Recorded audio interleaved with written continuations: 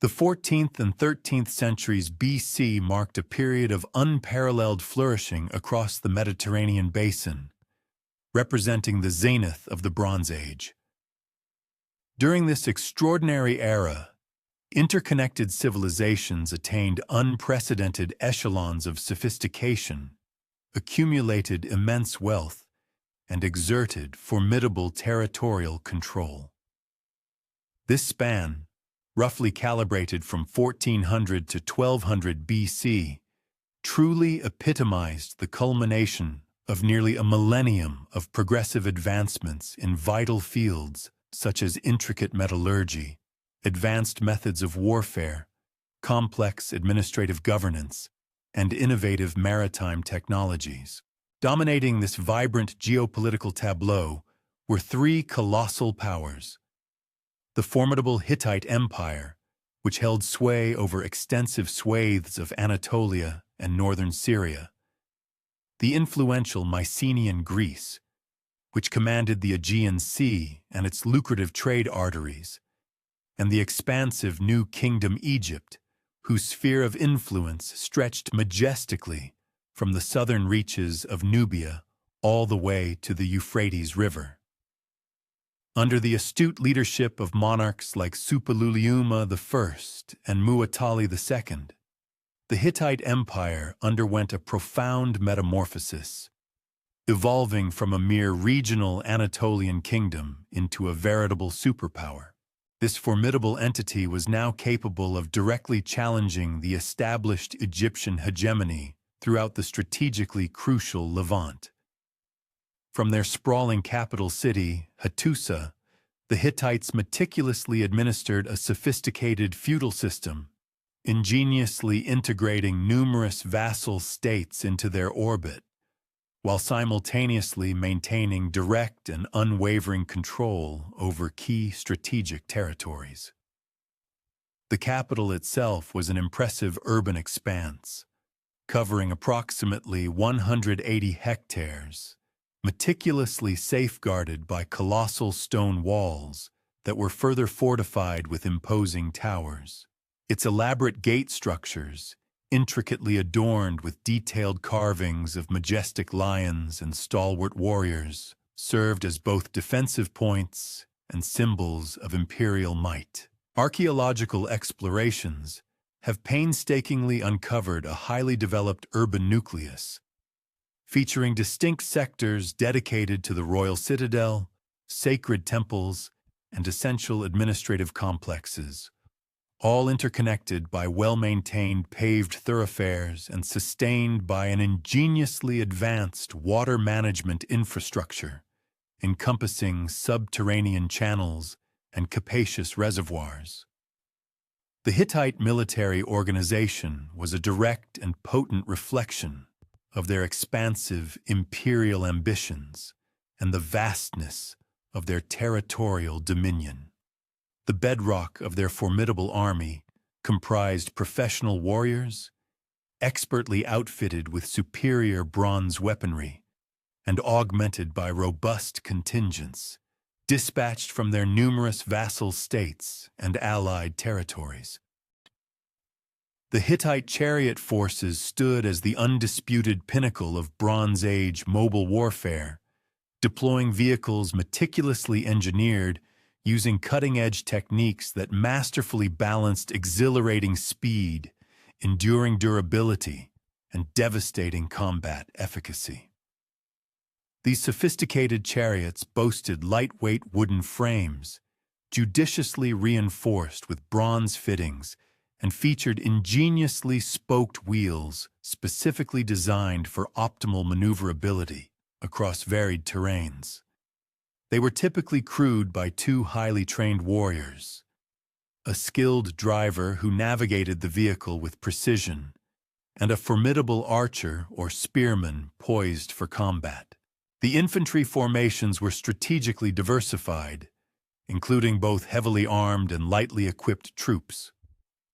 The former bore bronze-tipped spears, substantial rectangular shields, and protective bronze scale armor, while the latter expertly functioned as nimble skirmishers, and proficient archers. The intricate Hittite legal and administrative framework, remarkably preserved through thousands of cuneiform tablets unearthed at Hattusa, vividly unveils a remarkably organized state apparatus. The monarch, holding supreme authority, simultaneously fulfilled the pivotal roles of supreme military commander and revered high priest, his rule bolstered by a meticulously structured hierarchy of influential nobles, vigilant provincial governors, and diligent local administrators. Treaties forged with vassal states adhered to rigorously standardized formats, meticulously articulating mutual obligations, specific tribute requirements, and comprehensive clauses pertaining to military assistance. The Hittites maintained extensive and sophisticated diplomatic correspondence with other preeminent powers of the era, including the formidable empires of Egypt, Assyria, and Babylon, consistently employing Akkadian as the universally recognized lingua franca for all international relations. Mycenaean Greece, during this pivotal epoch, not only encompassed the entirety of the Greek mainland, but also projected its considerable influence across the myriad Aegean islands, along the coastal expanses of Anatolia, and into significant portions of the eastern Mediterranean. The distinctive Mycenaean political system revolved centrally around formidable, fortified palace complexes. These impressive structures served as multifunctional hubs, acting as the undisputed administrative, profound religious, and vital economic centers for their respective surrounding territories, effectively consolidating regional power and control. For instance, the city of Pylos, under the stewardship of its esteemed ruler, the Wanax Nestor, efficiently governed the southwestern Peloponnese from an expansive palace complex. This complex notably housed extensive archives meticulously inscribed in the linear B script. These invaluable administrative records meticulously delineate a highly sophisticated bureaucracy, which managed critical aspects such as land tenure, the collection of taxes, the administration of religious offerings, and the oversight of craft production with astonishing precision and meticulous detail, revealing a deeply organized societal structure. The magnificent palace at Pylos, encompassing an approximate area of 2 hectares, showcased a distinctive megaron hall, characterized by a prominent central hearth encircled by 4 robust columns that elegantly supported a clear-story roof, allowing natural light to filter in. Its walls were resplendent with vibrant frescoes, depicting elaborate processions, dynamic hunting scenes, and captivating mythological subjects, while the floors were adorned with meticulously painted plaster in both intricate geometric and graceful naturalistic patterns. Extensive storage areas within the palace brimmed with hundreds of stirrup jars, designed for the containment of precious oil and fine wine, alongside an array of exquisite bronze vessels, intricately carved ivory objects, and a diverse collection of weapons, all indicative of both flourishing local production and extensive, far-reaching trade connections. Furthermore, the palace's dedicated administrative wing meticulously preserved archives containing well over 1,000 linear B tablets, which assiduously recorded everything from precise livestock inventories to elaborate preparations for significant religious festivals, underscoring its pivotal role as an administrative nerve center. The imposing center of Tiryns powerfully showcased the exceptional military engineering capabilities characteristic of late Bronze Age Greece. The citadel's awe-inspiring cyclopean walls, meticulously constructed from colossal limestone blocks, each weighing several tons, soared to impressive heights of up to 8 meters and encompassed a substantial area of approximately 20,000 square meters. These formidable fortifications incorporated remarkably sophisticated defensive features, including ingeniously designed corbelled galleries, strategically placed sally ports, and an intricate entrance system meticulously engineered to funnel potential attackers through a series of multiple, highly effective choke points. The palace situated within these formidable defenses exhibited architectural elements akin to those found at Pylos, albeit on an even grander and more expansive scale, boasting a megaron measuring an impressive 11.8 by 9.9 meters and featuring remarkably elaborate bathroom facilities, which notably included a distinctive terracotta bathtub. Mycenaean military organization represented a clever synthesis, ingeniously combining elements adopted from the sophisticated Minoan culture, with innovative adaptations specifically tailored to the unique conditions of mainland Greece.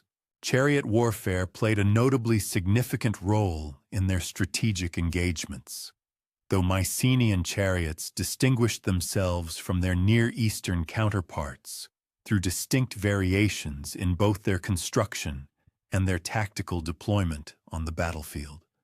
Archaeological revelations from various shaft graves and tholos tombs have unveiled bronze weaponry of truly exceptional quality, encompassing exquisitely crafted rapiers, formidable daggers, sharply honed spearheads, and precisely engineered arrowheads. The defensive body armor utilized included robust bronze cuirasses, helmets ingeniously reinforced with formidable boar tusks, and distinctive figure-8 shields meticulously fashioned from oxhide, stretched tautly over sturdy wooden frames, offering comprehensive protection to their warriors. The Mycenaean maritime network extended its impressive reach throughout the entirety of the eastern Mediterranean, with tangible archaeological evidence of Greek traders and settlers discovered at sites spanning across Cyprus, along the vibrant Levantine coast, and even into parts of southern Italy. Mycenaean pottery, particularly their characteristic stirrup jars and elegant kyllikes, frequently appears in archaeological contexts, stretching from the western reaches of Sardinia all the way to the Euphrates, powerfully indicating both the immense geographical extent and the considerable intensity of their commercial endeavors. These crucial trade relationships encompass not only meticulously crafted finished goods, but also highly sought-after raw materials, including copper sourced abundantly from Cyprus, tin procured from potential origins in Anatolia or Central Europe, shimmering gold from the wealthy lands of Egypt and Nubia, and the prized amber transported from the distant Baltic region, underscoring a vast and intricate economic web. New Kingdom Egypt, particularly during the illustrious reigns of pharaohs Amenhotep III, Akhenaten, and Ramesses II, truly embodied the pinnacle of pharaonic power and territorial aggrandizement. The vast Egyptian empire stretched impressively from the fourth cataract of the Nile in Nubia, deep in the south, all the way to the Euphrates River in Syria, embracing an astonishingly diverse array of peoples, abundant natural resources, and strategically vital geopolitical positions. This immense and sprawling territory necessitated the implementation of highly sophisticated administrative systems, meticulously designed to strike a delicate balance between robust central control and judicious local autonomy. It also demanded powerful military forces, capable of effectively defending its expansive and often contested frontiers, alongside intricate economic mechanisms adept at efficiently extracting and redistributing vital resources across thousands of kilometers ensuring the empire's continued prosperity and stability. The Egyptian military during this transformative period had undergone a profound evolution, far transcending its more rudimentary Middle Kingdom origins, to emerge as a highly professionalized force, expertly equipped with the very latest technological advancements of the Bronze Age. The elite chariot corps constituted the primary striking arm, deploying vehicles meticulously manufactured in royal workshops, utilizing precisely imported wood, finely crafted bronze fittings, and durable leather components. Egyptian chariots typically accommodated two highly skilled crew members: a proficient driver responsible for maneuvering the vehicle with precision, and a formidable archer poised for combat. These chariots were systematically organized into disciplined squadrons of 10 vehicles, each operating under the authoritative command of experienced officers. Infantry divisions, theoretically comprising 5,000 men each, were recruited from both the native Egyptian populace and a diverse range of foreign auxiliaries, including resilient Nubians, fierce Libyans, and various Asiatic peoples, forming a multi-ethnic fighting force.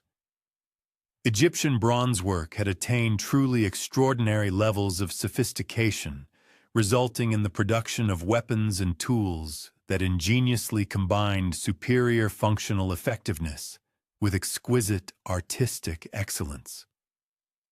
Bronze swords discovered within royal tombs eloquently display remarkably complex metallurgical techniques, including intricate pattern welding, precise differential hardening, and elegant decorative inlays showcasing the mastery of their artisans.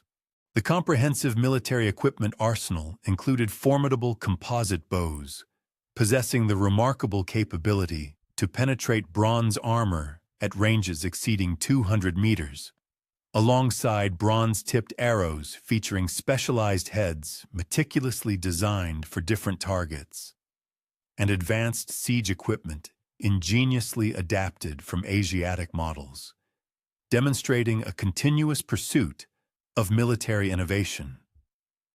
The foundational economic strength of Egyptian power was firmly rooted in the unparalleled agricultural productivity of the fertile Nile Valley, a bounty generously supplemented by substantial tribute exacted from conquered territories and the considerable profits generated from extensive and intricate trade networks.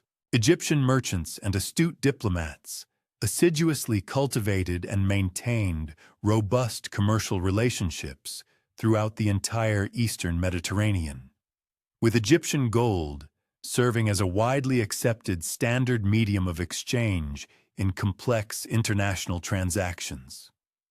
The renowned Amarna letters, an invaluable trove of diplomatic correspondence exchanged between Egyptian pharaohs and various foreign rulers, vividly illuminate the intricate complexity of these relationships and underscore the central and indispensable role of elaborate gift exchange in diligently maintaining crucial political alliances across the ancient world.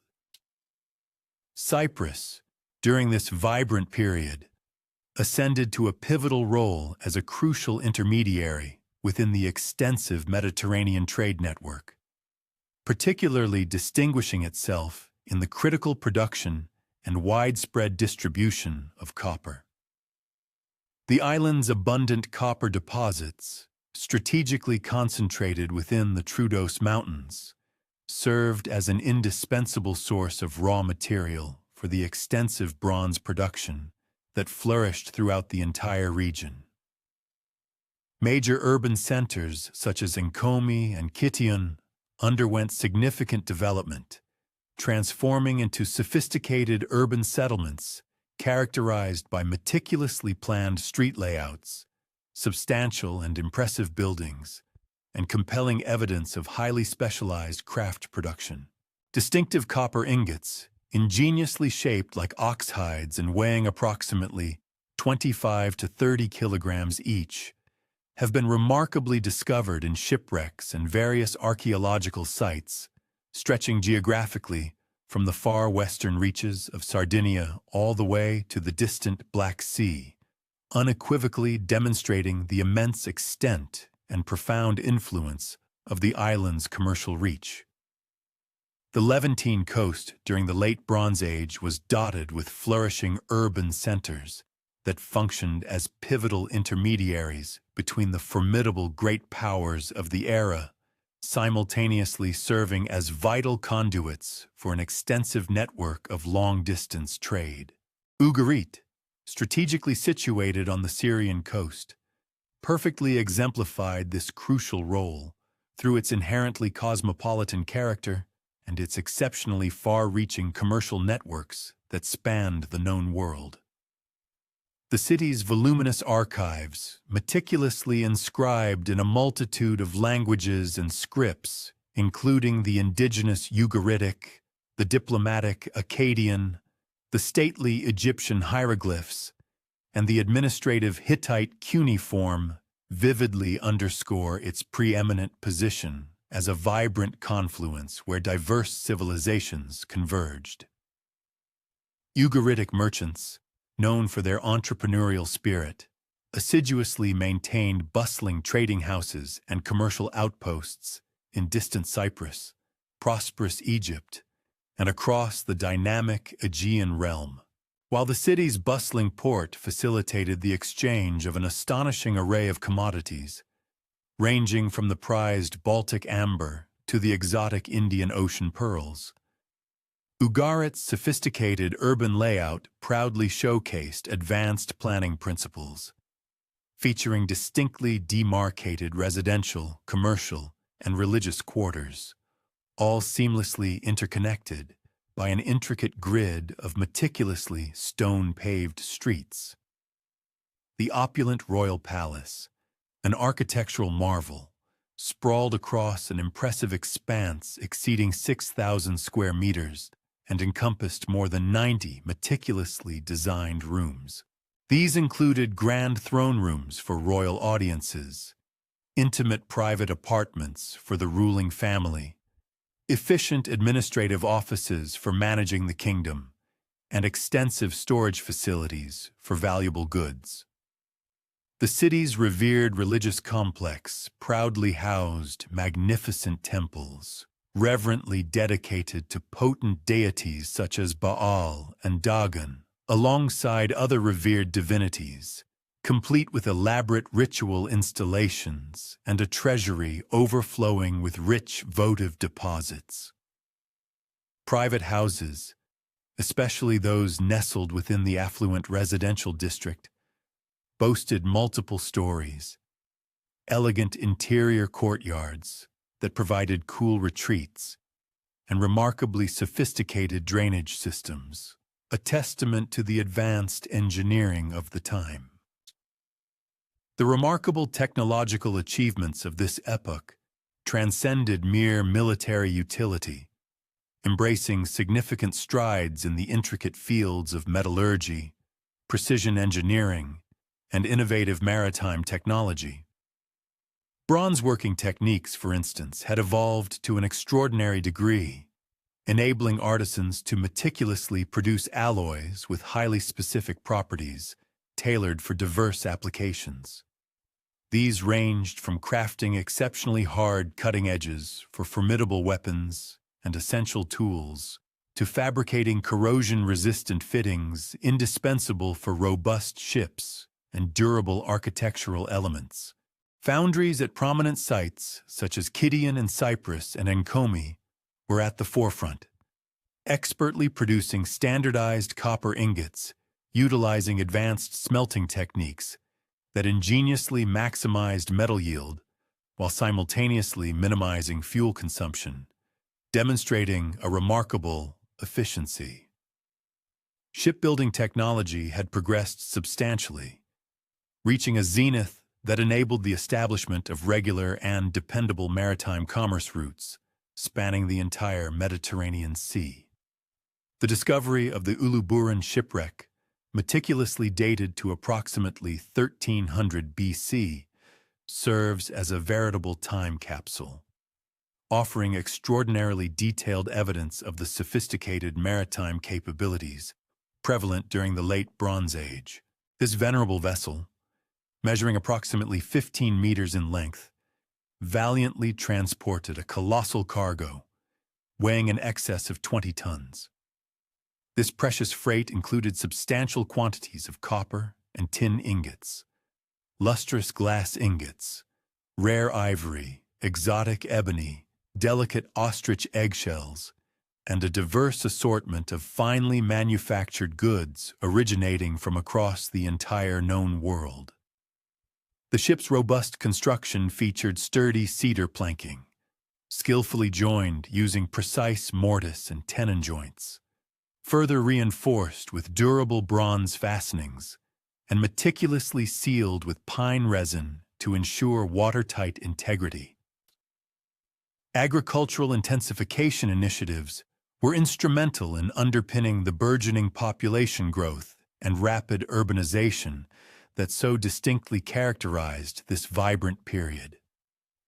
Ingenious terracing systems implemented in the rugged Aegean islands, intricate irrigation networks meticulously developed throughout the Near East, and sophisticated flood management systems meticulously engineered along the fertile Nile collectively enabled a dramatic increase in food production.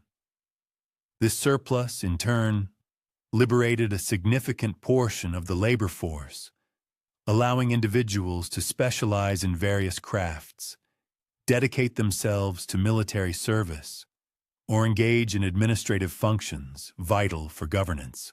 Furthermore, capacious storage facilities situated within the Grand Palace centers possessed the capacity to safely hold provisions sufficient for several years, thereby offering crucial security against potential harvest failures and empowering rulers to generously support their extensive retinues of dependents and retainers. The rich archaeological record unearthed from this period vividly unveils unprecedented levels of material prosperity and a remarkable degree of cultural sophistication. Exquisite luxury goods, including resplendent gold jewelry, intricately carved ivory, sumptuously decorated textiles, and elaborately crafted furniture, frequently appear in elite contexts throughout the entire Mediterranean basin. Artistic styles of the era unmistakably demonstrated an increasing international influence, a testament to widespread cultural exchange. This syncretism was evident in Egyptian motifs gracing Mycenaean frescoes, Aegean pottery forms being readily adopted in the Levant, and distinctive Mesopotamian cylinder seals being discovered within Greek archaeological contexts, illustrating a vibrant cross-cultural pollination.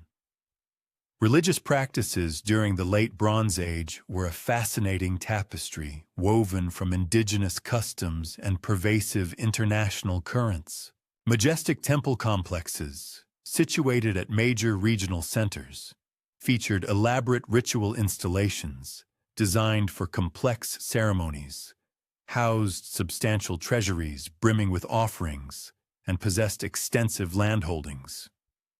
These attributes elevated them to the status of significant economic powerhouses, functioning as much as financial institutions as they did religious sanctuaries. The international character of Late Bronze Age religion is further underscored by the widespread adoption of foreign deities into local pantheons. The prevalence of syncretistic practices blending diverse traditions, and the active exchange of religious texts and iconography between distinct cultural regions, fostering a profound sense of spiritual interconnectedness. Yet, beneath the shimmering veneer of prosperity and the outwardly harmonious international cooperation that so prominently characterized the Late Bronze Age Mediterranean, insidious tremors of instability began subtly manifesting during the final decades of the 13th century BC. These initial, often ambiguous warnings scattered across disparate regions and precariously preserved in fragmentary records, would, in hindsight, prove to be the unmistakable harbingers of a truly catastrophic collapse, an epoch-altering event that would irrevocably reshape the entire ancient world. The earliest tangible indications of brewing discord surfaced within the meticulously kept Hittite royal archives, where references to escalating conflicts with various Western Anatolian peoples became increasingly frequent and urgent after 1250 BC. The formidable Hittite king Tudhaliya IV found himself confronting mounting pressure along his empire's expansive western frontiers, where a formidable confederation of Anatolian peoples, known collectively as the Asuwa lands, had commenced a concerted challenge to imperial authority.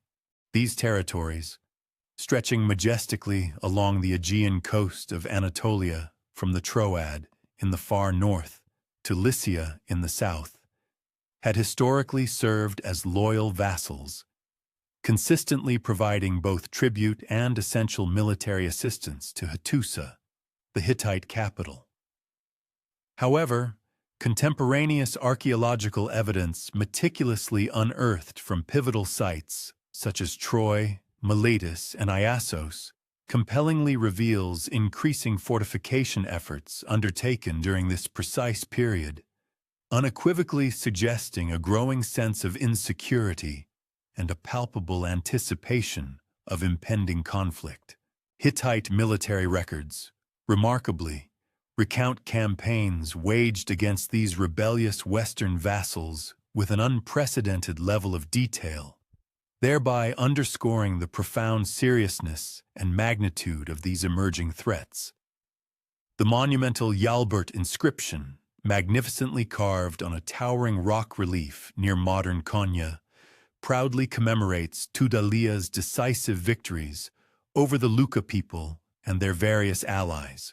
This ancient text vividly describes pitched battles involving thousands of valorous warriors and the strategic capture of numerous heavily fortified settlements. Furthermore, the inscription meticulously details specific tactical formations employed, innovative siege techniques utilized, and the audacious deployment of chariot squadrons in mountainous terrain, areas previously considered entirely unsuitable for such formidable operations. These Western Anatolian conflicts diverged significantly from earlier Hittite military campaigns, notable for their unparalleled intensity and expansive geographical scope. Previous rebellions had typically involved isolated single city-states or relatively small regional coalitions, but the disturbances erupting in the late 13th century encompassed vast territories and involved a remarkably coordinated resistance across multiple distinct ethnic groups. Hittite administrative documents from this tumultuous period reveal the implementation of urgent emergency measures, which included the swift mobilization of reserve forces, the expeditious construction of new fortifications along vulnerable frontiers, and the strategic establishment of military colonies in critical locations. Archaeological excavations conducted at Hittite frontier sites provide compelling material evidence of this heightened militarization. The formidable fortress of Kurukutepe on the Euphrates, for instance, underwent extensive renovation during the late 13th century, with its existing walls heightened and robustly reinforced, new defensive towers added at regular intervals, and its internal structures meticulously modified to accommodate significantly larger garrisons. Similar patterns of intensified defense appear at sites throughout western and southern Anatolia, collectively suggesting a comprehensive and coordinated imperial response to mounting external pressures. The volatile situation in western Anatolia reached its tragic zenith with the catastrophic downfall of Troy 7a around 1180 BC, an epical event that has captivated scholarly attention and ignited historical debate for well over a century. This pivotal settlement, painstakingly constructed upon the venerable ruins of the earlier Troy 6, represented a vitally significant urban center, strategically positioned to command the crucial Dardanelles Passage, the narrow strait linking Europe and Asia. The compelling archaeological evidence meticulously recovered from Troy 7 vividly portrays a community under relentless siege. Its narrow streets were found tightly packed with storage jars. Makeshift shelters had been hastily erected within the formidable citadel walls, and there were unmistakable signs of severe overcrowding as the beleaguered population desperately sought protection behind the massive fortifications. The destruction layer at Troy 7A contains extensive evidence of widespread fire damage, massive quantities of collapsed building materials, and scattered human remains, all unequivocally suggesting a violent conquest rather than an accidental conflagration. Arrowheads of various types, including some with distinctive barbed points not typical of local Anatolian traditions, lie ominously embedded in walls and scattered across floors. Bronze weapons and tools show clear evidence of hasty abandonment, with valuable items left behind in circumstances that powerfully suggest their owners either fled in terror or tragically perished during the ferocious attack.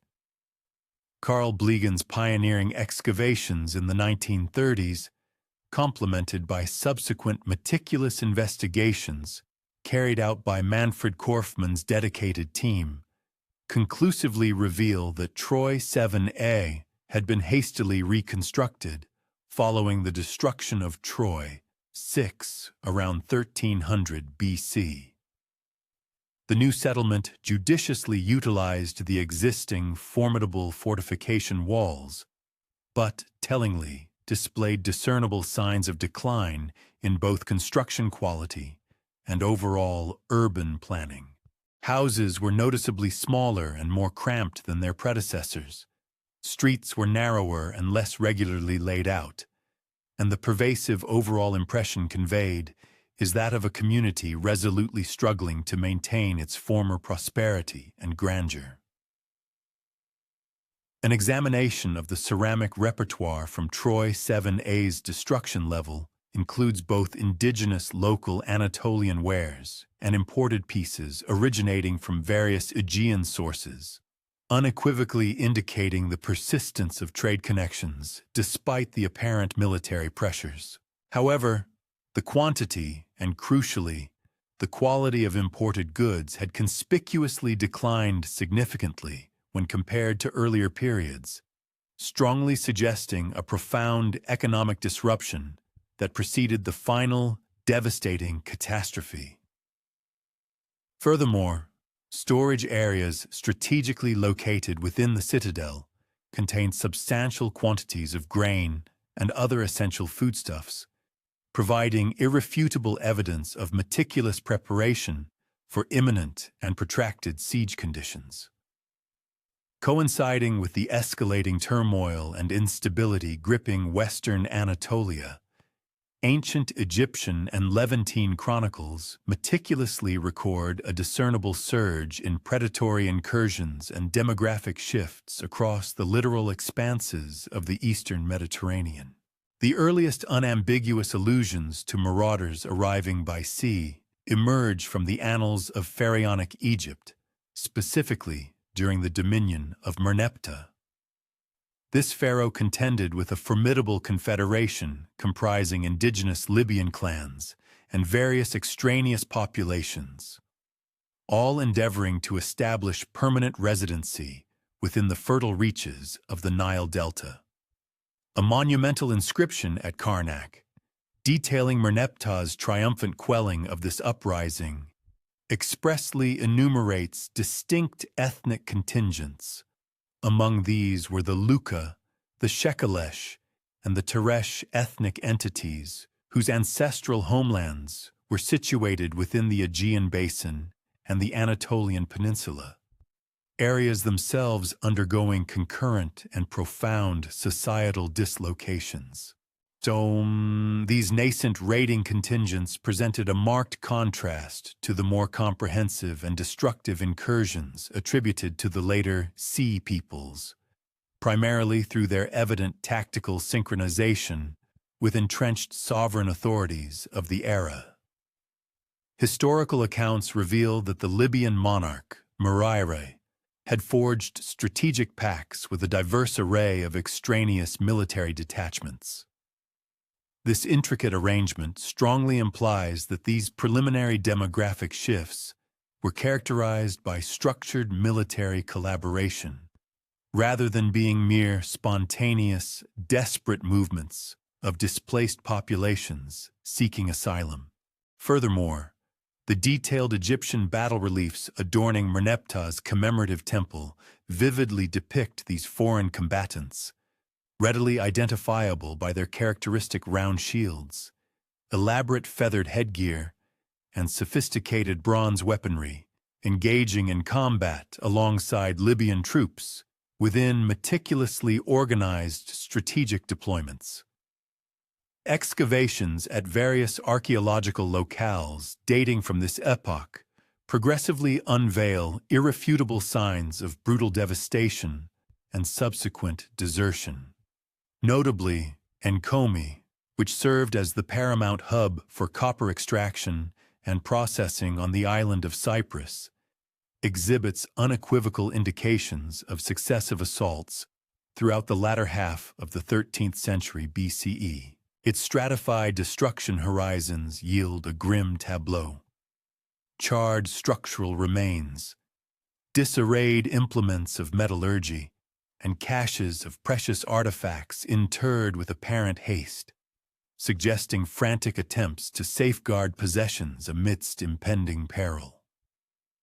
Within the culminating stratum of occupation, at this very site, one discerns the presence of improvised defensive structures, haphazardly assembled from repurposed architectural elements.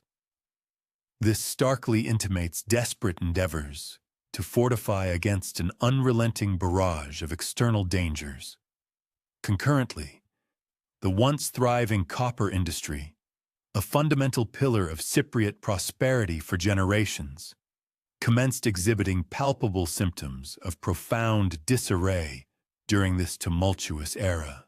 Crucial smelting facilities at prominent locations, such as Kition and Kalavassos, were either entirely forsaken or compelled to function at significantly diminished operational levels. Furthermore, the production of standardized oxhide ingots, a hallmark of Cypriot metallurgical prowess for multiple centuries, suffered a marked decline in the 2nd century BCE decline, manifesting inconsistencies in both intrinsic quality and overall output volume.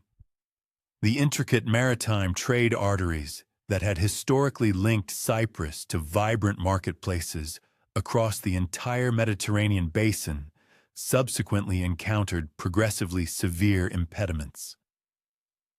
This commercial atrophy is vividly corroborated by the dwindling prevalence of Cypriot ceramic artifacts and metal crafts discovered within extraneous archaeological strata.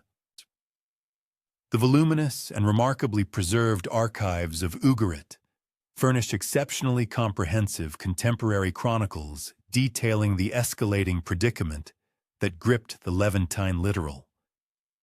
Epistolary exchanges between Hammurapi, the final monarch of Ugarit, and his imperial suzerain, the Hittite sovereign, starkly expose the intensifying duress imposed by seaborne aggressors, alongside pervasive internal security challenges. A singular, profoundly illuminating document recounts the fateful deployment of Ugarit's military contingents to render assistance to the Hittites in Anatolia, an action that critically exposed the city itself to maritime assault. Hammurapi's subsequent correspondence conveys an escalating sense of profound despair, as dispatches detailing widespread raids and devastation continuously arrived from adjacent domains. The meticulously kept administrative registers from Ugarit's terminal epoch unambiguously delineate profound alterations in both its economic dynamics and societal architecture. The systematic collection of levies grew increasingly erratic, punctuated by frequent notations concerning outstanding dues and petitions for prolonged remittance periods. The volume and reach of commercial agreements simultaneously diminished, while burgeoning legal instruments disclose a proliferation of contentions regarding proprietary entitlements and contractual commitments. The city's once vibrant cosmopolitan identity, previously underscored by its remarkably multilingual archival holdings, progressively receded, yielding to an accentuation of more circumscribed, localized preoccupations as its extensive international linkages attenuated. Forensic archaeological investigations into the cataclysmic obliteration of Ugarit, dated approximately 1185 BC, unequivocally disclose a disaster that descended with terrifying abruptness, offering no prior intimation. The majestic royal palace, along with its adjacent governmental edifices, was engulfed by a ferocious inferno, the searing temperatures of which inadvertently vitrified the cuneiform tablets within the archives, thereby providentially safeguarding these invaluable records for future generations of erudite scholars. The disarrayed personal possessions strewn across the residential quarters strongly imply an urgent and chaotic exodus. Concurrently, the conspicuous lack of methodical pillaging suggests that the aggressors were primarily motivated by a desire for utter annihilation rather than systematic appropriation of wealth. Specialists in climatological research have pinpointed profound environmental transformations occurring throughout the latter segment of the 13th century BC, factors that conceivably played a pivotal role in exacerbating regional volatility. An extensive body of paleoclimatic evidence derived from diverse methodologies, such as dendrochronological investigations of Anatolian juniper specimens, comprehensive pollen analysis from lacustrine deposits across the eastern Mediterranean, and meticulous isotopic assessments of speleothems extracted from Levantine cavern systems collectively points to an epoch marked by escalating desiccation and pronounced thermal variability, commencing approximately 1250 BC. The detailed dendrochronological sequence from Anatolia distinctly illustrates a succession of attenuated annual growth rings, indicative of sustained drought conditions prevalent during the closing decades of the 13th century, with especially acute manifestations recorded around 1230 and 1200 BC. Such prolonged periods of aridity would have catastrophically undermined agricultural yields in territories reliant upon pluvial precipitation, compelling indigenous populations to embark upon quests for alternative habitable lands or novel provisions of sustenance. The chronological incidence of these pronounced climatic phenomena exhibits a striking concordance with archaeological findings that attest to an intensification of defensive constructions and widespread belligerence across the entire geographical expanse. Reconstructions of ancient lake levels, derived from various locations throughout the eastern Mediterranean, consistently reveal substantial depressions during this critical interval, unequivocally signaling diminished rainfall and heightened rates of evaporative loss. Lake Tiberias, situated within the Jordan Valley, for instance, underwent a pronounced diminution of its aquatic volume, a phenomenon mirrored by analogous trends observed in numerous lacustrine bodies across Anatolia and the northern Levantine territories. These sweeping hydrological transformations would have detrimentally influenced both the viability of agrarian output and the critical accessibility of potable water for burgeoning metropolitan centers.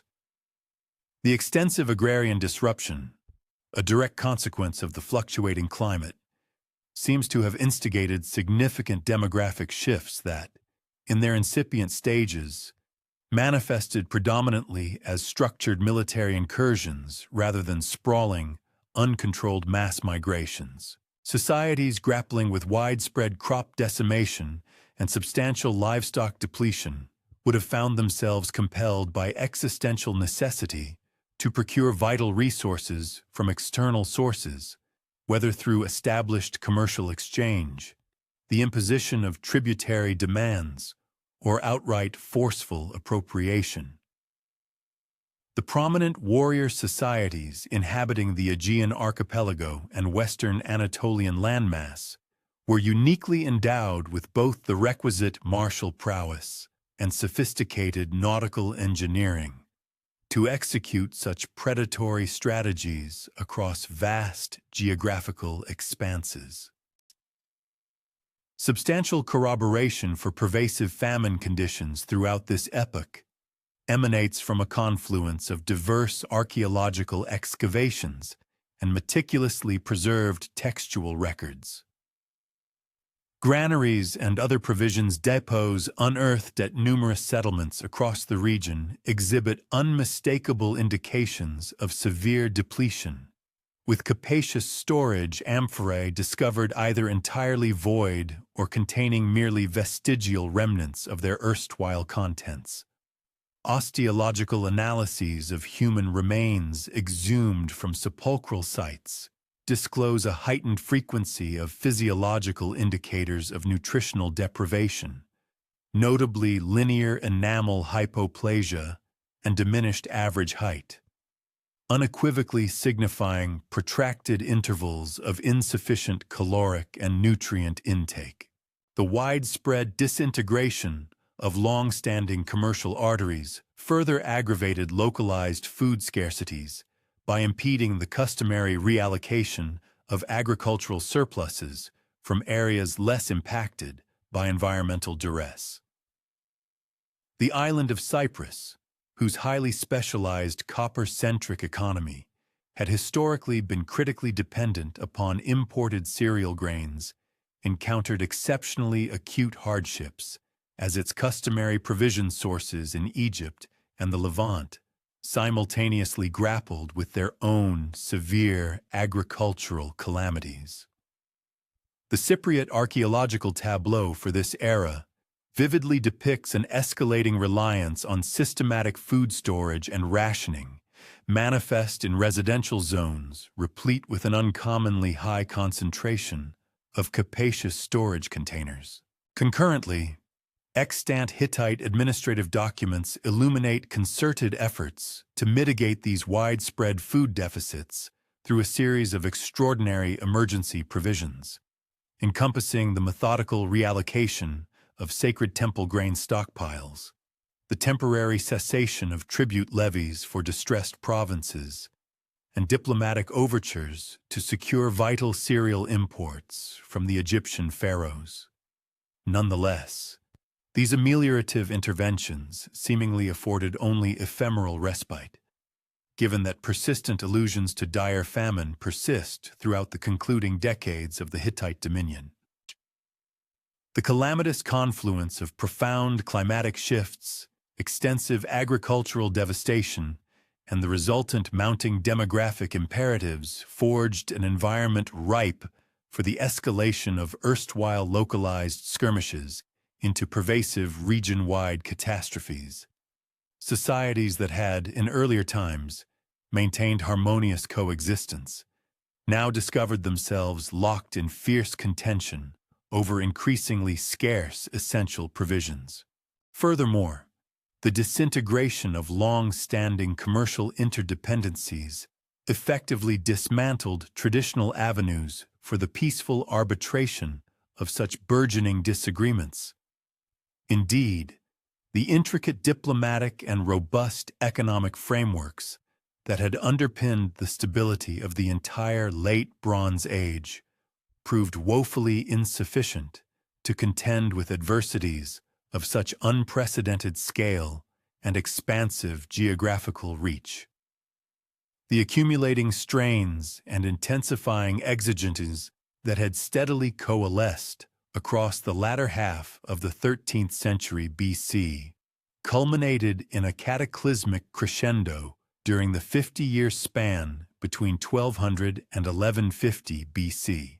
During this tumultuous interval, an unremitting torrent of devastation cascaded across the entirety of the eastern Mediterranean, exhibiting a velocity and comprehensiveness hitherto unparalleled in recorded history. The highly developed metropolitan hubs, which had served as the foundational anchors of Bronze Age civilization for many successive centuries, succumbed sequentially. Their majestic palaces were utterly devoured by infernos, their inhabitants dispersed into disarray, and their intricate governmental apparatuses entirely eradicated. This pervasive and systematic unraveling bequeathed an archaeological imprimatur so singularly characteristic that contemporary excavators are able to delineate these specific destruction horizons with extraordinary exactitude, thereby illuminating the profound scope and sheer ferocity of the calamity that engulfed the ancient globe. The venerable city of Pylos, serving as the undisputed administrative nucleus of southwestern Greece under the revered Wanax Nestor, arguably presents the most compelling and dramatic empirical substantiation of this abrupt and widespread societal disintegration. The sprawling palatial complex, which had for countless generations served as the quintessential political, economic, and spiritual fulcrum of the entire region, met its violent end circa 1180 BC in a devastating inferno of such ferocity that it effectively vitrified the linear B clay tablets housed within its administrative repositories, thus unintentionally safeguarding these invaluable records for future generations of erudite scholars. A meticulous examination of these ultimate tablets recovered from the palace demonstrates a governmental infrastructure seemingly operating with customary efficiency right up until its ultimate demise, encompassing detailed entries concerning sacred oblations, the allocation of military material, and other prosaic administrative concerns, all meticulously inscribed and dated to the concluding months preceding the palace's catastrophic annihilation. Detailed archaeological exploration of the Pylos destruction stratum vividly illustrates the ferocity and extreme rapidity of the ultimate military offensive. Numerous bronze armaments were discovered haphazardly strewn across the palace's extensive passageways, including formidable spearheads lodged deep within sturdy door frames and sharp arrowheads unearthed within various storage chambers, marking the precise locations where the valiant defenders made their desperate final stands. The majestic throne room, known as the Megaron, exhibits undeniable indications of an exceedingly intense conflagration, with massive collapsed roof timbers forming a dense charcoal stratum exceeding 1 meter in depth in certain sections. Portions of intricately adorned fresco, their once vibrant painted plaster surfaces now disfigured by prominent scorch marks, lay commingled with shattered ceramic ware and severely distorted bronze containers dispersed throughout the devastated remnants. The palace's administrative sector furnishes especially moving corroboration of the calamity's abrupt onset.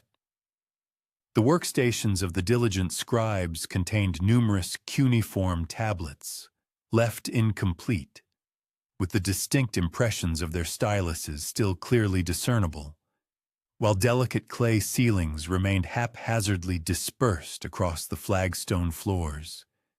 having precipitously fallen from their incinerated wooden shelving units. The vast storage chambers, which formerly housed the palace's comprehensive archival collections, exhibit unmistakable indicators of methodical devastation, with countless tablet fragments intermingled with fine ash and assorted detritus in an arrangement strongly implying intentional defacement rather than the indiscriminate effects of an accidental blaze. Private possessions discovered ubiquitously across the entire palace complex unequivocally demonstrate that its residents were afforded no prospect for a structured exodus. Ornate bronze mirrors, intricately carved ivory combs, and shimmering gold adornments were found forsaken within the residential zones, while culinary utensils still containing remnants of carbonized foodstuffs imply that the rhythm of daily existence persisted without interruption until the precise instant of the onslaught. Children's playthings, encompassing miniature bronze animal effigies and delicate ceramic statuettes strewn throughout the domestic confines, offer a poignant and disturbing testament to entire families ensnared utterly off guard by the cataclysmic event that engulfed them. The adjacent civilian settlement surrounding Pylos presents comparable indications of brutal obliteration, with its residential districts revealing incinerated dwellings, dispersed personal effects, and hastily interred caches of precious commodities. Multiple concealed hoards of valuable bronze artifacts, comprising an assortment of weaponry, implements, and various receptacles, were unearthed at specific sites, strongly implying that their proprietors harbored the intention of revisiting and recovering these treasured items once the immediate peril had receded. The inherently methodical character of this widespread devastation, impacting both the central palace complex and the contiguous neighboring communities concurrently, compellingly points towards a meticulously synchronized military offensive executed by adversaries possessing the formidable capacity to utterly overpower the region's established protective infrastructures. Tyrans, a formidable stronghold renowned for its colossal cyclopean fortifications, could reasonably have been anticipated to successfully repel the onslaughts that decimated less robustly protected locations. Nevertheless, this bastion also succumbed to the pervasive calamity of the era. The complete obliteration of the citadel, dated to approximately 1200 BC, starkly demonstrates that even the most intricately engineered defensive arrangements of the Bronze Age ultimately proved insufficient against the overwhelming might of the forces unleashed throughout this turbulent epoch. The opulent palace complex situated within the fortress's imposing walls was utterly consumed by fire, with layers of destructive detritus accumulating to depths of several meters in specific sectors. Archaeological findings from Tiryns strongly intimate that the aggressors possessed an intimate and comprehensive understanding of the fortress's inherent defensive vulnerabilities. Significant breaches in the seemingly impenetrable cyclopean walls were consistently found at junctures where the monumental stone blocks were interlocked with smaller, less secure stones, thereby indicating that the assault was meticulously executed by belligerent forces well versed in the intricate methodologies of Bronze Age military engineering and fortification strategies.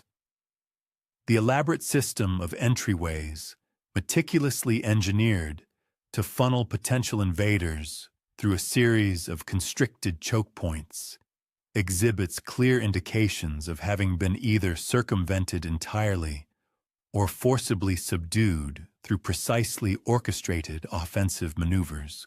The lower section of the Tiryns citadel yields compelling evidence of frantic defensive measures initiated as the impending crisis drew nearer, Habitable structures situated in close proximity to the formidable walls were systematically razed to establish unobstructed fields of fire.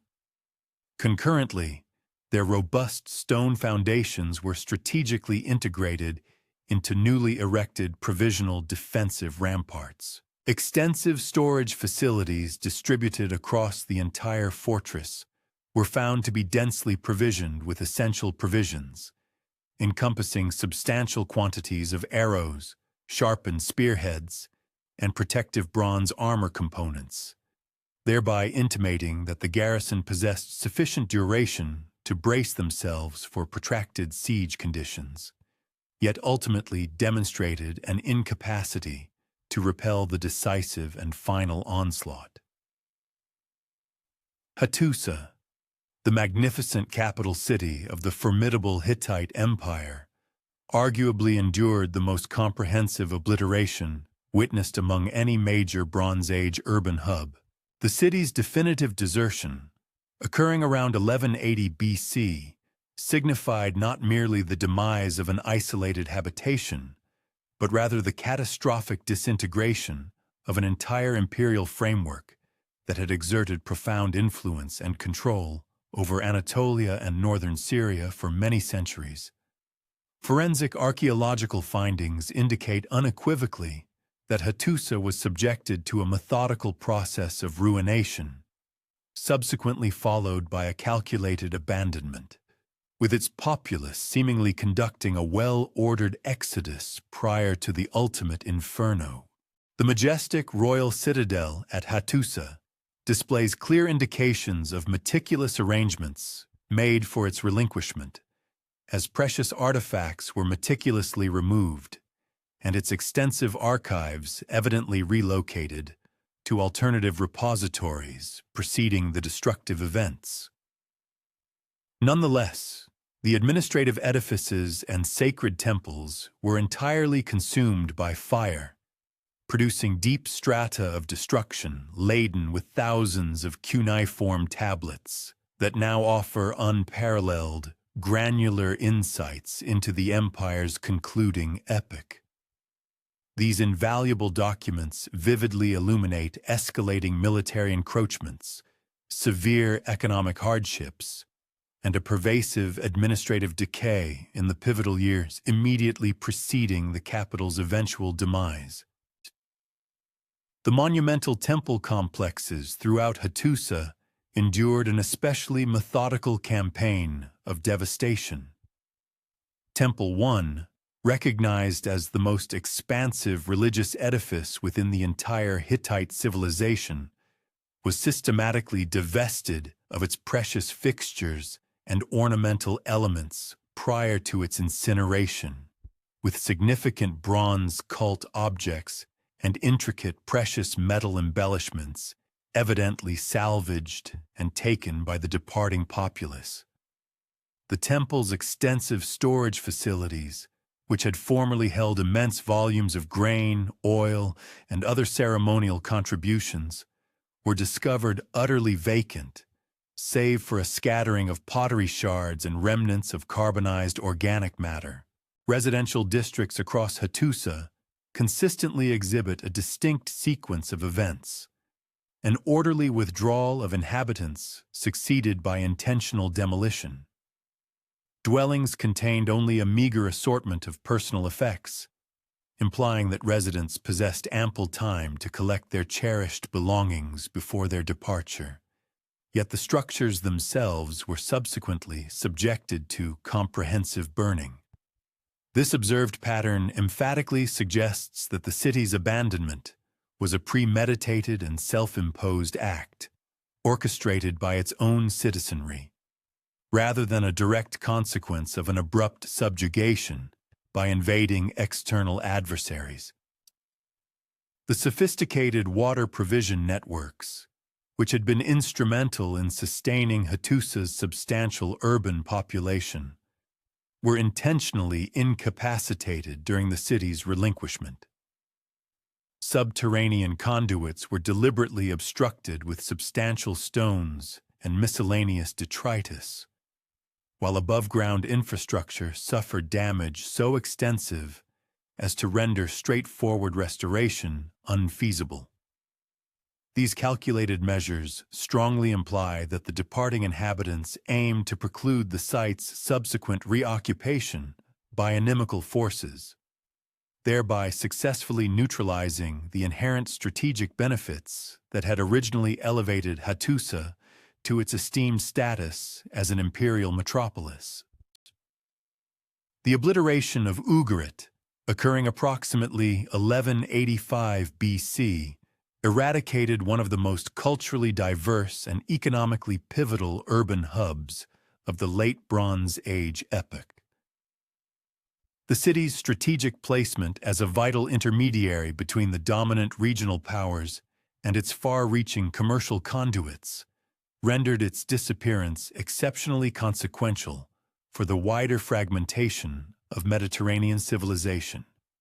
Forensic archaeological data conclusively demonstrates that Ugarit, mirroring other prominent urban centers, was annihilated precipitously and utterly, exhibiting no indications whatsoever of a progressive deterioration or a piecemeal desertion.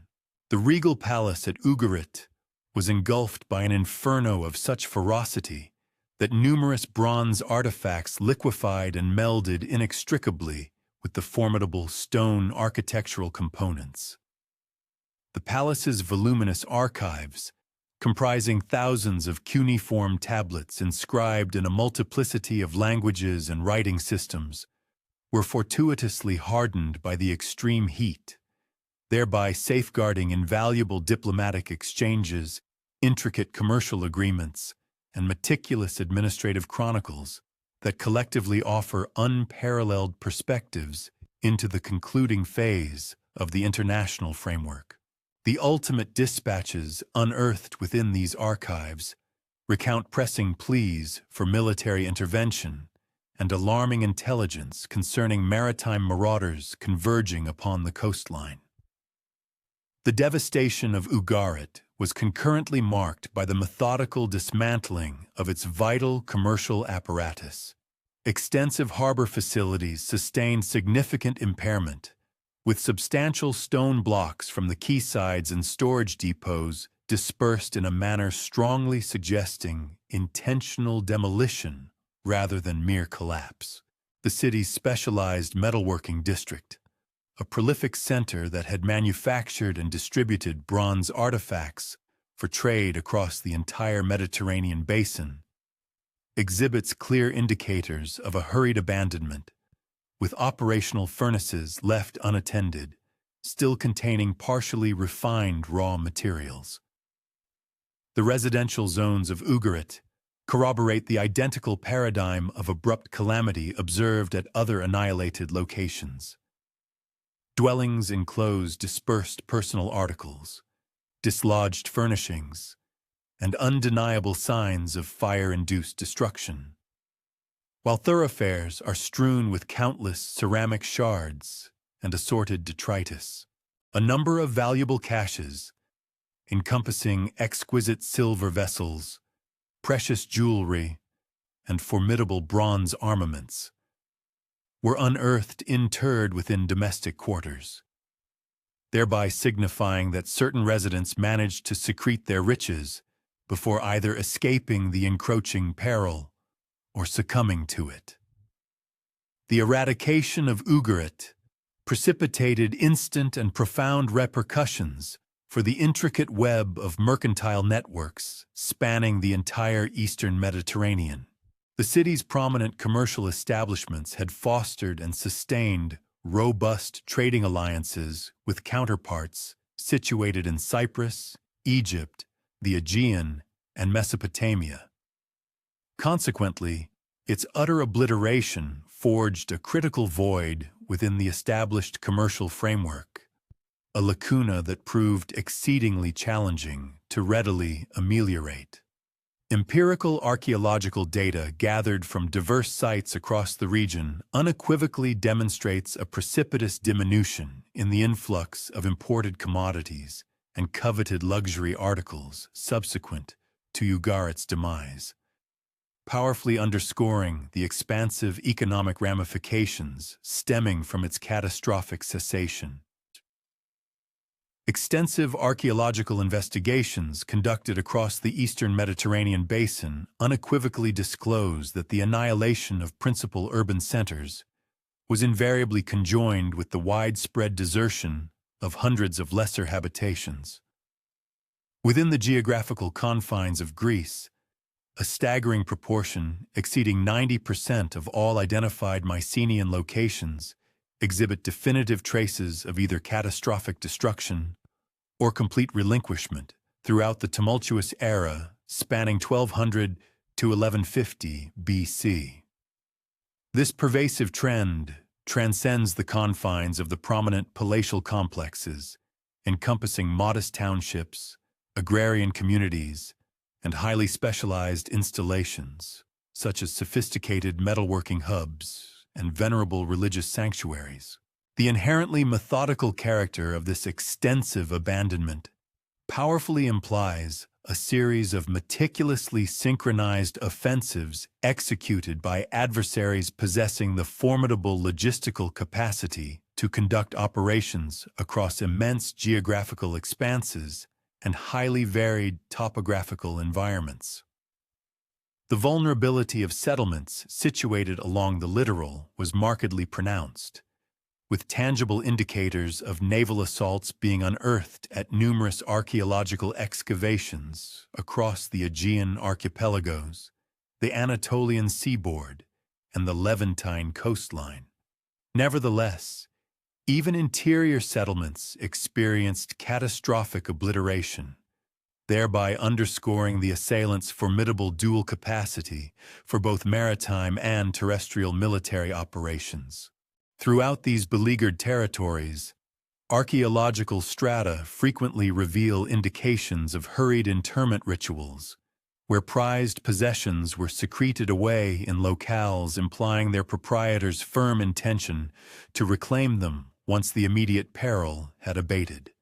These caches, or hoards, characteristically encompass an array of bronze implements and armaments, articles fashioned from precious metals, and occasionally unprocessed commodities such as substantial copper ingots or lustrous silver bars.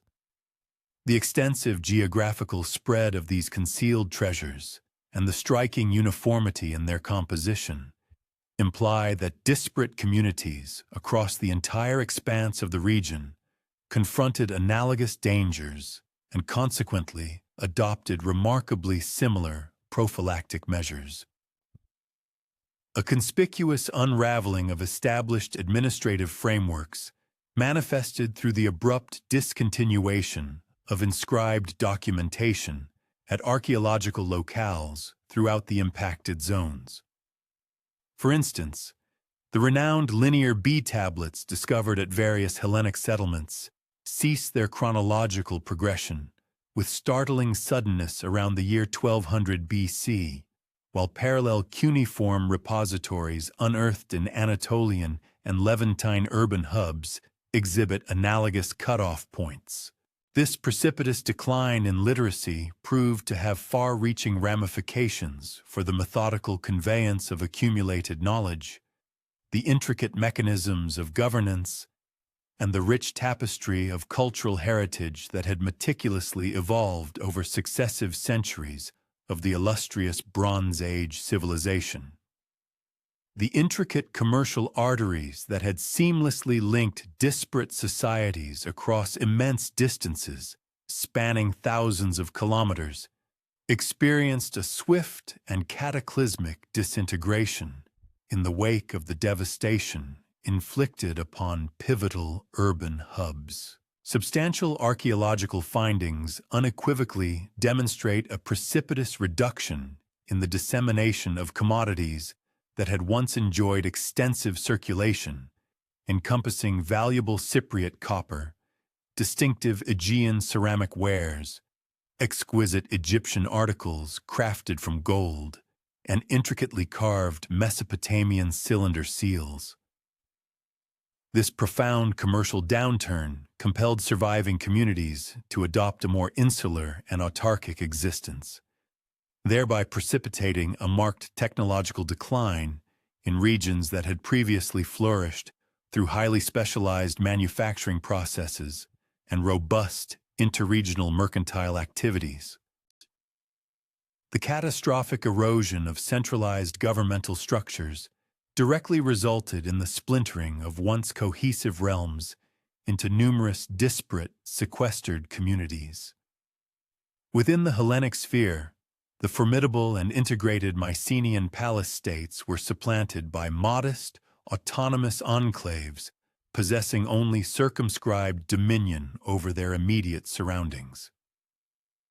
Empirical archaeological data vividly illustrates a stark contraction in the footprint of habitation sites, with post-cataclysmic settlements characteristically occupying a mere fraction of the expansive areas once encompassed by their Bronze Age forerunners.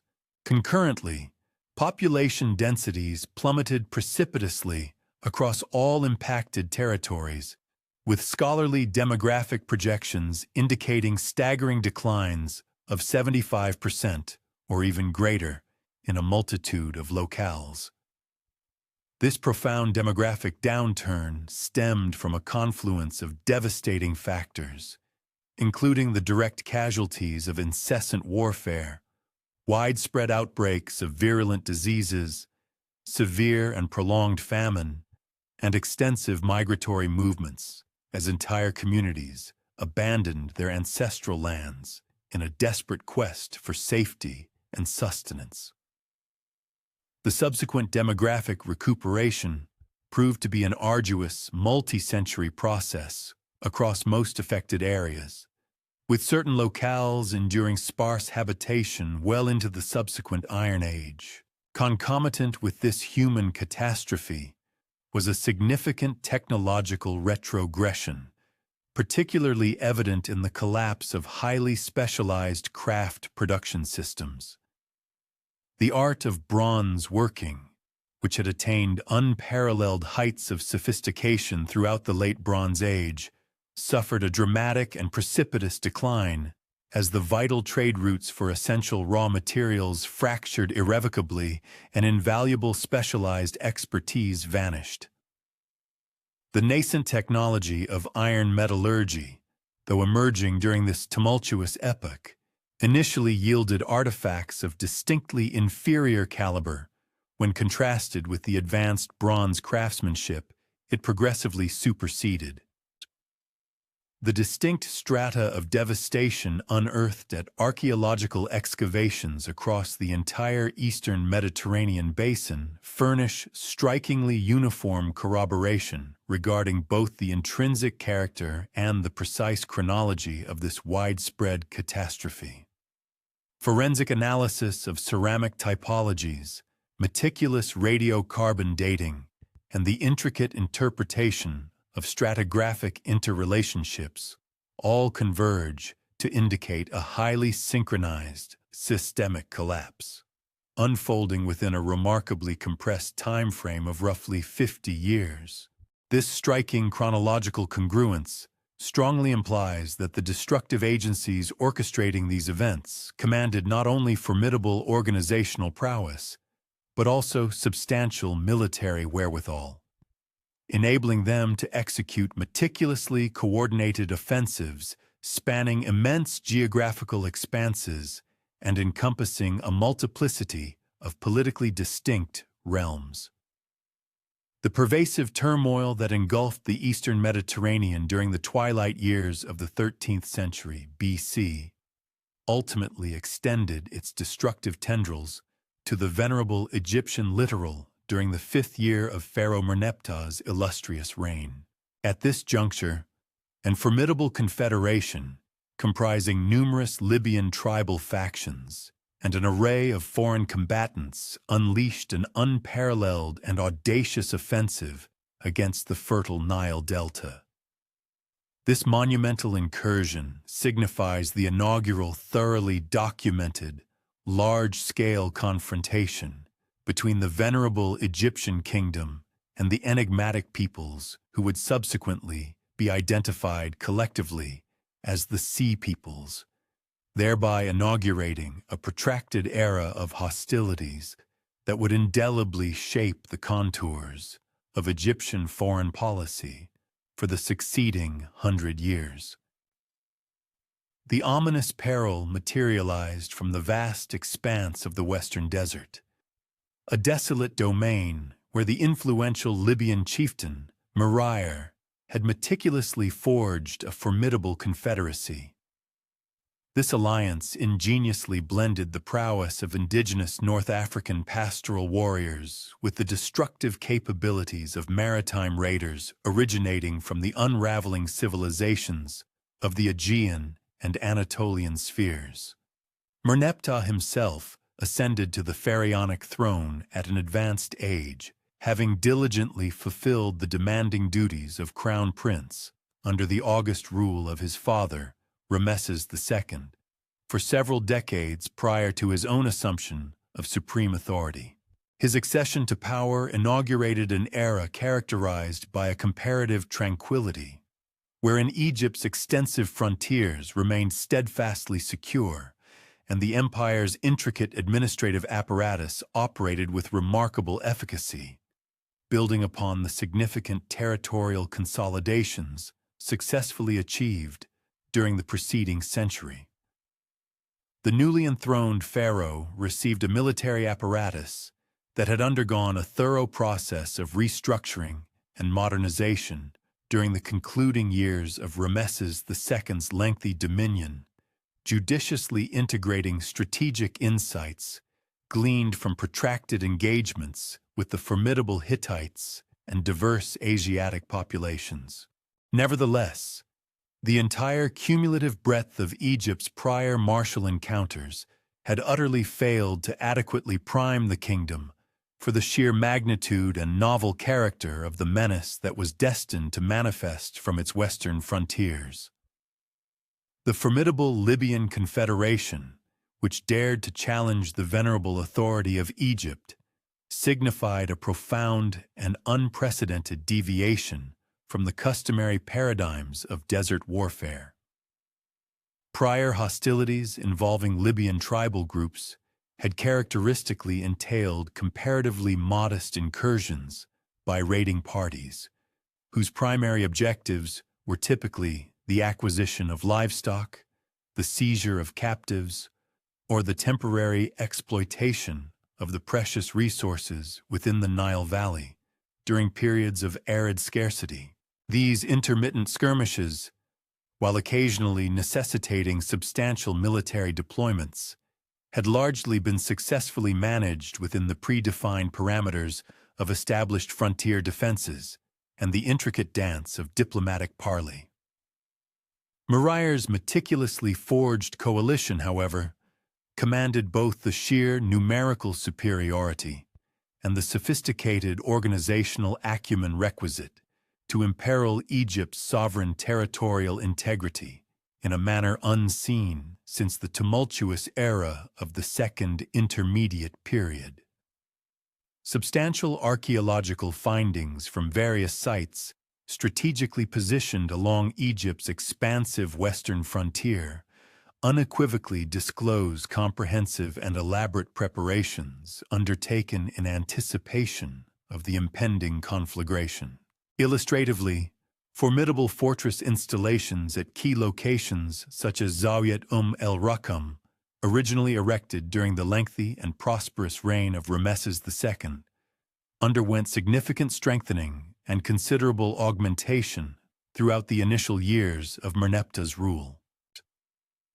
These formidable defensive structures ingeniously integrated cutting-edge military engineering methodologies, encompassing, for instance, strategically arranged archer emplacements designed to create overlapping fields of devastating fire, sophisticated multi-tiered gate systems meticulously engineered to funnel approaching assailants into predetermined killing zones, and extensive subterranean storage vaults capable of provisioning substantial garrisons during protracted periods of siege.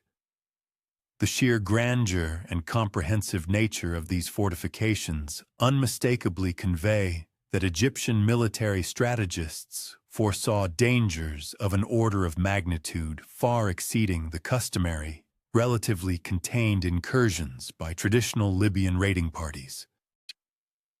The heterogeneous composition of Murayer's confederation starkly illuminated the profound interconnectedness of the overarching crisis that afflicted the entirety of the eastern Mediterranean sphere.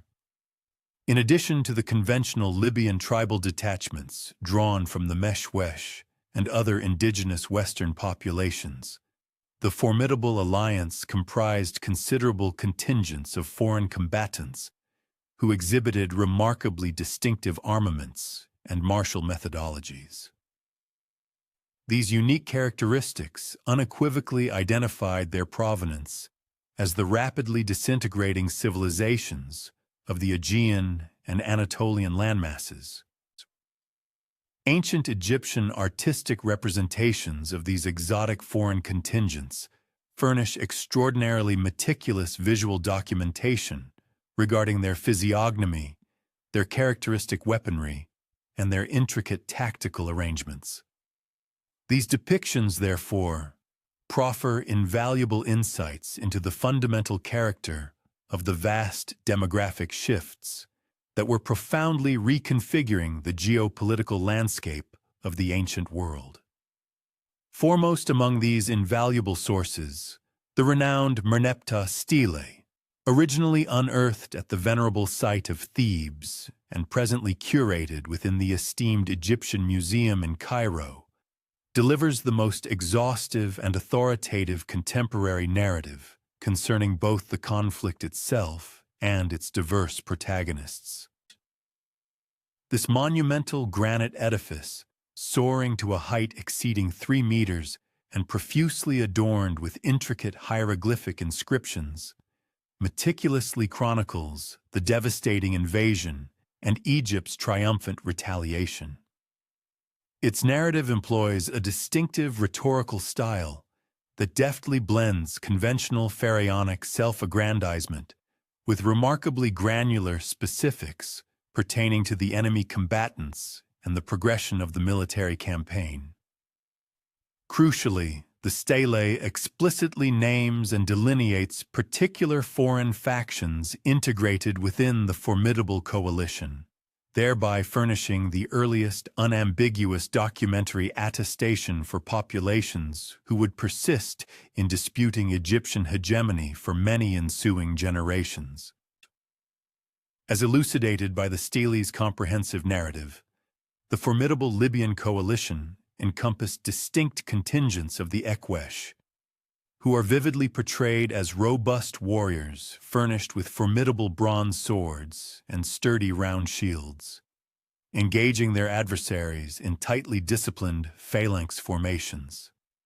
These particular combatants are visually represented donning characteristic kilts and wielding armaments that diverge quite markedly from the standard issue Egyptian or Libyan panoply. Their operational deployment, as meticulously recounted in various Egyptian battle records, centered upon synchronized, forceful charges specifically devised to shatter opposing ranks through concentrated shock action. A sophisticated military stratagem that strongly implies martial heritage stemming from the established warfare practices of the Aegean or Anatolian civilizations. The distinct Teresh contingent, integrated within Murayer's composite forces, posed an entirely different spectrum of tactical dilemmas for the Egyptian defensive lines. These particular warriors are characterized as highly proficient archers and agile skirmishers who expertly employed disruptive hit-and-run maneuvers specifically engineered to disorganize Egyptian formations before swiftly vanishing into challenging topographical features. Their armaments featured ingeniously crafted composite bows of advanced design, arrows tipped with formidable bronze, and lightweight protective gear that prioritized unhindered mobility over cumbersome defensive bulk. Egyptian military annals further corroborate that, effectively counteracting the Teresh's elusive tactics, necessitated substantive alterations to conventional Egyptian battlefield protocols, specifically mandating the deployment of specialized light infantry formations and the innovative development of novel pursuit strategies. The Luka warriors, a formidable group whose martial prowess was already well known to the Egyptian military from prior skirmishes and engagements in the rugged Anatolian territories under preceding pharaohs, constituted yet another pivotal element within the formidable coalition. These seasoned combatants contributed an invaluable fund of knowledge in the intricate arts of siegecraft and the demanding strategies of mountain warfare, talents which proved exceedingly beneficial during the advanced stages of the military campaign. Ancient Egyptian artistic depictions and historical records vividly portray Luka detachments furnished with an array of sophisticated tools, including robust scaling ladders, formidable siege hooks, and various other specialized implements meticulously engineered for the purpose of breaching and overcoming heavily fortified strongholds. Their strategic incorporation into the ranks commanded by Mycenaean furnished the invading alliance with crucial operational capacities that had conspicuously been absent from the conventional tactics of Libyan military endeavors. Furthermore, the Sherdun, a seafaring people who had been documented in Egyptian chronicles alternately as formidable adversaries and steadfast confederates throughout earlier dynastic periods, furnished the burgeoning coalition with critical maritime acumen and specialized amphibious assault proficiencies. These skilled warriors commanded a profound understanding of advanced shipbuilding methodologies and sophisticated naval combat strategies, thereby empowering the alliance to meticulously synchronize its terrestrial incursions with parallel seaborne maneuvers along the extensive and vital Delta coastline. Ancient Egyptian naval archives meticulously detail confrontations involving Sherdun craft, which were notably outfitted with formidable bronze-reinforced rams and manned by intrepid combatants rigorously schooled in aggressive boarding actions and swift, effective coastal raiding tactics. The Shekelesh contingents completed the diverse foreign composition of Mycenaean's expansive coalition, introducing their profound metallurgical expertise and highly advanced weapon manufacturing capabilities to the collective strength. Post-campaign archaeological investigations have unearthed an array of bronze armaments and implements exhibiting unmistakable technological hallmarks, which are unequivocally attributable to distinctive Shekelesh production techniques. These recovered artifacts conclusively demonstrate the employment of refined alloying procedures and intricate heat treatment processes, yielding weaponry that, in numerous critical aspects, surpassed the quality and efficacy of conventional Egyptian bronze fabrications. The concerted movement of the coalition toward the fertile Nile Delta commenced precisely during the inundation period of Merneptah's 5th year of kingship, a time when the yearly floodwaters customarily afforded Egypt substantial natural fortifications and strategic benefits.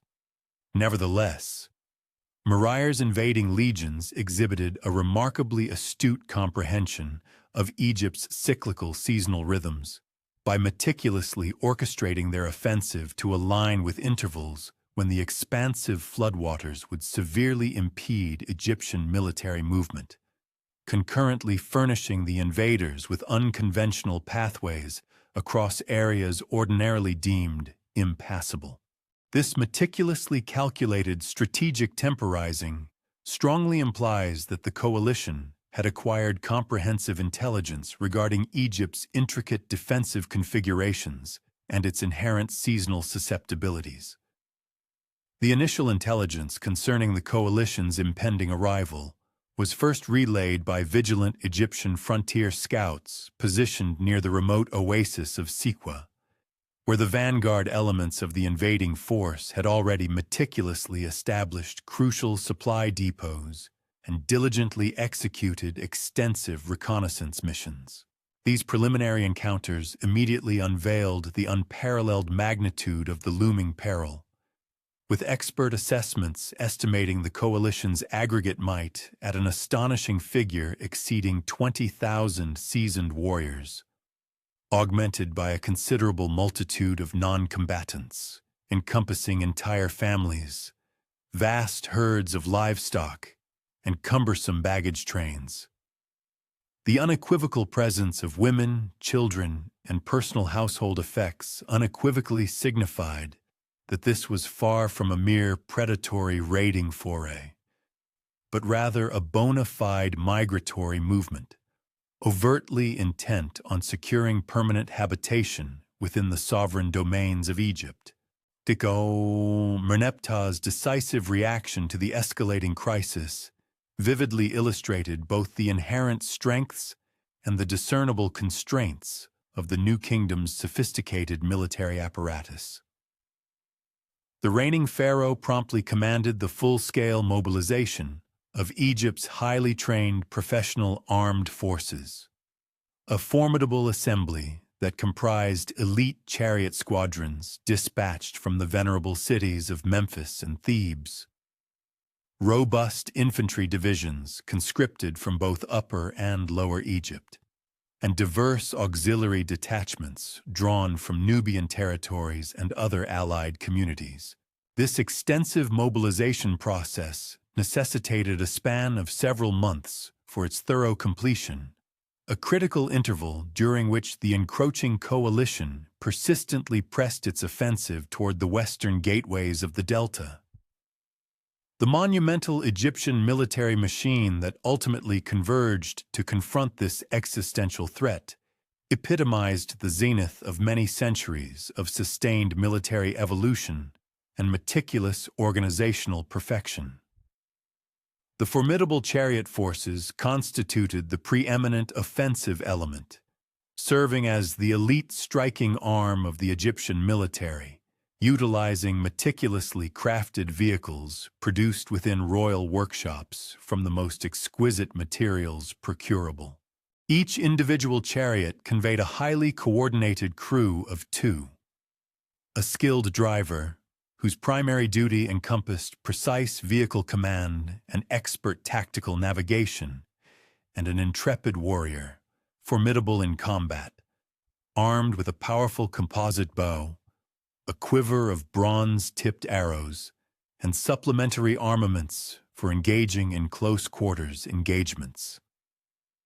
The chariots themselves were distinguished by their remarkably lightweight wooden frameworks, meticulously reinforced with gleaming bronze fittings, complemented by spoked wheels ingeniously engineered for maximum velocity and agile maneuverability, and incorporating resilient leather components that imparted essential flexibility while steadfastly preserving the vehicle's structural robustness. The infantry formations encompassed both heavily armored and lighter skirmishing troops, systematically arranged into divisions, each theoretically comprising 5,000 combatants, although their actual numerical strength frequently fluctuated significantly, depending upon the efficacy of recruitment efforts and the specific exigencies of the ongoing campaign. The heavy infantry contingents were armed with formidable bronze-tipped spears, wielded substantial rectangular shields expertly fashioned from durable wood and reinforced leather, and were clad in protective bronze-scale armor, which offered considerable defense without unduly compromising their operational agility. Conversely, the light infantry functioned primarily as agile skirmishers and proficient archers, furnished with potent composite bows, keen bronze daggers, and minimal defensive plating, a configuration that prioritized swiftness and adaptability above robust defensive capacity.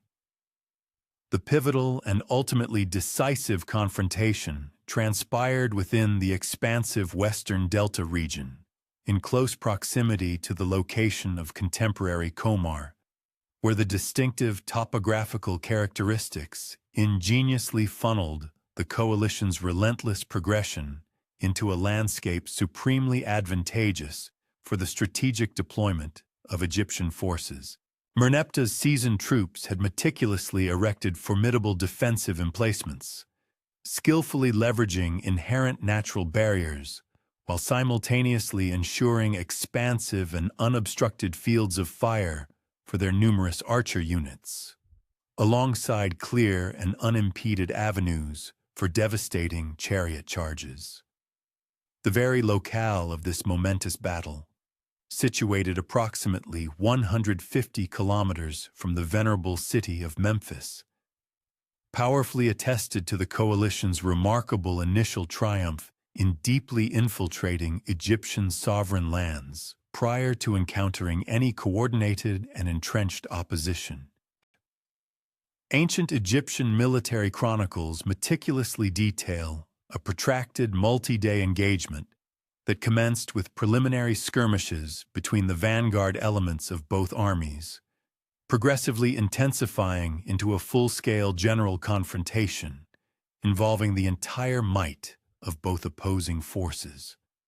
The coalition's initial aggressive thrusts were primarily directed at the elite Egyptian chariot squadrons, with a clear strategic aim of negating Egypt's foremost tactical superiority through sustained, concentrated missile volleys and synchronized infantry charges. Nevertheless, the inherent tactical adaptability of the Egyptian military and their exemplary operational coordination ultimately proved decisive, as their chariot forces executed brilliant flanking maneuvers that effectively shattered the cohesion of the coalition's formations, thereby generating crucial openings for subsequent infantry advances. The critical juncture of the battle arrived when the Egyptian forces successfully managed to sever Murayer's central command group from the bulk of the coalition's fighting strength. Operating in meticulously coordinated squadrons, Egyptian chariots skillfully breached the enemy lines, succeeding in capturing or eliminating pivotal leaders, a tragic tally that included members of Murayer's own immediate family. This profound tactical achievement instantly sowed widespread disarray and consternation throughout the coalition's ranks, simultaneously empowering the Egyptian infantry to swiftly exploit the newly formed vulnerabilities and gaps within the disrupted enemy formations. The subsequent catastrophic collapse of centralized command irrevocably triggered the complete disintegration of the coalition's organizational unity, compelling individual contingents to attempt independent withdrawals rather than sustaining any semblance of concerted and organized resistance. The official Egyptian casualty tallies, meticulously documented in royal annals, asserted remarkably negligible losses for their own ranks when juxtaposed against the catastrophic devastation wrought upon the coalition's forces. While these numerical declarations unquestionably served the propagandistic imperatives inherent in royal inscriptions, rather than presenting unvarnished battlefield statistics, corroborating archaeological findings from the exact engagement site lend substantial credence to the assertion that Egyptian forces indeed secured an unequivocal and decisive triumph. The extensive array of weaponry and military accoutrements strewn across the battlefield encompasses a multitude of items of foreign provenance, thereby unequivocally validating the heterogeneous composition of Murayer's expansive coalition and underscoring the broad international dimensions of the intense conflict. The immediate consequences and broader aftermath of the momentous battle, vividly elucidated the true magnitude of the coalition's expansive territorial ambitions and unequivocally affirmed the comprehensive nature of Egypt's hard-won victory. Egyptian military detachments successfully apprehended an astonishing total exceeding 9,000 prisoners, a significant proportion of whom comprised women and children, thereby powerfully indicating that entire communities, rather than merely military units, had actively engaged in this audacious migratory endeavor. Vast herds of livestock, numbering in the scores of thousands, were confiscated, alongside a trove of bronze weaponry, essential tools, and various other pieces of equipment, all of which furnished invaluable intelligence regarding the coalition's diverse geographical origins and their collective military and technological proficiencies. The judicious handling of the captured combatants in the wake of the decisive engagement served as a compelling testament to Egyptian administrative acumen and their forward-thinking strategic foresight concerning emergent national security imperatives. Instead of resorting to the conventional practices of executing the vanquished warriors or consigning them to the harsh fate of chattel slavery, Merneptah's sagacious government integrated a substantial number of these individuals directly into Egyptian military service, with particular emphasis placed on those possessing specialized proficiencies in fields such as advanced metallurgy, sophisticated shipbuilding, or intricate siege warfare techniques. This pragmatic policy underscored both an astute approach to practical resource optimization and a clear acknowledgement that the unique skills and accumulated expertise inherent in these foreign combatants could significantly enhance and invigorate Egypt's own military capacities. The immediate and far-reaching repercussions of this monumental triumph resonated well beyond the confines of the battlefield itself. Egyptian dominion over the critical Western Delta region was decisively and robustly re-established, accompanied by the expeditious erection of novel fortress installations at key strategic points, specifically designed to thwart any subsequent incursions by future coalitions.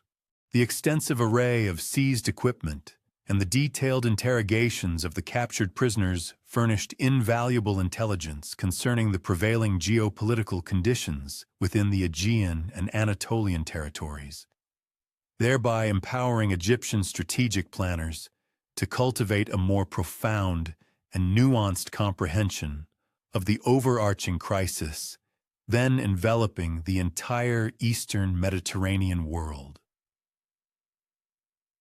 Merneptah's resounding victory additionally generated profound and extensive diplomatic repercussions across the entire geopolitical landscape of the region. Egyptian prestige, which had undeniably experienced a noticeable decline during the latter years of Ramesses II's lengthy reign owing to a confluence of economic hardships and persistent administrative complexities, was comprehensively and dramatically revitalized by the unequivocal and decisive vanquishing of such a potent and menacing coalition.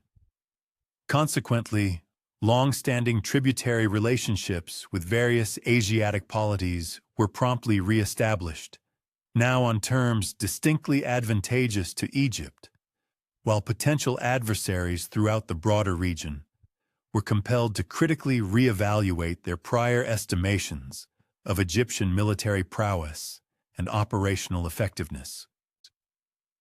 The identification of specific foreign contingents operating within Murayer's formidable coalition furnished Egyptian intelligence agencies with profoundly critical insights into the pervasive population shifts that were fundamentally reshaping the ancient world. The undeniable presence of substantial numbers of Aegean and Anatolian peoples unequivocally confirmed that the cataclysmic destruction of various Bronze Age civilizations was precipitating colossal tides of refugees, relentlessly searching for new territories in which to establish permanent settlements. This invaluable intelligence would subsequently prove indispensable during numerous encounters with similarly displaced groups throughout the entirety of Merneptah's reign and extending well beyond his time on the throne. The profound strategic lessons assimilated from Merneptah's intense engagements with the formidable Libyan coalition and their diverse foreign confederates would ultimately prove to be of immeasurable worth to his successor, Ramesses III, who ascended to the pharaonic throne around 1186 BC, only to confront an even more daunting and existential challenge. The newly crowned pharaoh inherited an Egypt that had, against considerable odds, successfully weathered the initial tempest of population movements emanating from the disintegrating Bronze Age world. However, this period of welcome respite proved to be tragically ephemeral.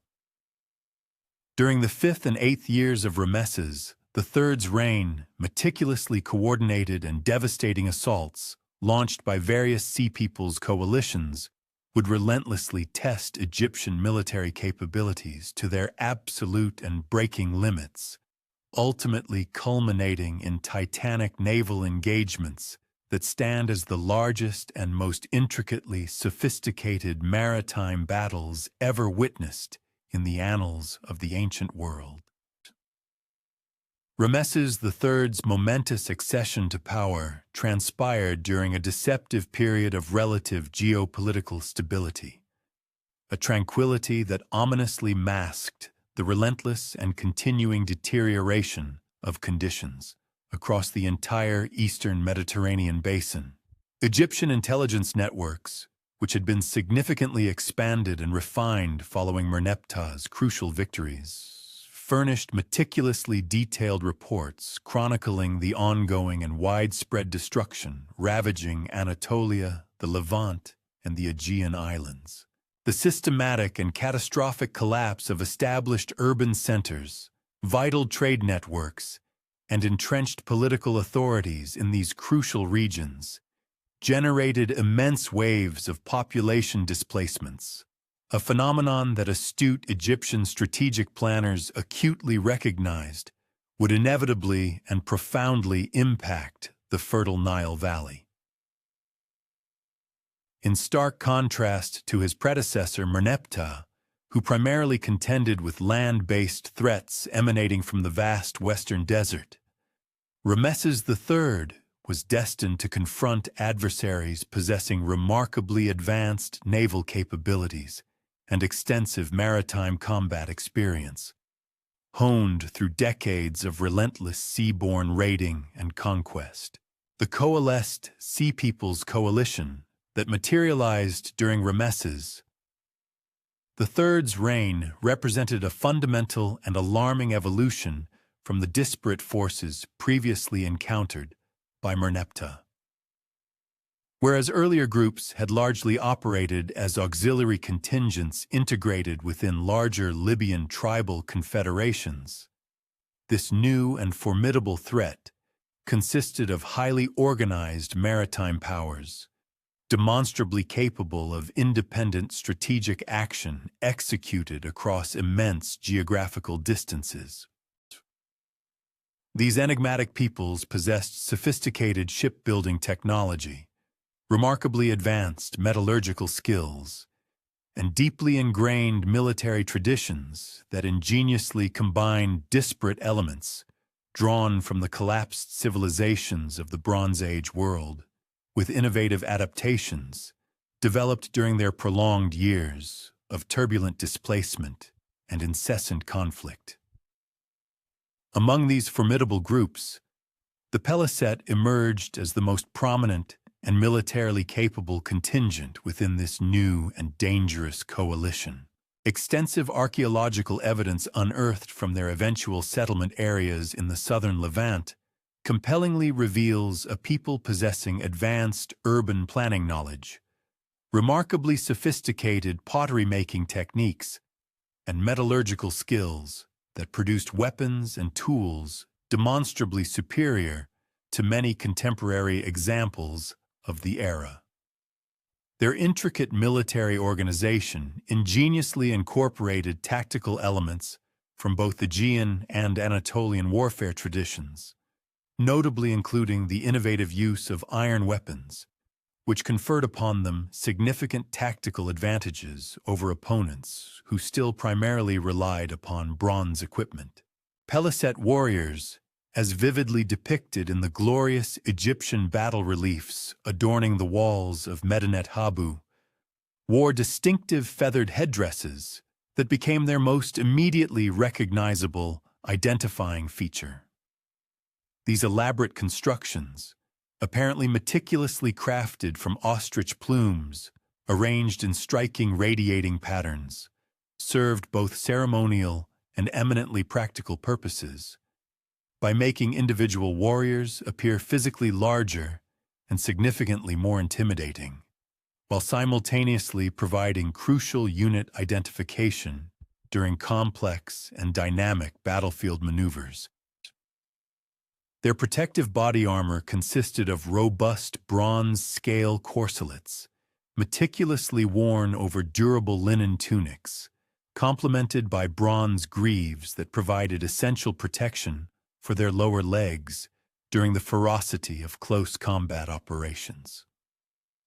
The diverse weaponry employed by these formidable forces demonstrated a remarkable degree of technological sophistication, a clear reflection of their origins within the advanced Bronze Age civilizations of the Aegean and Anatolia.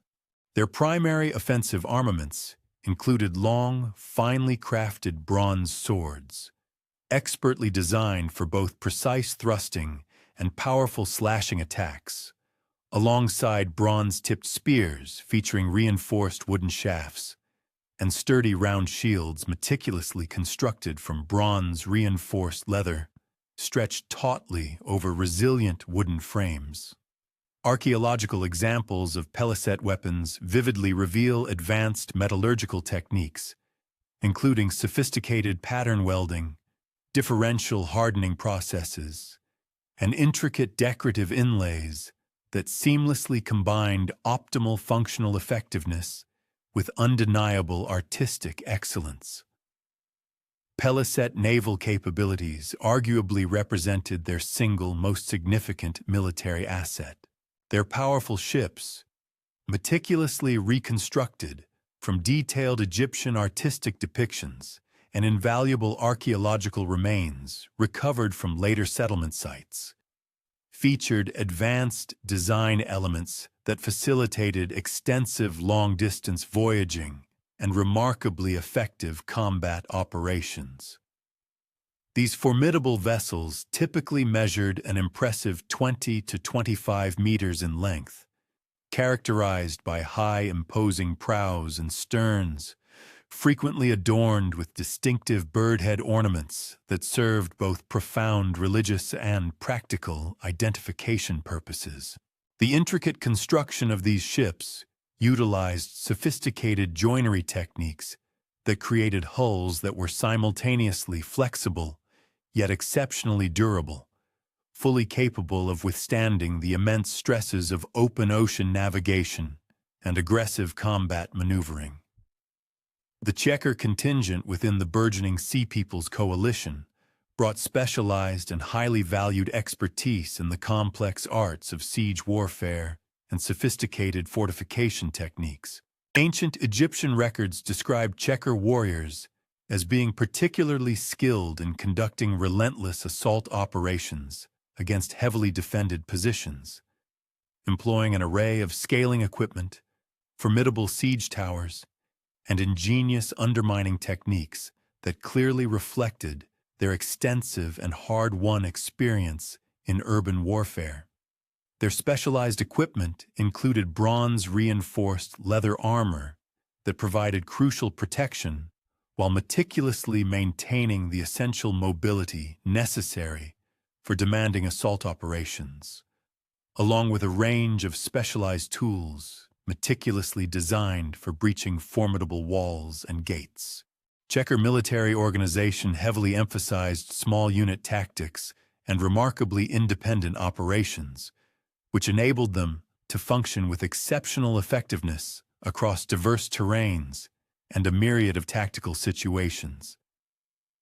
Their disciplined warriors typically operated in cohesive groups of 10 to 20 men under the direct command of experienced leaders who possessed the critical authority to adapt tactics based on rapidly evolving local conditions without requiring cumbersome approval from higher command levels. This unparalleled organizational flexibility proved particularly invaluable during complex amphibious operations, where rapid and decisive adaptation to swiftly changing circumstances often proved to be the pivotal determinant of ultimate success or catastrophic failure. The Danaan brought to the burgeoning coalition an advanced and critical knowledge of metallurgy and weapon manufacturing, which significantly enhanced the overall military capabilities of the coalesced Sea People's forces. Extensive archaeological evidence from various sites historically associated with Danaan settlement reveals sophisticated bronzework facilities, demonstrably capable of producing weapons and tools in quantities sufficiently vast to equip large and formidable military formations.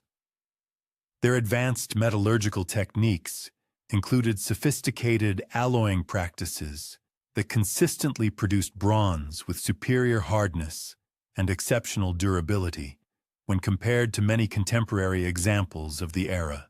Danaan warriors specialized in devastating missile warfare, employing composite bows of remarkably advanced design that possessed the formidable capability to penetrate bronze armor at impressive ranges exceeding 200 meters.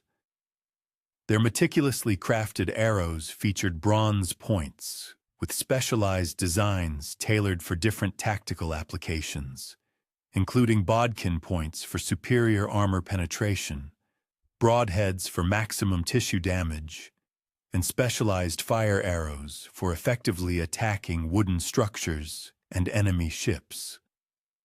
The unparalleled accuracy and extended range of Danaan archery units provided the coalition with significant and often decisive tactical advantages during both intense land and critical naval engagements.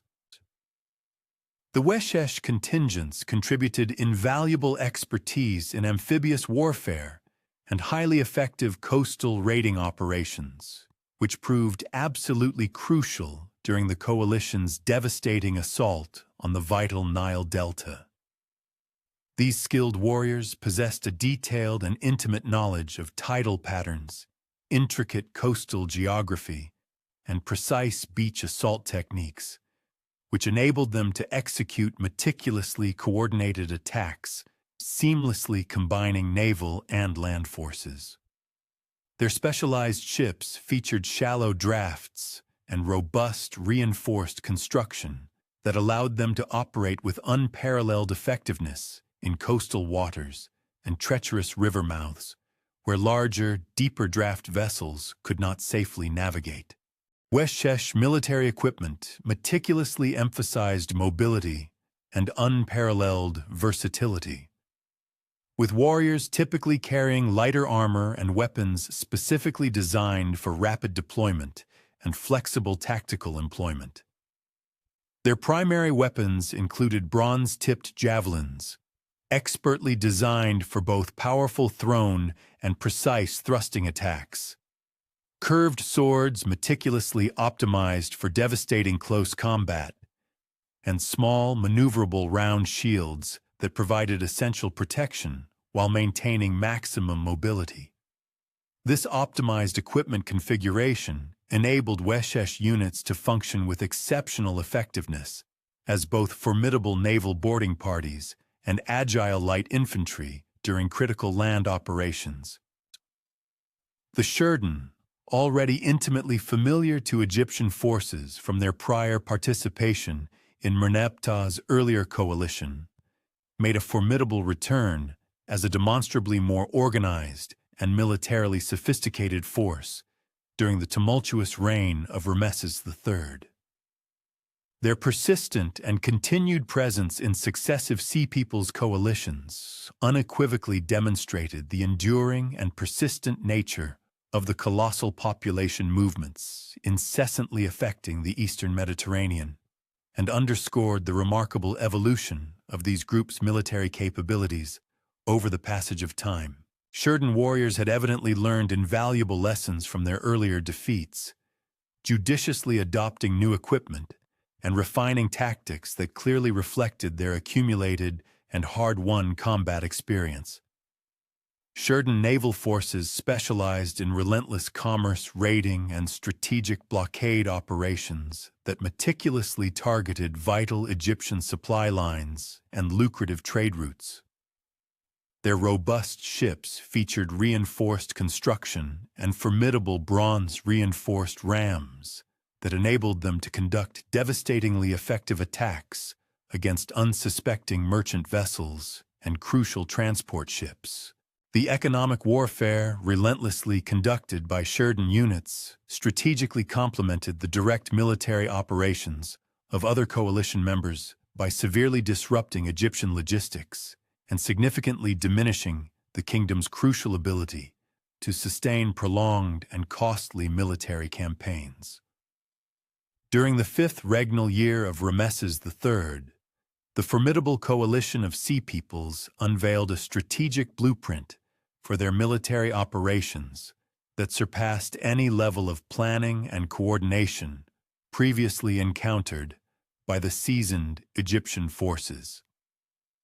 Instead of concentrating their might in a singular, overwhelming assault, these maritime invaders executed a complex, multi-pronged offensive. This sophisticated maneuver simultaneously imperiled Egyptian strongholds along the sun-drenched Mediterranean coast, within the fertile expanse of the Nile Delta, and across the kingdom's vulnerable Asiatic frontiers. Such a meticulously orchestrated campaign severely overextended Egypt's defensive capabilities, effectively thwarting any attempt to mass troops, a tactic that had been instrumental in securing Merneptah's prior triumphs. The initial stages of this expansive campaign were characterized by swift, devastating seaborne incursions launched against Egypt's vital coastal infrastructure and bustling trade hubs. These aggressive assaults, spearheaded by the combined naval might of the Peliset and Weshesh, specifically targeted crucial ports, expansive warehouses, and essential shipbuilding facilities, all pillars supporting Egypt's thriving maritime commerce and its naval capacity. The raids themselves were notable for their surgical precision and seamless coordination, with the attackers demonstrating an astonishingly detailed grasp of Egyptian coastal defenses and the precise locations of high-value targets. Egypt's existing coastal fortifications, primarily engineered to repel traditional land-based incursions, proved woefully inadequate against the novel seaborne assault methodologies employed by the Sea Peoples forces. The robust fortress installations that had successfully repelled earlier Libyan raiding parties simply lacked the necessary naval support and specialized armaments required to effectively counter amphibious attacks. Even the strategically placed coastal watchtowers, intended to provide crucial early warnings of approaching adversaries, found their efficacy severely hampered by the sheer velocity and agile mobility of the Sea Peoples' naval squadrons. The relentless advance of the Sea Peoples towards the verdant Nile Delta marked the most pivotal phase of their entire campaign, as a successful penetration would grant them unhindered access to Egypt's agricultural heartland, its breadbasket, and its critical administrative nerve centers. Intelligence dispatches reaching Pharaoh Rameses III painted a grim picture of an immense coalition army steadily progressing southward along the Levantine littoral, systematically subjugating or laying waste to Egyptian client states and allied territories in its path. The astonishing rapidity of this southward movement, coupled with concurrent reports of widespread naval operations across the eastern Mediterranean, strongly suggested a level of strategic coordination that far surpassed Egyptian initial assessments of the Sea People's organizational sophistication.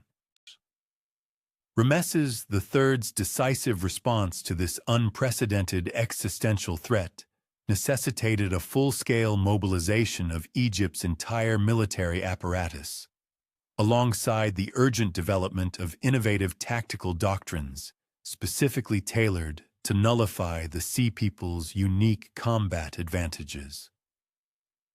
The pharaoh promptly commanded the construction of specialized naval craft, purpose-built for intense combat engagements within the constricted waterways of the Nile Delta, where Egypt's conventional riverine vessels would prove utterly outmatched by the invaders' dedicated warships. These newly engineered vessels incorporated robust, reinforced hulls, formidable bronze-reinforced rams for direct impact, and elevated fighting platforms that empowered Egyptian warriors to engage the Sea People's ships on an equitable footing, thus leveling the playing field. The momentous naval engagement, destined to determine the ultimate trajectory of the entire campaign, unfolded in the eastern delta. Here, the Pelusiac branch of the Nile offered the Sea People's forces a potential conduit into Egypt's interior, yet simultaneously confined their tactical maneuvers within its relatively narrow channels.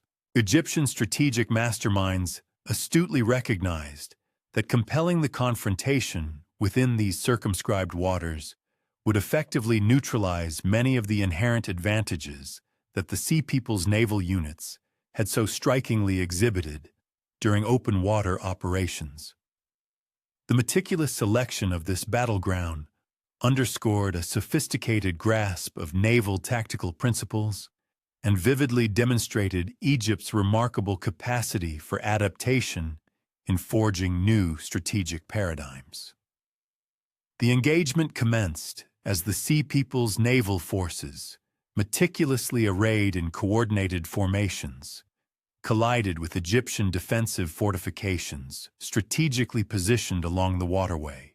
Egyptian defenders had painstakingly erected elaborate defensive constructions, which included cunning underwater obstacles designed to impede enemy vessels, strategically placed fire ships primed for release at opportune moments, and formidable archer positions established on both riverbanks, creating lethal, overlapping fields of fire across the water. These extensive preparations bore testament to months of meticulous planning and showcased Egyptian engineering prowess in seamlessly adapting traditional siege warfare methodologies to the unique exigencies of naval combat. The magnificent battle reliefs meticulously carved into the venerable walls of Ramesses III's mortuary temple at Medinet Habu stand as the most comprehensive visual chronicle of ancient naval combat ever unearthed. These expansive and intricately detailed artistic depictions vividly portray Egyptian and Sea People's vessels locked in ferocious close-quarters combat, with intrepid warriors clashing from elevated platforms while ships skillfully maneuvered for every conceivable tactical advantage. The reliefs meticulously unveil specific nuances of ship construction, the precise employment of various weaponry, and the intricate tactical formations utilized, thereby providing invaluable insights into the complex naval warfare techniques prevalent during the Bronze Age. Egyptian vessels, as rendered in the Medinet Habu reliefs, exhibit distinct design characteristics that clearly differentiate them from their Sea People's counterparts. These Egyptian craft boast a notably higher freeboard and more elaborate superstructures, providing elevated vantage points for their archers and spearmen, Their construction conspicuously prioritized stability and defensive resilience over sheer speed and maneuverability, a design philosophy that mirrored tactical doctrines aimed at maximizing Egyptian strengths in missile warfare, while simultaneously mitigating the potent impact of the Sea People's acknowledged superiority in close-quarters combat techniques. Sea People's vessels, in stark contrast, present a lower profile and a more streamlined construction, overtly emphasizing raw speed and agile maneuverability. Their ships are characterized by prominent, menacing rams situated at the waterline, complemented by elevated prow and stern sections, often adorned with distinctive bird-head ornaments. The overall design of these vessels appears meticulously optimized for devastating ramming attacks and swift boarding operations, featuring minimal superstructure. This design choice would have significantly reduced the vessel's weight, while simultaneously providing expansive, unobstructed deck space, crucial for the fluid movement of warriors during the chaotic melee of combat. The diverse array of weaponry and equipment visibly depicted within the Medinet Habu battle scenes furnishes exhaustive evidence of the advanced technological capabilities possessed by both warring factions. Egyptian warriors are portrayed expertly wielding composite bows, their arrows tipped with gleaming bronze, alongside long spears specifically engineered for powerful thrusting attacks from their elevated positions. Their standard equipment unequivocally emphasizes ranged missile warfare and offensive combat initiated from well-fortified positions, a tactical philosophy that shrewdly capitalized on Egyptian organizational advantages while judiciously minimizing direct exposure to the renowned close combat expertise of the Sea Peoples. Sea Peoples warriors, as immortalized in the reliefs, bear the distinctive armaments and gear that are emblematic of their unique military traditions. Peliset fighters are readily identified by their characteristic feathered headdresses, sturdy round shields, and lengthy bronze swords, while other constituent groups display specialized equipment meticulously suited to their particular tactical functions. These artistic renditions not only illuminate the remarkable diversity of weapons and fighting methodologies employed by the various Sea Peoples groups, but also powerfully demonstrate their impressive coordination in executing intricate multi-unit military operations. The resounding tactical triumph of Egyptian forces during the epical naval engagement represented merely one facet of a far grander historical enigma that has persistently confounded scholars for well over a century. While Ramesses III's decisive victory undeniably safeguarded Egyptian sovereignty and vividly showcased the kingdom's inherent military adaptability, the precise identity and ultimate origins of the Sea Peoples themselves remained an intractable mystery, even to contemporary observers. Egyptian scribes diligently recorded their names, meticulously depicted their distinctive equipment and physiognomy, and painstakingly documented their formidable military prowess. Yet, the fundamental and enduring questions of their true homeland and how they precisely related to known historical populations continue to fuel intense scholarly discourse and extensive archaeological exploration. The Peliset, widely acknowledged as the most militarily potent component of the Sea Peoples' formidable coalition, arguably present the most compelling evidence for forging a definitive link between these enigmatic maritime raiders and established historical populations. Archaeological discoveries unearthed from their eventual settlement regions in the southern Levant have unveiled consistent material culture patterns that strongly indicate an identification with the Philistines, a people famously known from biblical narratives and other ancient Near Eastern historical accounts.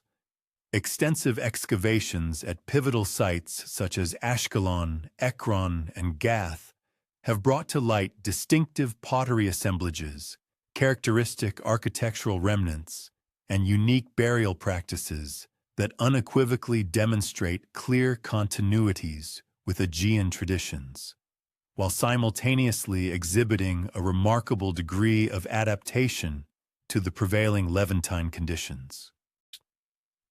The detailed pottery evidence meticulously recovered from early Philistine archaeological sites provides particularly potent and compelling support for their Aegean origins. Ceramic vessels unearthed from the 12th century BC contexts at Ashkelon, for instance, encompass a variety of utilitarian items, including cooking pots, large storage jars, and elegant drinking vessels.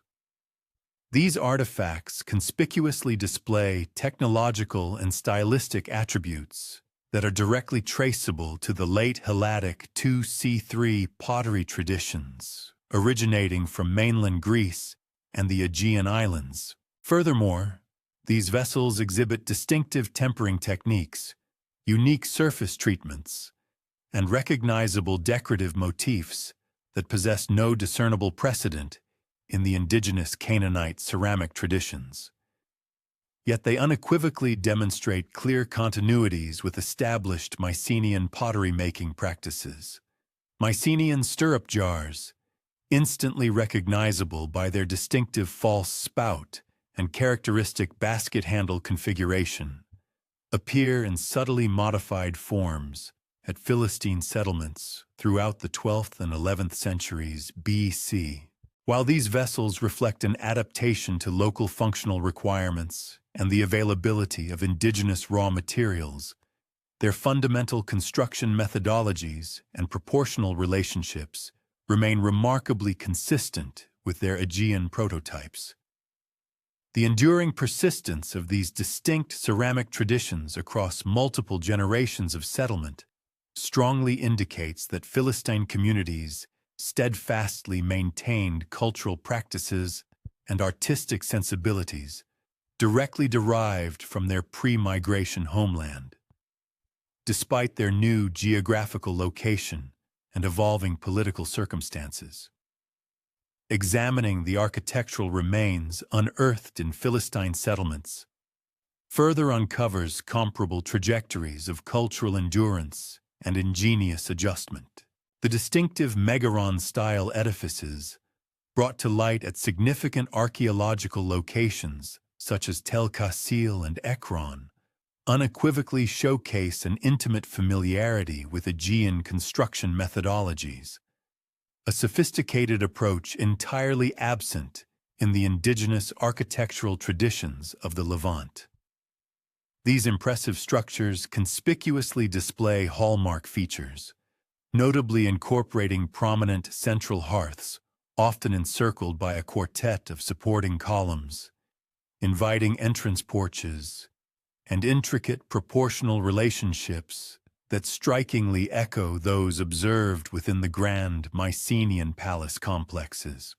The skillful integration of these foreign architectural paradigms into the specific conditions of the Levantine landscape, through the judicious application of local stone and traditional mud brick building techniques, strongly implies the presence of communities that not only steadfastly preserved the cherished cultural recollections of their ancestral homelands, but also adeptly reconfigured their practices to thrive within novel environmental exigencies. The meticulously documented burial practices observed within Philistine cemeteries furnish yet more compelling corroboration of their Aegean antecedents, simultaneously laying bare the intricate cultural metamorphoses that unfolded throughout their foundational settlement phase. At the extensive cemetery unearthed in Ashkelon, meticulously dated to the 11th and 10th centuries BC, researchers have uncovered a profound mosaic of both cremation and inhumation interments, vividly illustrating the heterogeneous cultural traditions thriving within Philistine societies. Cremation rituals, a practice markedly uncommon in conventional Canaanite customs, yet prevalent across late Bronze Age Greece, are found juxtaposed with inhumation burials, which themselves betray a clear assimilation to indigenous customs and the prevailing environmental milieu. The array of grave goods accompanying these Philistine burials serves as a tangible testament to the sophisticated material culture synthesis that profoundly defined these nascent communities. Distinctive bronze fibulae, unequivocally of Aegean provenance, are frequently discovered alongside locally crafted pottery and ornate jewelry, while an assortment of iron weaponry highlights remarkable technological advancements, representing a sophisticated fusion of metallurgical expertise drawn from a multitude of origins. Furthermore, the notable presence of exquisite imported Cypriot pottery and an assortment of other valuable Mediterranean commodities within these sepulchral contexts strongly implies that Philistine communities assiduously preserved robust commercial linkages with their wider cultural domain, even in the face of their considerable geographical relocation. The enigma surrounding the Sheridan, conversely, poses a significantly more intricate conundrum for definitive identification, with suggested linkages to the island of Sardinia receiving bolster from both linguistic commonalities and corroborating archaeological parallels, yet simultaneously being rendered problematic by substantial chronological and geographical complexities. The striking phonetic resemblance between the ethnonym Sheridan and the island's name, Sardinia, has captivated the intellectual curiosity of scholars since the nascent stages of the 19th century, prompting ardent advocates of this proposed identification to highlight a shared heritage of formidable warrior traditions, advanced metallurgical practices, and distinctive material culture components that manifest in both historical contexts. Nevertheless, the precise nature of the affiliation between the Bronze Age populations inhabiting Sardinia and the Sheridan, as meticulously chronicled in ancient Egyptian records, continues to be a subject of intense academic contention, largely attributable to the scarcity of conclusive archaeological data and the often ambiguous nature of their chronological interrelationships.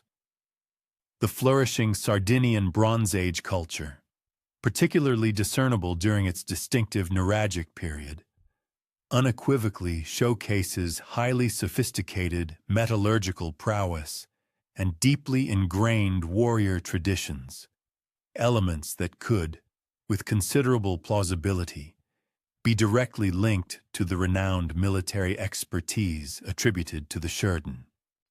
The island's landscape is famously dotted with an abundance of nuraghi, imposing stone tower fortifications meticulously dated to the 2nd millennium BC, which serve as undeniable indicators of societies meticulously structured for sustained warfare and rigorous territorial defense. These monumental structures, ingeniously erected utilizing advanced dry stone construction techniques, necessitated not only the mobilization of substantial, well-coordinated labor forces, but also a profound grasp of engineering principles, thereby strongly implying the existence of intricate social organization and deeply entrenched martial customs. Remarkable bronze figurines unearthed from various Sardinian archaeological contexts offer compelling visual testimony, portraying formidable warriors adorned with highly distinctive weaponry and protective armor that bear intriguing resemblances to the iconic Egyptian depictions of Sheridan combatants. These exquisite bronze sculptures, meticulously dated to the twilight of the 2nd millennium and the dawn of the 1st millennium BC, vividly present martial figures confidently wielding robust round shields, conspicuously sporting characteristic horned helmets and formidable bronze swords and spears. It is crucial to acknowledge, however, that while these detailed artistic representations chronologically succeed the primary documented appearances of the Sherdon within ancient Egyptian historical records, they nonetheless potentially serve as enduring reflections of deep-seated cultural traditions, thereby preserving ancestral memories of earlier warrior practices and the specific types of equipment employed in bygone eras. A meticulous metallurgical analysis conducted on Sardinian bronze artifacts brings to light remarkably sophisticated alloying techniques and advanced production methodologies, which could conceivably have furnished the crucial technological bedrock for the formidable military prowess attributed to the Sherdon. Sardinian bronzesmiths, celebrated for their exceptional skill, meticulously crafted an array of weapons and tools employing highly advanced techniques, including the intricate lost wax casting, the resilient pattern welding, and the exquisitely detailed decorative inlaying, all of which culminated in the creation of objects possessing unparalleled quality and artistic merit. The island's abundant copper deposits, coupled with its strategically advantageous position within the Western Mediterranean, would have naturally supplied both the essential raw materials and myriad commercial avenues, thereby potentially sustaining robust warrior communities actively engaged in profitable maritime raiding and lucrative mercenary service. Nevertheless, the considerable geographical expanse separating Sardinia from the eastern Mediterranean territories, where the Sherdon are historically attested, inevitably introduces significant chronological and logistical hurdles, thus complicating any straightforward, unequivocal identification. The monumental undertaking of transporting considerable warrior populations from Sardinia across vast maritime distances to the distant Levant would have necessitated an extraordinary level of sophisticated maritime capabilities and extensive organizational resources, potentially far surpassing the inherent capacities typically associated with Bronze Age communities. Competing theoretical frameworks propose that the term Sherdon might have functioned as a generalized Egyptian appellation for various peoples originating from the Western Mediterranean, rather than serving as a precise and exclusive ethnic designation. Alternatively, it is posited that the striking phonetic similarity between the names could simply be attributed to a chance linguistic coincidence, rather than signifying a genuine, direct historical connection between the two entities. Among the various groups, the Luca arguably put forth the most compelling argument for a direct and unequivocal identification with an already established historical population, primarily because their distinctive ethnonym exhibits a remarkably close correspondence to the ancient region of Lycia, situated in the rugged southwestern reaches of Anatolia. Both venerable Egyptian and extensive Hittite textual sources meticulously chronicle the presence of Luca peoples within Anatolian settings throughout the entirety of the Late Bronze Age, thereby firmly establishing their indigenous geographical origins and distinctive cultural characteristics, many decades prior to their eventual emergence as active participants in the formidable Sea Peoples movements. This invaluable body of documentation thus meticulously delineates a lucid historical trajectory, seamlessly linking the Luca's ancestral homeland, predating any significant migrations, with their subsequent pivotal roles within the expansive and often destructive maritime raiding coalitions. The extensive Hittite archives meticulously preserved at Hattusa yield a wealth of references detailing a series of protracted conflicts with the formidable Luca peoples during the tumultuous 14th and 13th centuries BC, consistently characterizing them as exceptionally skilled warriors, particularly adept in the challenging domains of mountain warfare and sophisticated naval operations. These ancient documents explicitly delineate Luca territory as encompassing the rugged coastal expanses and the formidable highland regions of southwestern Anatolia, geographical areas that would have inherently served as ideal natural training grounds, meticulously honing the very military aptitudes that rendered them simultaneously invaluable allies and profoundly dangerous adversaries. The consistent and persistent difficulties encountered by the Hittite Empire in asserting firm control over Luca territories strongly intimate the presence of communities deeply imbued with robust warrior traditions and possessing remarkably effective strategies of resistance. Complementary archaeological evidence, meticulously excavated from numerous Lycian sites, brings to light distinct material culture patterns that are remarkably consistent with the formidable military capabilities ascribed to the Luca peoples in contemporary historical sources.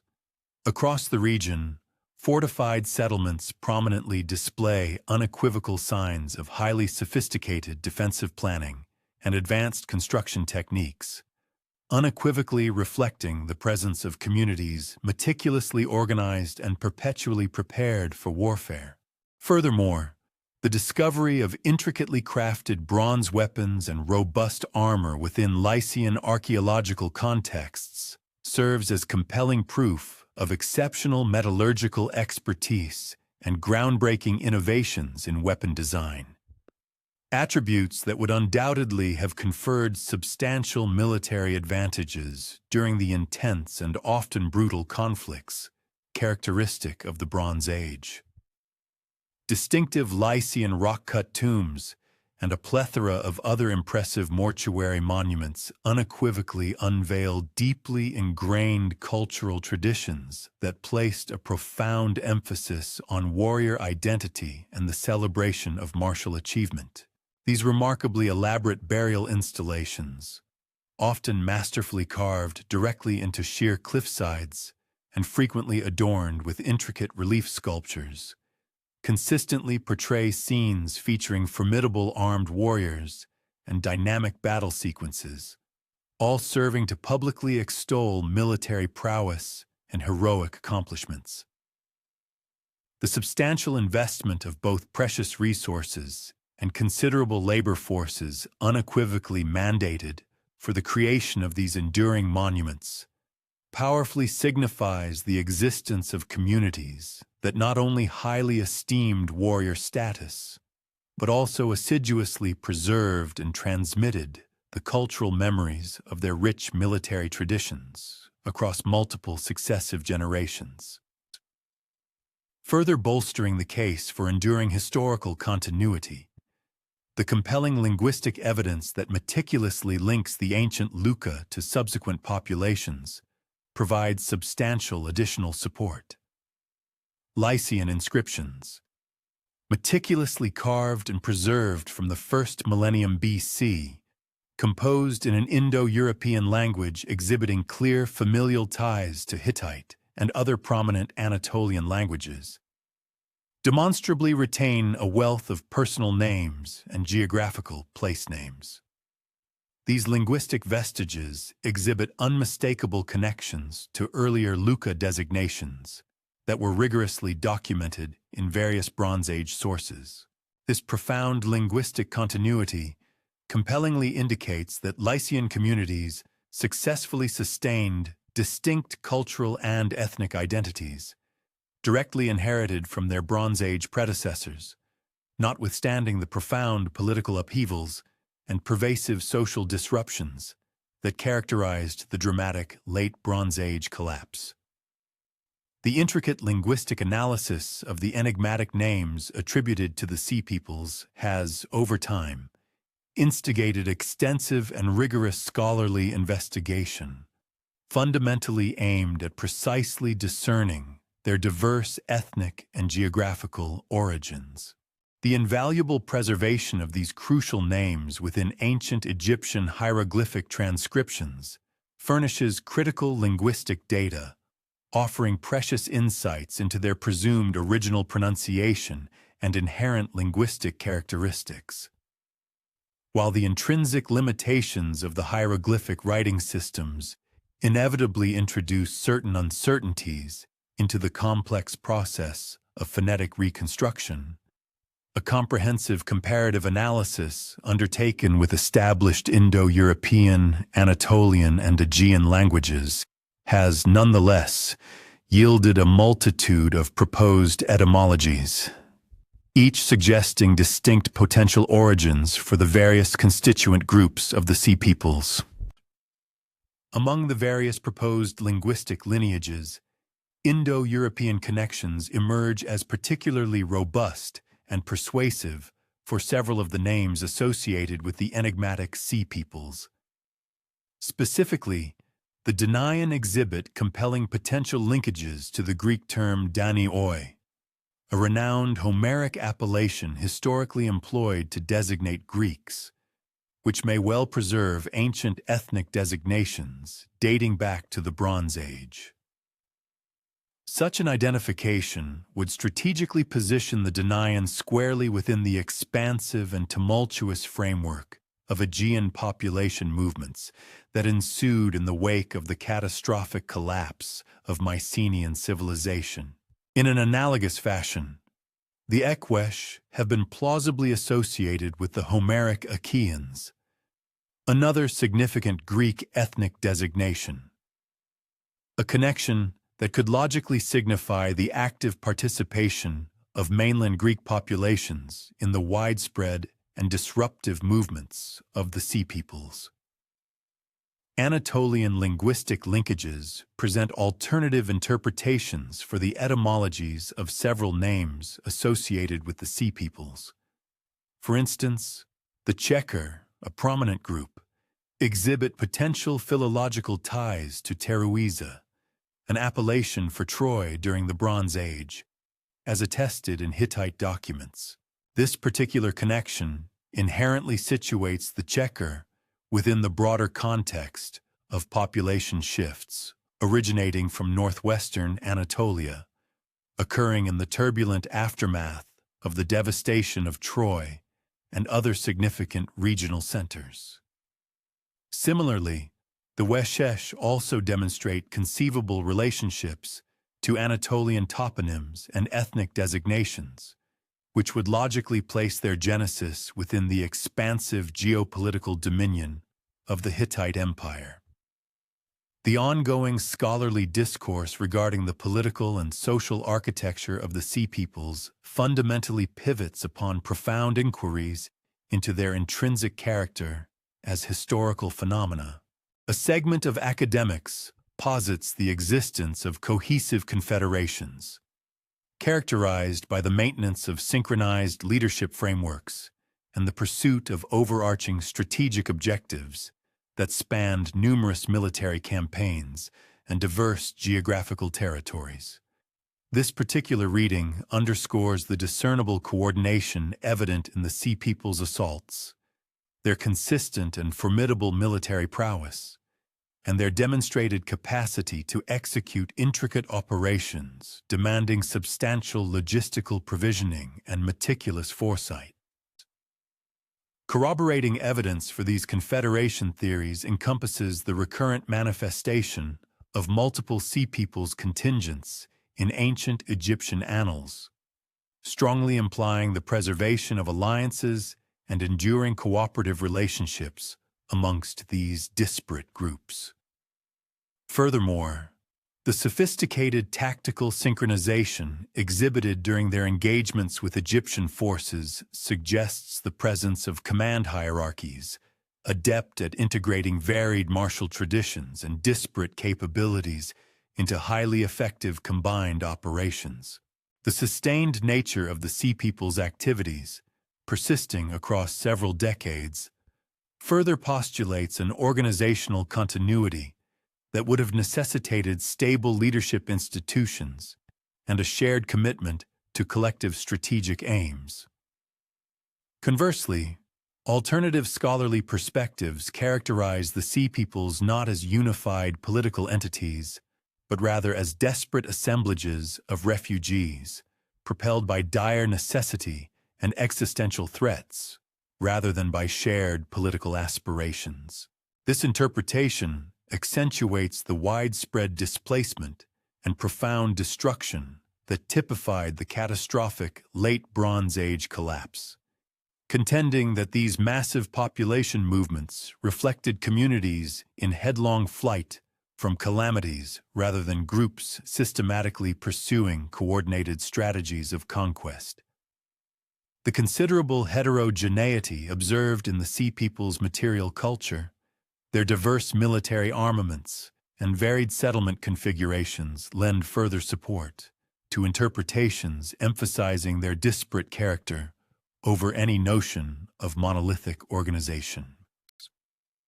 Archaeological findings unearthed from the Sea Peoples' settlement zones unveil distinct patterns that, depending on the specific contextual framework and chronological epoch, lend credence to both prevailing interpretations.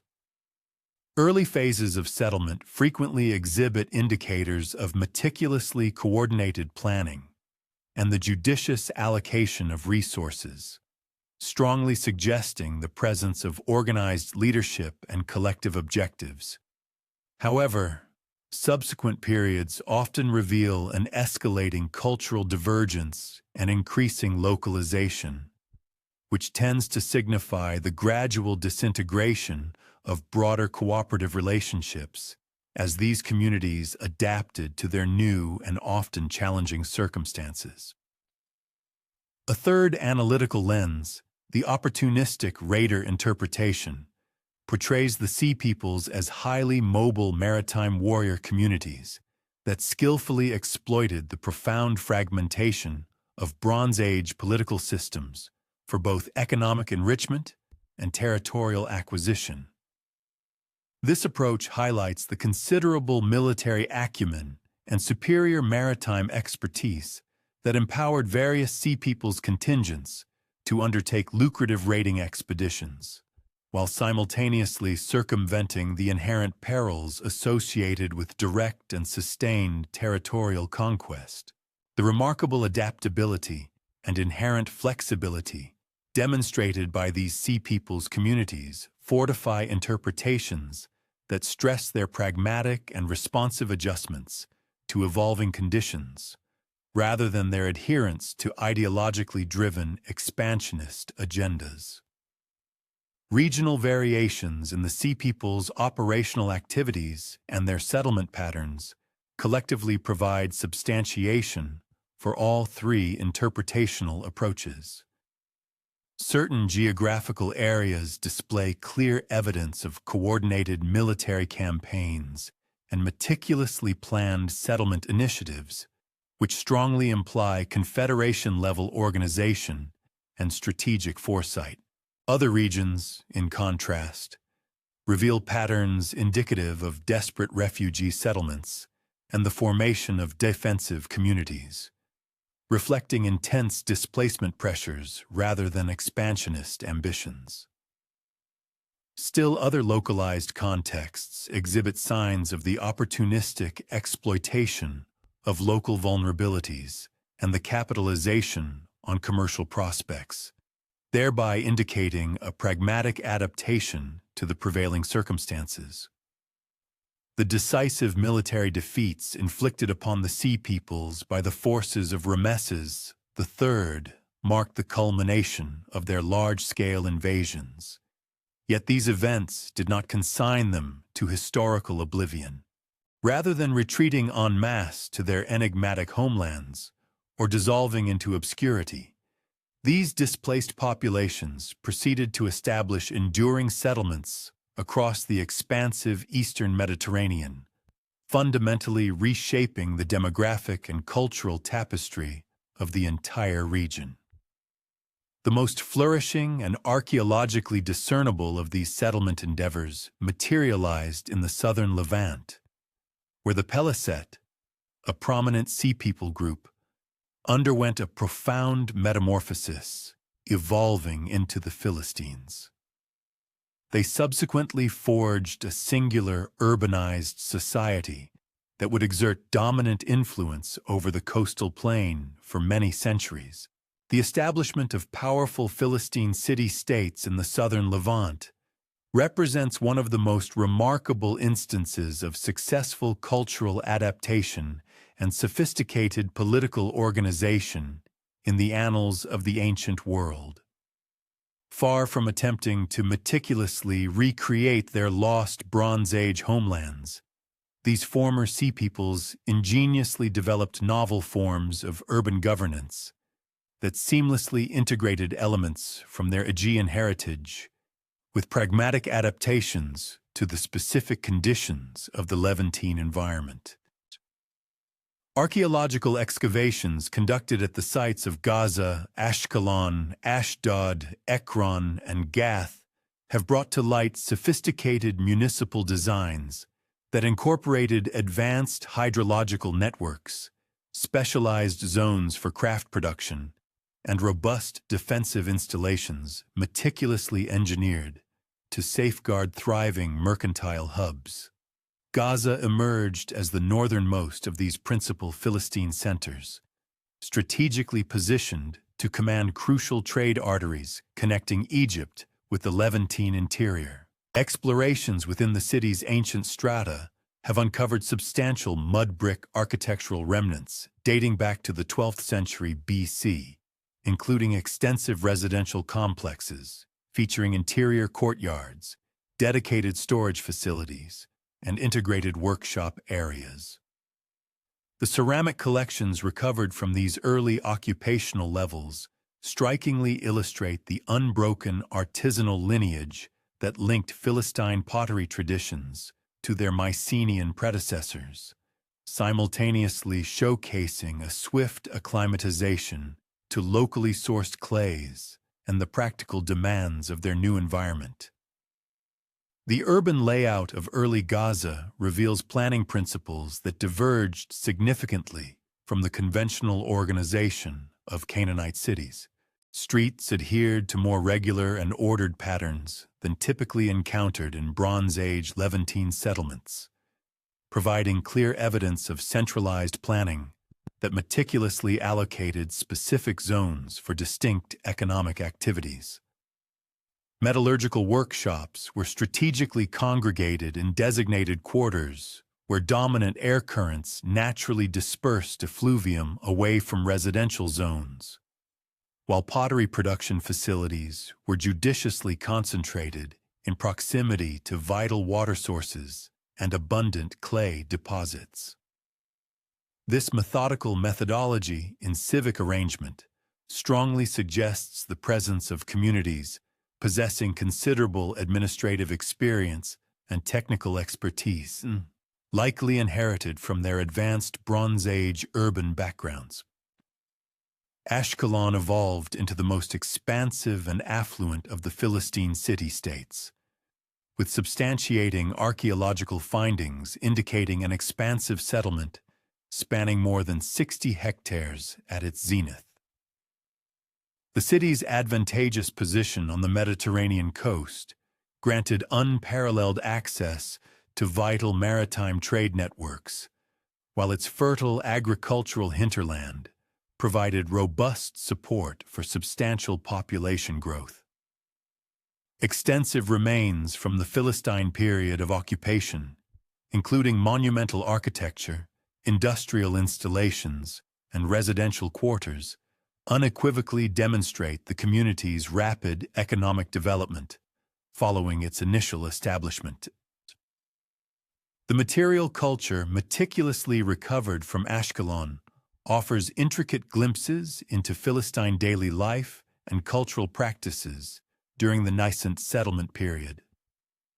Cooking vessels, distinguished by peculiar rim configurations and surface embellishments, exhibit an unmistakable lineage from Aegean archetypes, yet were manufactured using local clays and ingeniously adapted to Levantine culinary practices.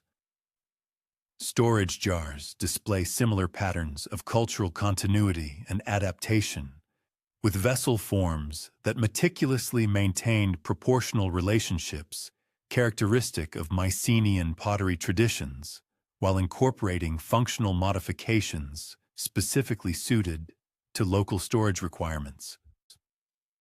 Architectural remains at Ashkelon uncover building methodologies that synthesized an understanding of Aegean architectural heritage with pragmatic adjustments to local materials and environmental conditions. Foundation systems judiciously utilized stone construction techniques, reflecting an astute comprehension of Mediterranean seismic conditions, while superstructures employed mud brick techniques, which provided effective insulation against the region's climatic extremes. The seamless integration of these diverse technological traditions resulted in building styles that were distinctively Philistine, yet remained eminently functional and perfectly adapted to their new geographical setting. Ashdod's archaeological record chronicles the metamorphosis of a rather unassuming Bronze Age habitation into a major Philistine urban center during the 12th and 11th centuries BC. Extensive evidence of Philistine occupation, including substantial architectural remnants, pottery assemblages, and craft production facilities, unequivocally demonstrates the community's rapid economic and demographic growth. The site's strategic location, which allowed it to control crucial inland trade routes, synergistically complemented its pivotal role in maritime commerce, thereby generating economic opportunities that fostered urban development on an unparalleled magnitude for the region. The archaeological discoveries of pottery workshops at Ashdod furnish unparalleled testimony regarding Philistine ceramic manufacturing methods and their developmental trajectory across various periods. Early kiln designs exhibited construction techniques that meticulously recreated Aegean pottery firing technologies, encompassing sophisticated updraft mechanisms and precise temperature regulation systems, which were instrumental in facilitating the creation of exceptionally high-quality ceramic wares. The progressive evolution of these industrial installations over successive generations distinctly illustrates a process of technological assimilation, as Philistine artisans incrementally mastered the utilization of indigenous clay resources and conceived novel vessel forms, specifically tailored to address the burgeoning demands of regional marketplaces. Philistine sacred architecture unearthed at Ashdod conspicuously showcases the intricate cultural amalgamation that was characteristic of these vibrant communities. Temple structures thoughtfully integrated stylistic components from Aegean religious customs with practical adaptations to Levantine cultic observances, thereby fostering distinct hybrid forms that effectively catered to the spiritual necessities of a culturally heterogeneous populace. Artifacts of worship recovered from these sacred precincts comprise both imported articles, which serve to perpetuate tangible links to pre-migration religious heritage, and locally fabricated pieces that clearly manifest influences derived from Canaanite iconographic traditions. Ikron, authoritatively identified with the significant archaeological locality of Tel Mikne, arguably stands as the most comprehensively excavated Philistine metropolis, thereby supplying exhaustive documentation concerning urban growth, economic specialization, and cultural transformation, spanning several centuries of continuous occupation. Extensive remnants of Philistine Ura habitation, including well-defined residential districts, dedicated industrial zones, and prominent public edifices, collectively chronicle the community's intricate evolution from its nascent establishment as an initial settlement through its eventual seamless integration into the broader, overarching regional political frameworks. The extensive olive oil production facilities unearthed at Ekron powerfully demonstrate the sophisticated economic specialization that was pivotal in enabling Philistine communities to attain remarkable prosperity within their newly adopted homeland. Archaeological investigations have brought to light more than 100 distinct olive oil processing installations, all dating to the 7th century BC, thereby positioning Ekron as the preeminent olive oil manufacturing hub known from the ancient world. These advanced facilities employed cutting-edge pressing technologies that judiciously combined time-honored Mediterranean olive processing techniques with ingenious innovations, all designed to maximize both the efficiency of production and the superior quality of the resultant product. The sheer magnitude of olive oil production at Ekron unequivocally points towards commercial endeavors that vastly transcended local consumption requirements, strongly implying the existence of expansive trade networks that interconnected Philistine communities with lucrative markets situated throughout the entire region. Designated storage facilities discovered at the site possess the capacity to hold many thousands of liters of processed oil, while ubiquitous standardized jar types unearthed across the Levant bear distinctive inscriptions that positively identify Ekron as their specific place of origin. This resounding commercial triumph vividly exemplifies the astute economic adaptation strategies that empowered Philistine communities to transition from their initial status as displaced refugees into thriving, prosperous urban populations. Gath, widely acknowledged as the largest among the Philistine cities according to venerable biblical accounts, has been unequivocally correlated with the archaeological site of Tel Es-Safi, where ongoing excavation efforts persistently unearth compelling evidence of Philistine occupation and sustained cultural progression. The site's strategically advantageous location, commanding vital routes connecting the fertile coastal plain with the rugged Judean hills, rendered it an indispensable nexus for both bustling commercial exchanges and critical military operations.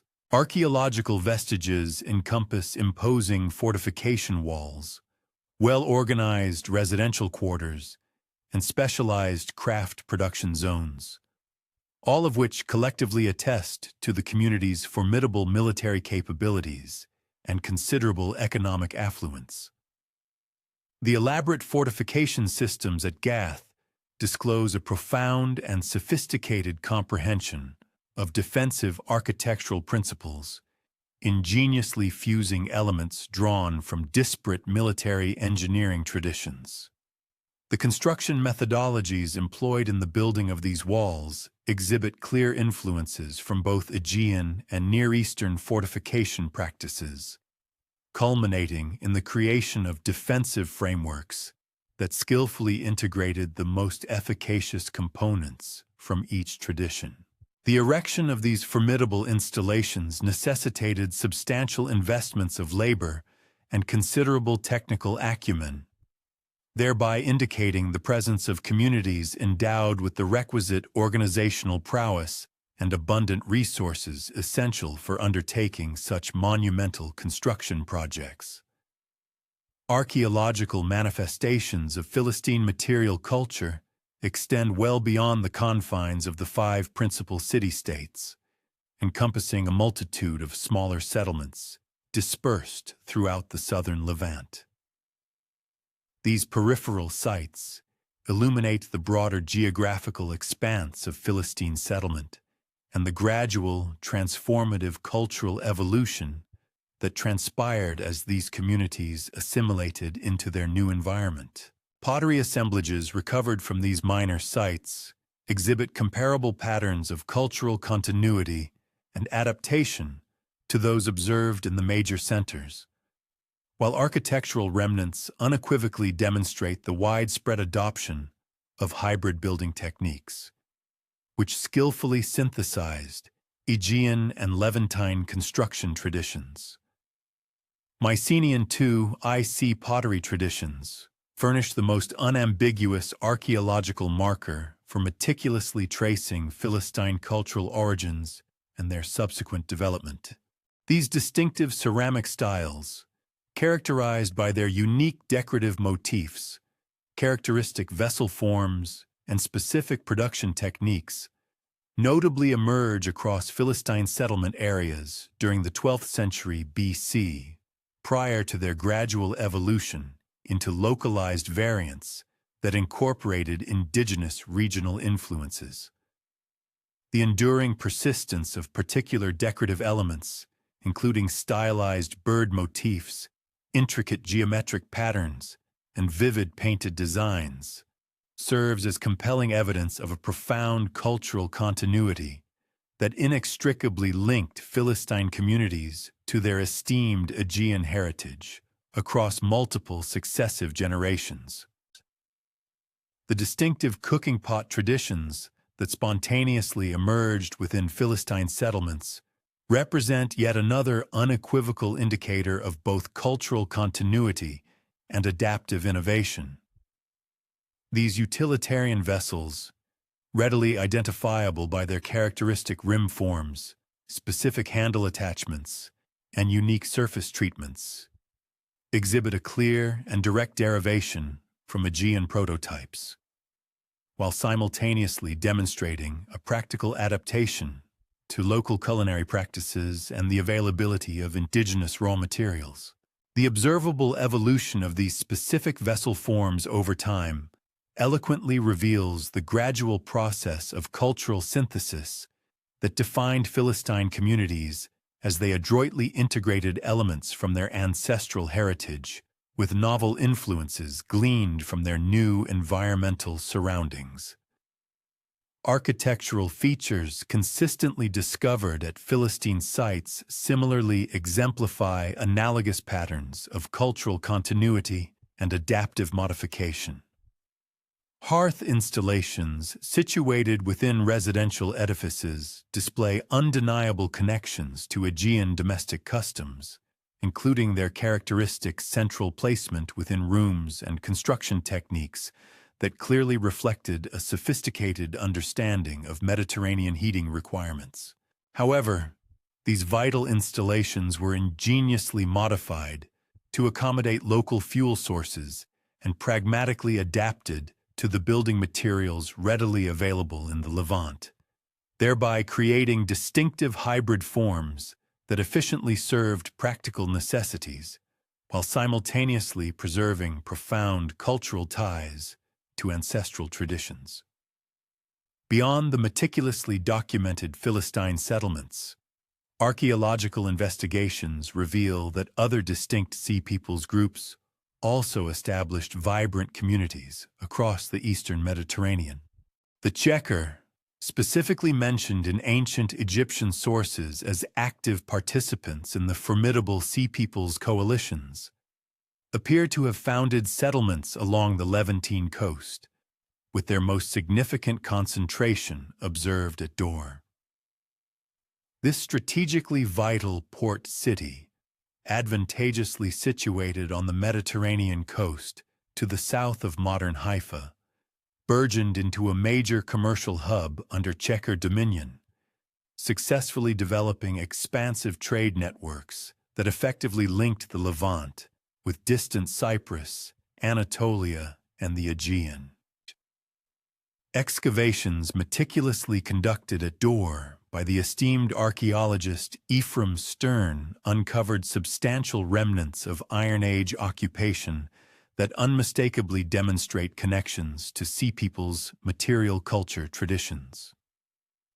Pottery assemblages recovered from the site include vessels that exhibit both technological and stylistic affinities to Aegean ceramic traditions, while architectural remains reveal sophisticated building techniques that skillfully combined elements drawn from diverse Mediterranean construction traditions.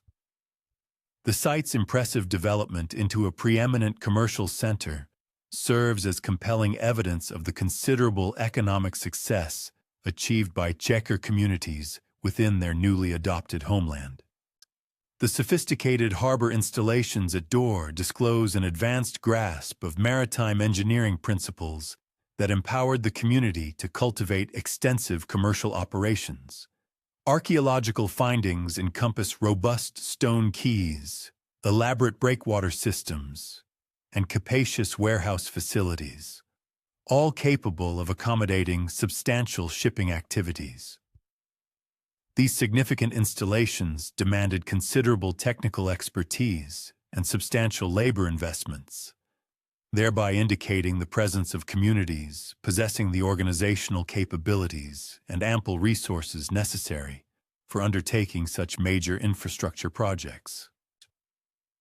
Chequer material culture at Dior exhibits patterns remarkably similar to those observed in Philistine settlements, with clear evidence of enduring cultural continuity from Aegean traditions seamlessly integrated with astute adaptation to local conditions. Pottery production techniques steadfastly maintained technological elements derived from Bronze Age traditions, while pragmatically adapting to indigenous clay sources and the specific exigencies of the market. Metalwork installations display analogous patterns, with production techniques that ingeniously combined knowledge gleaned from multiple technological traditions to craft products perfectly suited to regional needs and prevailing preferences. The potential linkage between the Sheridan and ancient Sardinian populations remains one of the most intellectually captivating aspects of ongoing Sea Peoples research. Archaeological evidence from Sardinia during the Late Bronze Age reveals the existence of communities possessing sophisticated metallurgical capabilities, formidable warrior traditions, and considerable maritime expertise, all of which could plausibly be associated with the Sheridan documented in ancient Egyptian sources. However, the substantial geographical distance separating Sardinia from the eastern Mediterranean, coupled with the limited archaeological evidence for direct interconnections, renders a definitive identification of this relationship inherently problematic.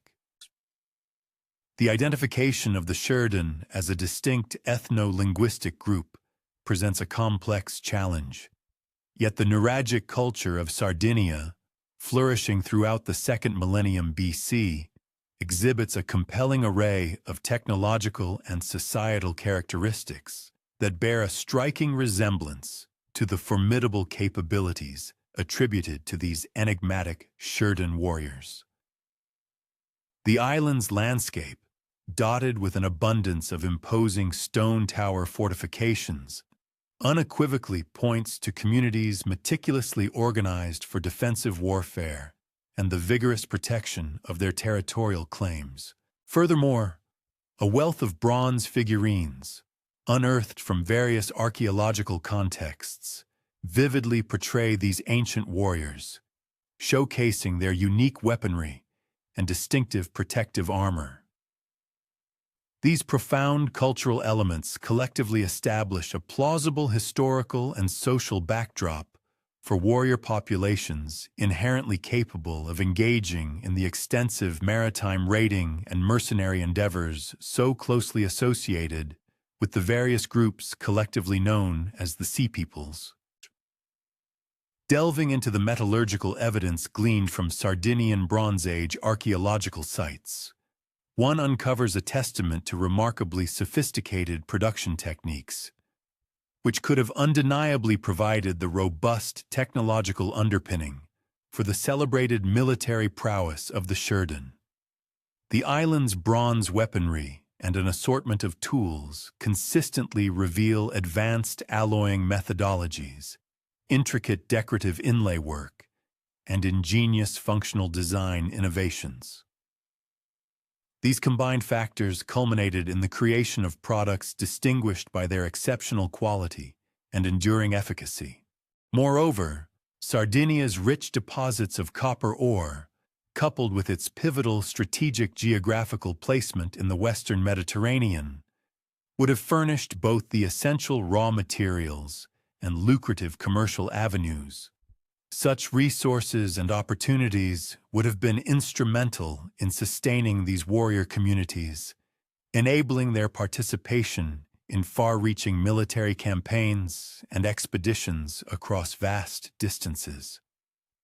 The Danaan, another intriguing case among the Sea Peoples, pose a similarly intricate challenge for definitive identification, with academic proposals frequently drawing connections to the Danuna people, whose existence is firmly documented in late Bronze Age historical records originating from Cilicia in southeastern Anatolia.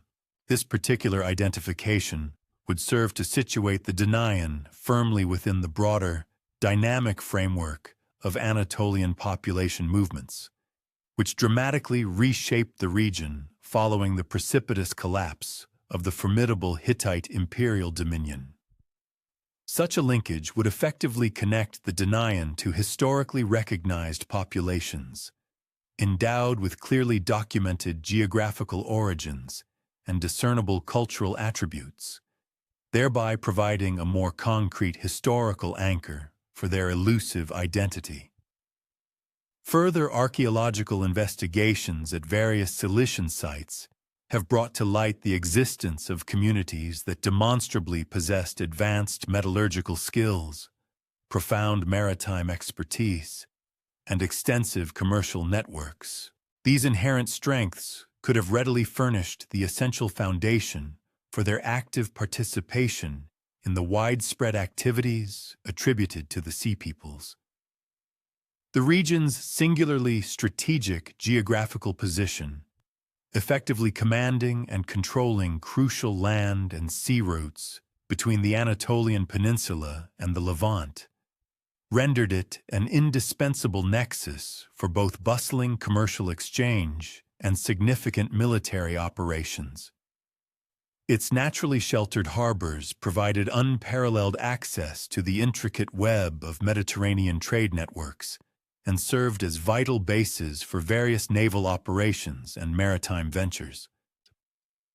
The gradual and organic assimilation of the Sea Peoples communities into the fabric of established local populations represents one of the most profound and far-reaching long-term consequences of their extensive settlement across the Eastern Mediterranean.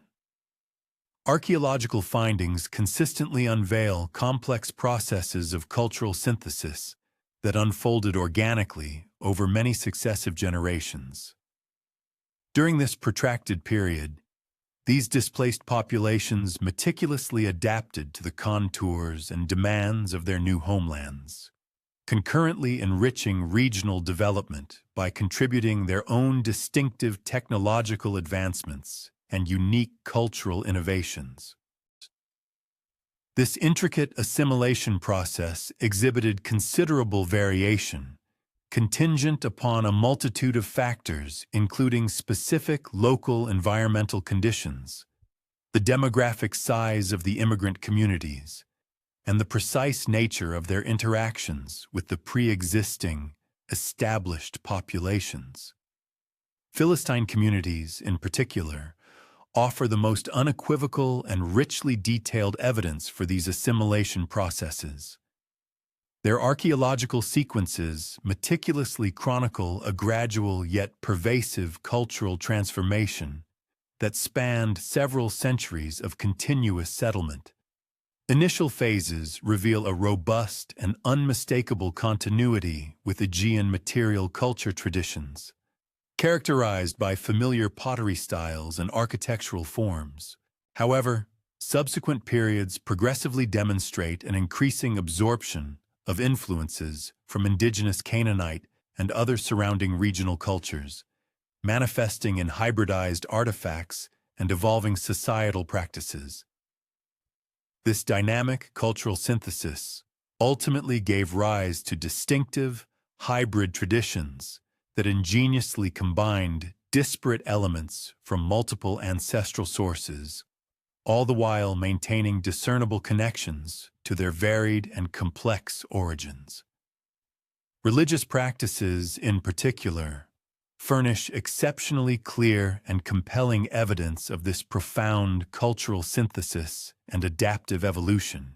Philistine cult installations, for instance, artfully integrate architectural elements directly derived from Aegean religious traditions, such as specific temple layouts or column styles, with iconographic motifs and ritualistic components clearly borrowed from Canaanite religious practices, including depictions of local deities or specific sacrificial rites. Sacred objects recovered from these varied contexts encompass both imported items, which serve to maintain tangible connections to their ancestral traditions and spiritual heritage, and locally produced pieces that unmistakably betray the influence of regional iconographic systems and artistic conventions. This intricate religious synthesis proved instrumental in enabling Philistine communities to steadfastly preserve a sense of their unique cultural identity, even as they adeptly navigated and adapted to the spiritual and theological landscape of their newly adopted homeland. The remarkable transformation of the Sea Peoples, shifting from their initial role as formidable maritime raiders to becoming established, settled communities, heralded a truly extraordinary period of accelerated technological and cultural innovation. This profound shift would fundamentally reshape the very foundations of the Eastern Mediterranean world for many centuries to come. The displaced populations, who successfully established themselves in diverse territories stretching from the sun-drenched Levantine coast all the way to the rugged shores of Sardinia, brought with them not merely the scattered remnants of a declining Bronze Age civilization, but vibrant, active traditions of sophisticated craftsmanship, advanced metallurgy, and sophisticated urban organization. These potent traditions would collectively serve as a powerful catalyst, igniting fundamental and far-reaching changes in regional development and societal evolution. Archaeological investigations consistently reveal that these emergent communities functioned as crucial agents in facilitating the momentous transition from the established Bronze Age to the nascent Iron Age technologies. Concurrently, they were also instrumental in forging entirely new forms of cultural expression, which ingeniously synthesized elements from their incredibly diverse origins with innovative concepts and practices that were organically developed within the unique contexts of their new homelands. Among their myriad contributions, the ironworking capabilities introduced by the Sea Peoples communities arguably represented their single most significant technological gift to the regions they ultimately settled. While rudimentary iron technology had indeed existed in limited forms during the twilight years of the late Bronze Age, the widespread collapse of established copper and tin trade networks rendered bronze production progressively more arduous and difficult to achieve in the substantial quantities required for the widespread manufacture of essential tools and weaponry. Notably, certain Sea Peoples groups, particularly those originating from Anatolian regions where early iron smelting techniques had first begun to develop and flourish, possessed an invaluable reservoir of specialized knowledge regarding ore processing and advanced metalworking methods. This expertise enabled them to exploit local iron deposits with far greater efficiency and sophistication than the established populations of the time. Archaeological evidence from Philistine sites, for instance, vividly illustrates the presence of highly sophisticated iron production facilities, which unequivocally demonstrate an advanced understanding of complex smelting techniques and precise heat management principles. Excavations conducted at Tel Mikne Ekron have notably brought to light an array of furnace installations dating back to the 11th century BC, These structures clearly exhibit construction methods explicitly engineered and designed for the rigorous demands of ironworking. These specialized facilities characteristically featured robust, stone-lined combustion chambers, meticulously integrated with carefully designed airflow systems. These systems were capable of achieving and sustaining the exceptionally high temperatures essential for effective and efficient iron smelting. Furthermore, the furnaces incorporated ingenious bellows systems, typically utilizing leather bags actuated by foot pedals, which empowered the skilled metalworkers to maintain remarkably consistent heat levels throughout extended smelting operations. The iron artifacts meticulously produced in these Philistine workshops consistently revealed a level of technological sophistication that demonstrably surpassed the capabilities of contemporary regional metalworking practices. The agricultural implements, encompassing crucial tools such as plowshares, sickles, and hoes, showcase advanced forging techniques that resulted in the creation of tools possessing exceptionally hardened cutting edges and a more durable construction than their bronze predecessors.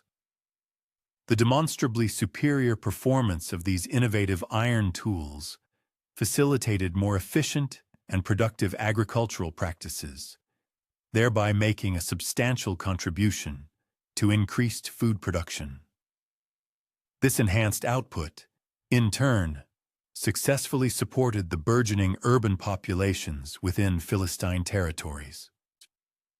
The military applications of this newly mastered iron technology conferred upon Philistine communities significant and often decisive tactical advantages during their frequent conflicts with neighboring populations, who continued to rely predominantly on less effective bronze weaponry.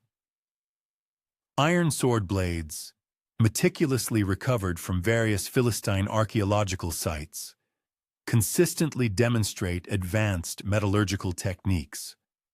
These included sophisticated differential hardening, a process whereby the cutting edges of the blades were intentionally rendered harder than their core, a technique designed to ingeniously combine formidable sharpness with essential flexibility. Spear points similarly exhibit a high degree of technological sophistication, featuring robust socketed construction.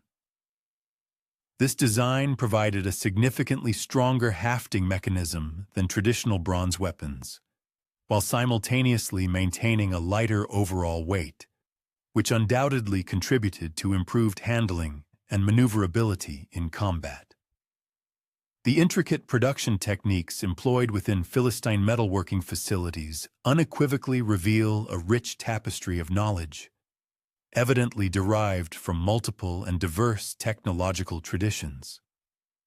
The specific methods utilized in furnace construction, for example, clearly show a discernible influence from both Aegean and Anatolian metallurgical practices, suggesting a cross-cultural exchange of expertise. Concurrently, the designs of their various tools ingeniously combined functional elements drawn from distinct regional traditions, creating highly effective and adaptable implements. This powerful technological synthesis enabled Philistine craftsmen to conceive and develop truly innovative solutions, which not only represented a significant improvement upon their ancestral techniques, but also demonstrated a remarkable adaptability to locally available raw materials and the specific demands of their markets. Pottery production within the settlements of the Sea Peoples similarly demonstrates parallel patterns of technological innovation and profound cultural synthesis. The established ceramic traditions of Philistine communities masterfully blended advanced wheel-throwing techniques, directly inherited and refined from Mycenaean pottery traditions, with decorative styles that artfully incorporated elements drawn from Canaanite, Cretan, and other regional ceramic systems.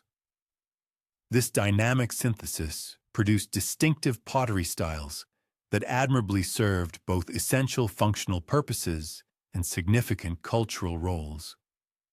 This dual utility enabled communities to steadfastly maintain tangible connections to their rich heritage, even as they skillfully adapted to local preferences and evolving requirements.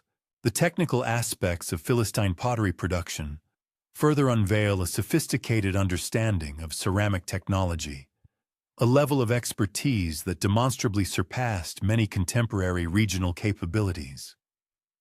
Kilns unearthed at the prominent site of Ashkelon and other significant Philistine locations showcase advanced construction techniques that facilitated precise temperature control and remarkably efficient fuel consumption. These sophisticated installations typically featured updraft designs, incorporating separate combustion and firing chambers. This ingenious architectural arrangement allowed skilled potters to achieve remarkably consistent firing conditions, which in turn produced high-quality ceramics characterized by uniform coloration and exceptional durability. The manufacturing processes employed by these skilled artisans resulted in ceramic vessels distinguished by their consistent surface hue and remarkable structural resilience. This commitment to quality ensured that each piece exhibited a uniform coloration throughout its form, a testament to meticulous firing controls and refined clay preparation. Furthermore, the inherent strength and enduring nature of these pottery items guaranteed their prolonged utility and aesthetic appeal, making them highly sought after in both domestic and commercial spheres. The ornamental methodologies utilized by Philistine ceramicists showcased extraordinary artistic ingenuity, characterized by the masterful amalgamation of design elements originating from a diverse array of cultural heritages. Vivid depictions of birds, clearly stemming from established Mycenaean artistic conventions, frequently adorned their wares. These avian motifs were often juxtaposed with intricate geometric configurations, which themselves bore the unmistakable imprint of Cretan and Levantine decorative schemata. This astute synthesis of disparate artistic components culminated in the emergence of unique embellishment styles. These styles were not only distinctly Philistine in their aesthetic signature, but also possessed a broad appeal, readily comprehended and appreciated by various regional communities, irrespective of their specific cultural lineages. Correspondingly, the diverse array of vessel shapes and structures meticulously crafted within Philistine artisan workshops evinced comparable trends of cultural amalgamation and pragmatic functional adjustment. This dual approach underscored a sophisticated understanding of both inherited traditions and the practical requirements of their new environment. Culinary receptacles, for instance, meticulously preserved the harmonious proportional relationships that were hallmarks of Aegean ceramic heritage, yet simultaneously integrated innovative rim designs and handle orientations. These modifications were thoughtfully conceived to optimize their utility for indigenous cooking methodologies and dietary customs. Similarly, substantial storage jars skillfully merged the precise volumetric standards prevalent in Mycenaean craftsmanship with ingenious construction techniques that leveraged readily available local clay deposits and established regional firing protocols. This resulted in robust containers that not only efficiently fulfilled essential practical storage requirements, but also subtly communicated aspects of their distinct cultural identity. The wide-ranging dissemination of Philistine pottery across the entire southern Levant furnishes compelling evidence of sophisticated and expansive trade networks, which effectively interconnected the scattered communities of the Sea Peoples with burgeoning regional marketplaces. Comprehensive archaeological investigations have systematically unearthed a considerable volume of Philistine ceramic artifacts at numerous locations, spanning the fertile coastal plain and extending deep into the verdant inland valleys. This widespread presence unequivocally points to intricate commercial affiliations that radiated considerably beyond their immediate zones of habitation. Such notable commercial triumph unequivocally underscores the significant economic benefits accrued from their advanced manufacturing processes and the undeniable allure generated by their pioneering and distinctive decorative aesthetics. In parallel, the architectural advancements pioneered and implemented within the burgeoning settlements of the Sea Peoples mirrored these analogous patterns of technological transmission and astute cultural assimilation. Their building practices represented a thoughtful synthesis, blending inherited knowledge with practical adjustments to new surroundings. The construction methodologies rigorously applied within Philistine urban centers ingeniously fused established building practices originating from Aegean traditions with pragmatic modifications tailored to indigenous materials and prevailing environmental circumstances. This deliberate synthesis culminated in the emergence of unique architectural styles. These styles not only offered significantly enhanced functional utility, addressing the practical needs of their inhabitants, but also steadfastly preserved tangible cultural linkages to their venerable ancestral construction legacies. The foundational systems rigorously implemented in Philistine edifices unequivocally showcased a profound and advanced comprehension of structural engineering principles.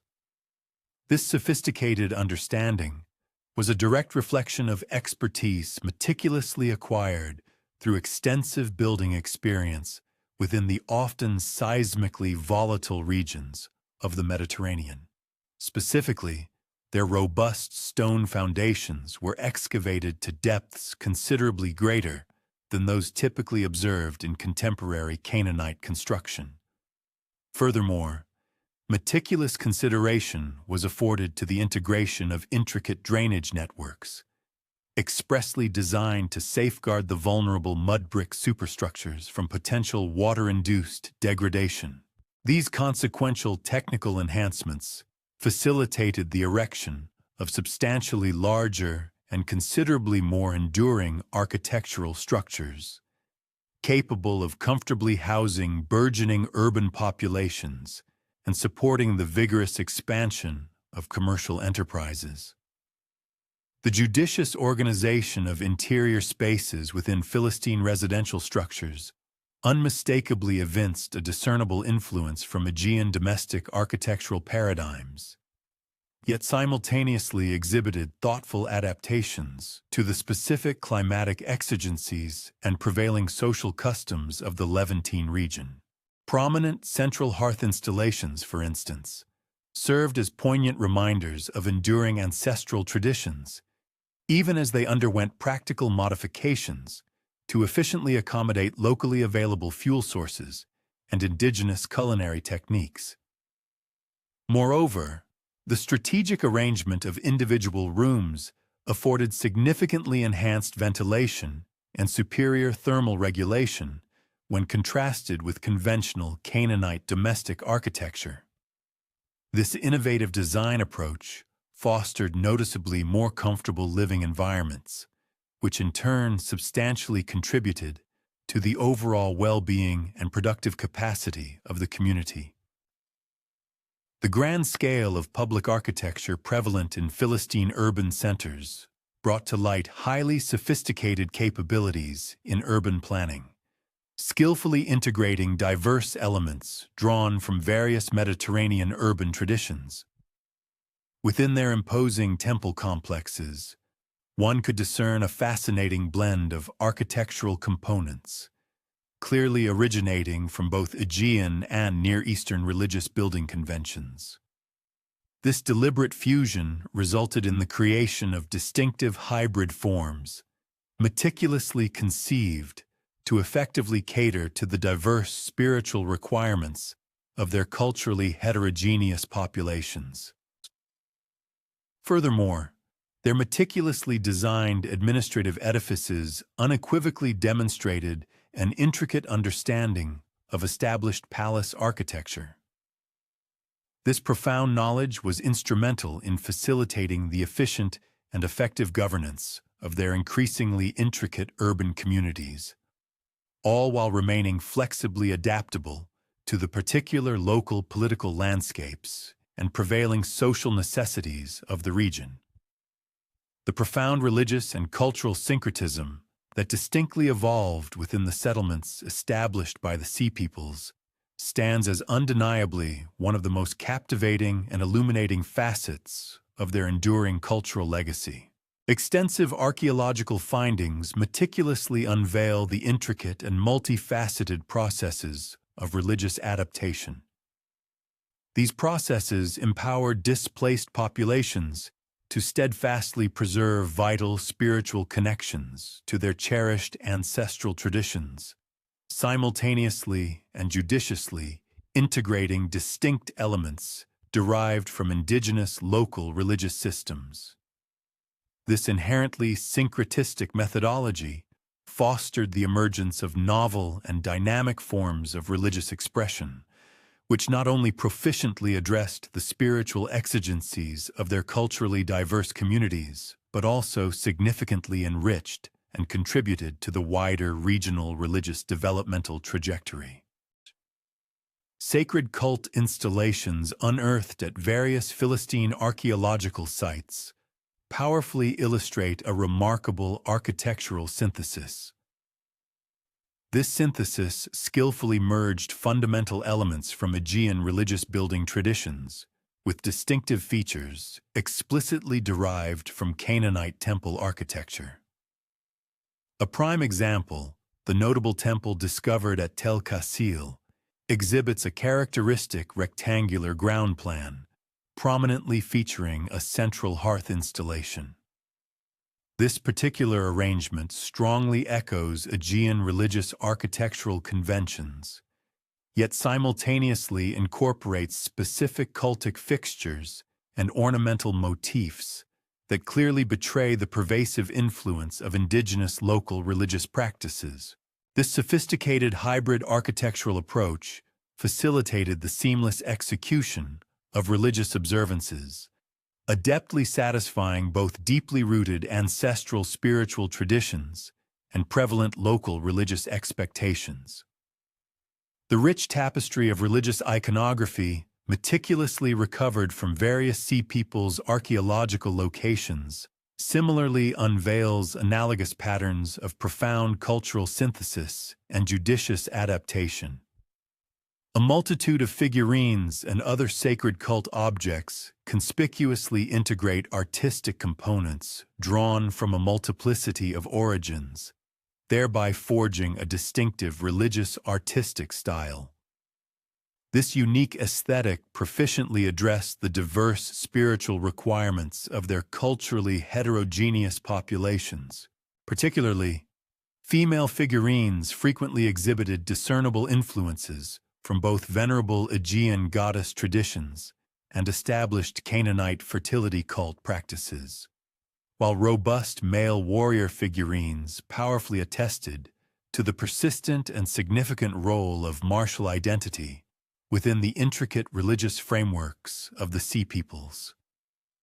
The meticulously documented burial practices observed within the extensive cemeteries of the Sea Peoples furnish exceptionally detailed and compelling evidence concerning the intricate processes of religious syncretism and astute cultural adaptation.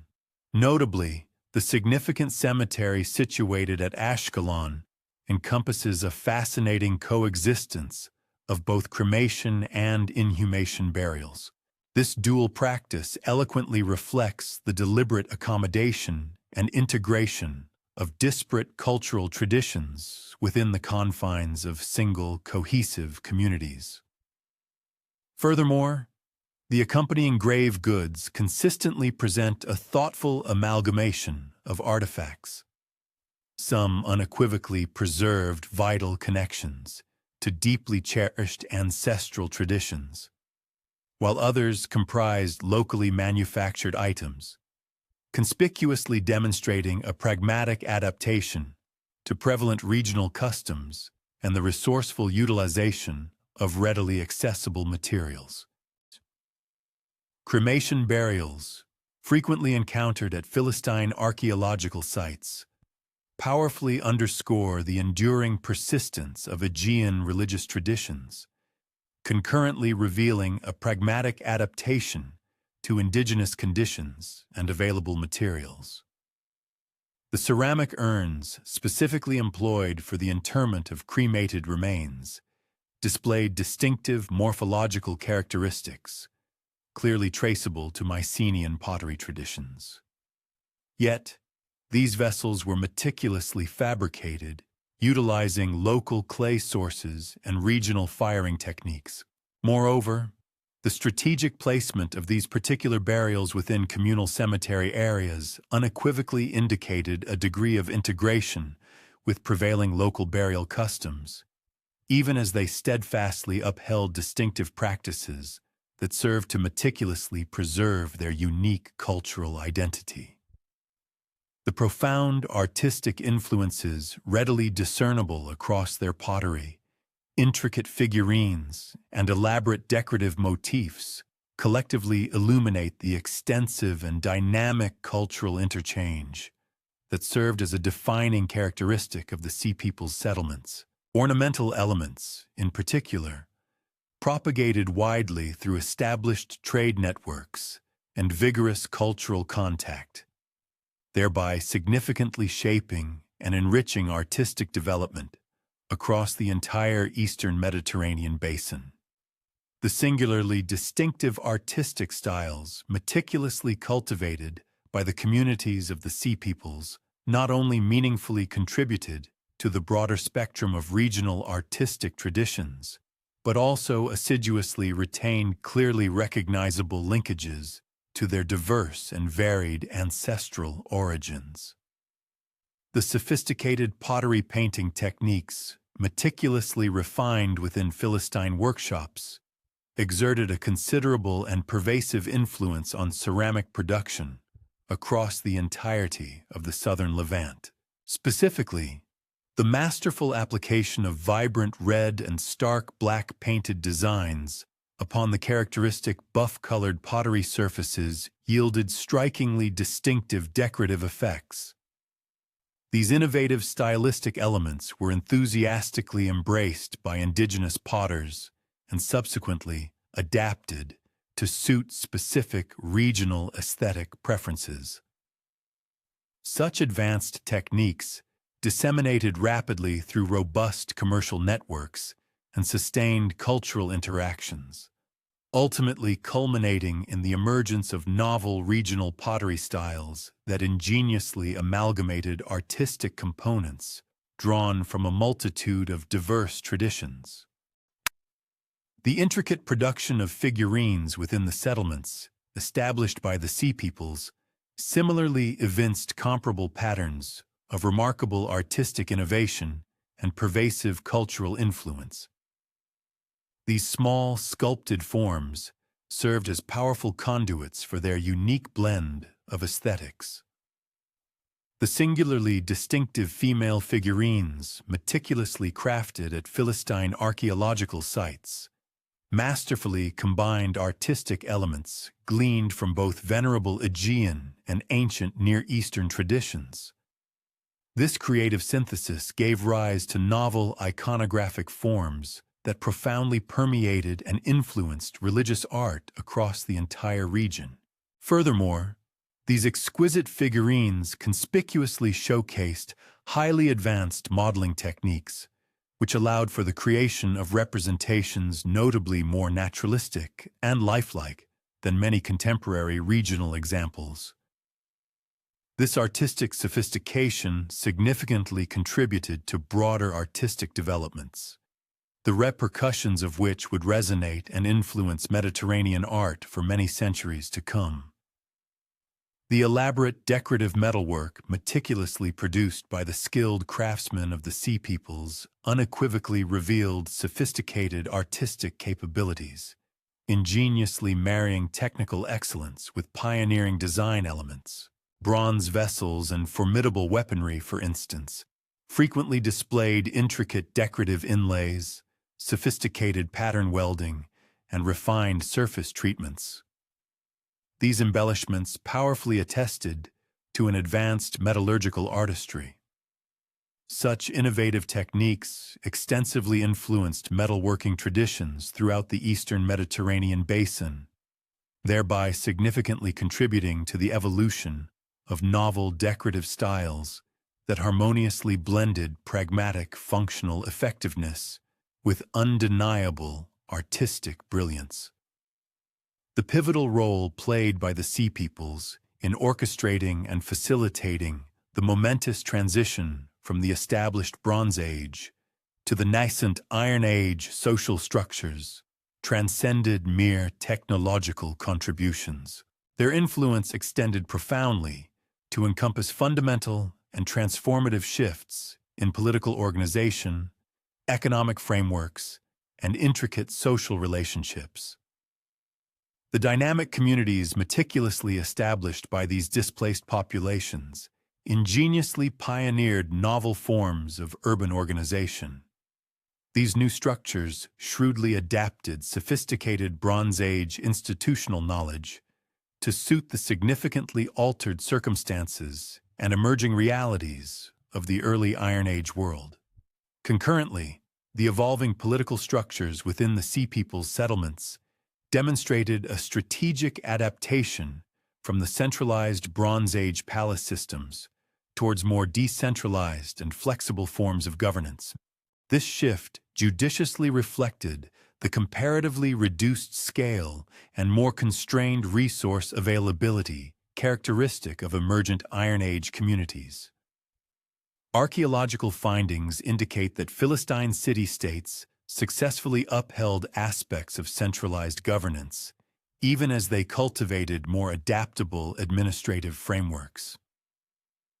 These systems proved adept at responding to specific local conditions and broader regional challenges. The economic structures observed in Sea Peoples settlements showcased remarkable ingenuity in commercial methodologies and production systems, which collectively fostered regional economic advancement. For instance, the highly specialized craft production thoroughly documented at prominent locations, such as Ekron, vividly demonstrates a sophisticated grasp of market economics and commercial organization. This profound comprehension empowered these societies to achieve considerable prosperity through active engagement in trade and sophisticated manufacturing, rather than relying exclusively on agrarian output or the customary extraction of tribute. The social organization within these emergent Sea Peoples communities appears to have consciously preserved certain elements of the Bronze Age social hierarchy. Simultaneously, however, these structures were compelled to adjust significantly to the demographic shifts and resource limitations inherent in their new circumstances. Further archaeological evidence strongly suggests the enduring presence of warrior elites who continued to hold considerable sway, alongside the burgeoning development of distinct merchant classes and highly skilled specialized craftsmen. These new societal groups were increasingly instrumental in contributing to the overall prosperity and the rich cultural evolution of their respective communities. The confluence of technological breakthroughs, a vibrant cultural synthesis, and shrewd institutional adaptations meticulously developed by the Sea Peoples communities collectively bequeathed enduring inheritances that profoundly impacted Mediterranean civilization for many centuries. Their pivotal contributions to advanced ironwork technology, innovative pottery production techniques, distinctive architectural design principles, and expressive artistic forms laid robust groundwork for subsequent cultural developments that would decisively mold the ancient world throughout the entire Iron Age and significantly beyond.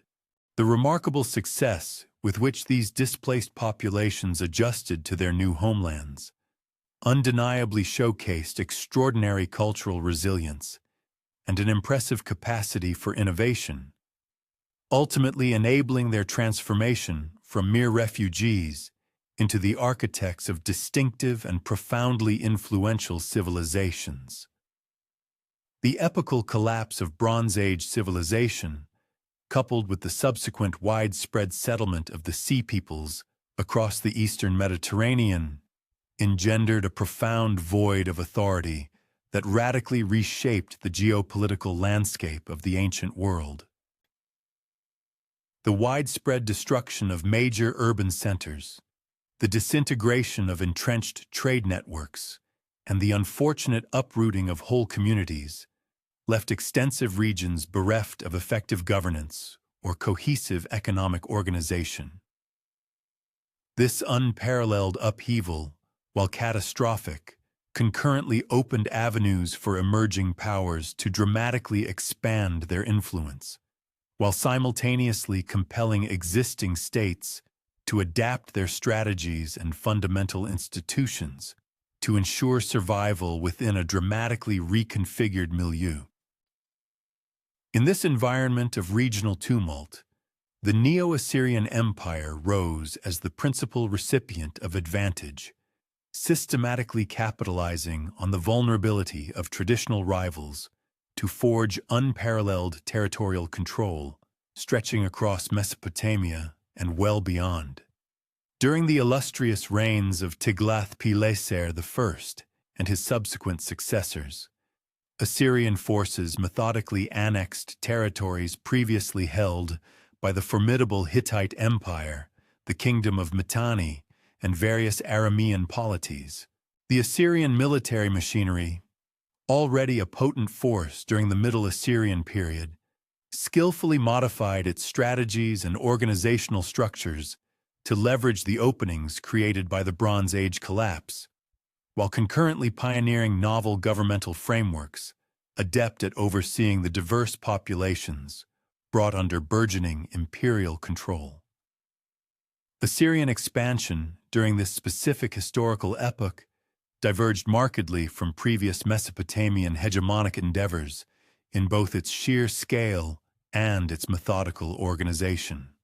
Earlier empires had customarily concentrated on levying payments from subject territories, often preserving indigenous governance frameworks mostly undisturbed. In stark contrast, the Neo-Assyrian approach encompassed immediate provincial management, systematic population deportations, and deliberate cultural assimilation policies. These measures were explicitly intended to forge enduring dominion rather than merely fleeting supremacy. Archaeological evidence unearthed from numerous sites throughout the expanding Assyrian sphere consistently uncovers uniform administrative practices, distinctive architectural styles, and consistent material culture patterns, all of which vividly illustrate the empire's systematic strategy for comprehensive territorial integration. The Assyrian military innovations that facilitated this vast enlargement of power integrated crucial insights gained from their encounters with the Sea Peoples and other displaced populations. Iron weapons, for example, were adopted as customary weaponry for Assyrian forces decades prior to their ubiquitous implementation in other regions, thereby offering strategic superiorities that demonstrated crucial efficacy in campaigns against opponents still predominantly employing bronze weaponry.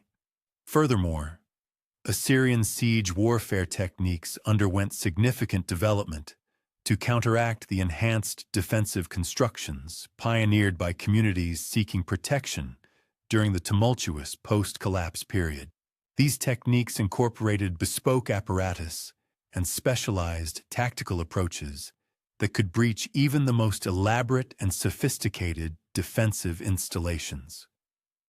Far-reaching administrative reforms instituted by the Neo-Assyrian monarchs established comprehensive governmental frameworks, adept at overseeing territories extending across the vast expanse from the Persian Gulf to the Mediterranean coast.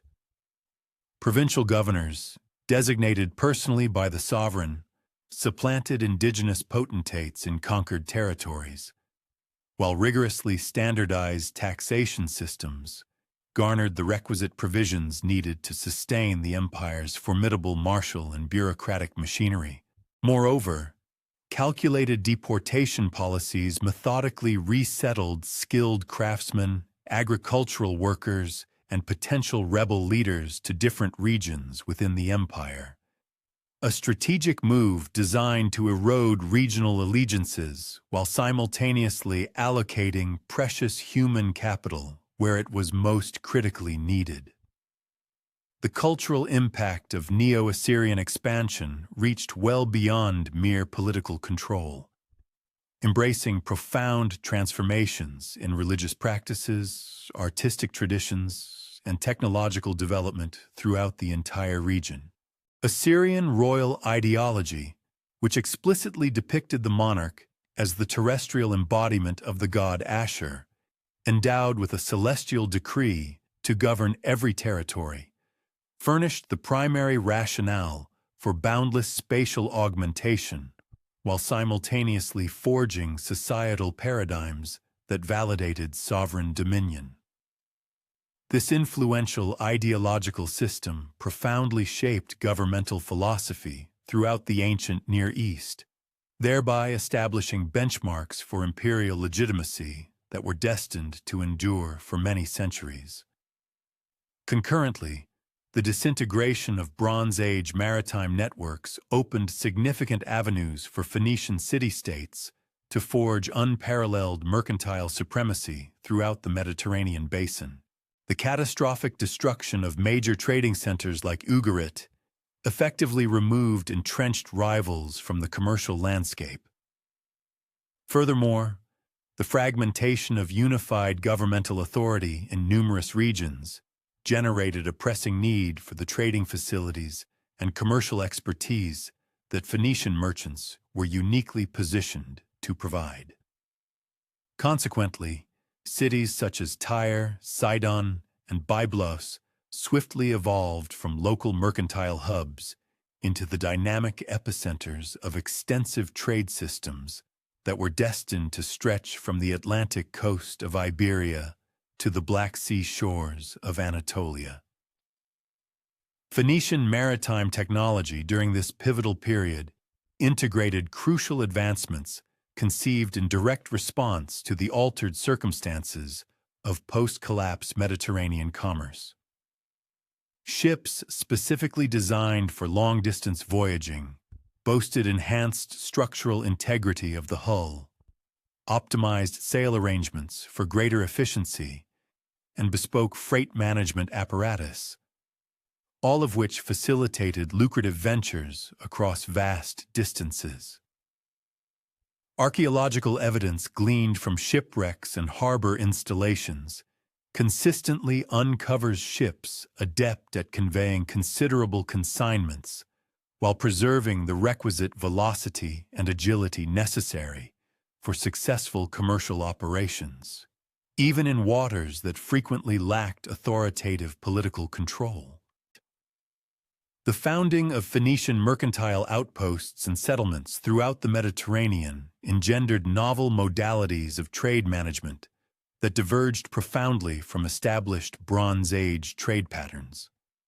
Instead of depending on interstate accords between major powers to expedite trade, Phoenician merchants meticulously forged autonomous mercantile systems rooted in enduring establishments that could furnish protected hubs for their trading operations.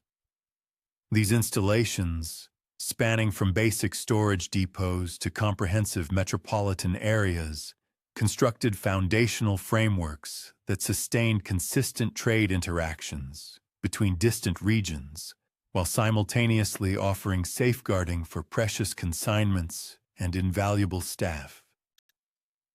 The city of Carthage, founded by settlers from Tyre during the 9th century BC, serves as a prime illustration of the triumph of this innovative Phoenician commercial strategy.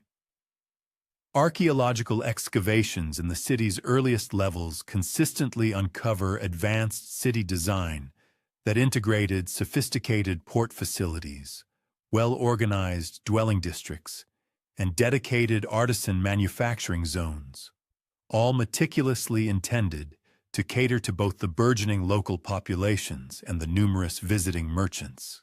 The city's swift expansion from a humble mercantile outpost to a prominent territorial force unequivocally showcases the financial prospects created by the collapse of Bronze Age political systems and vividly demonstrates the efficacy of Phoenician adjustment to these dramatically changed circumstances.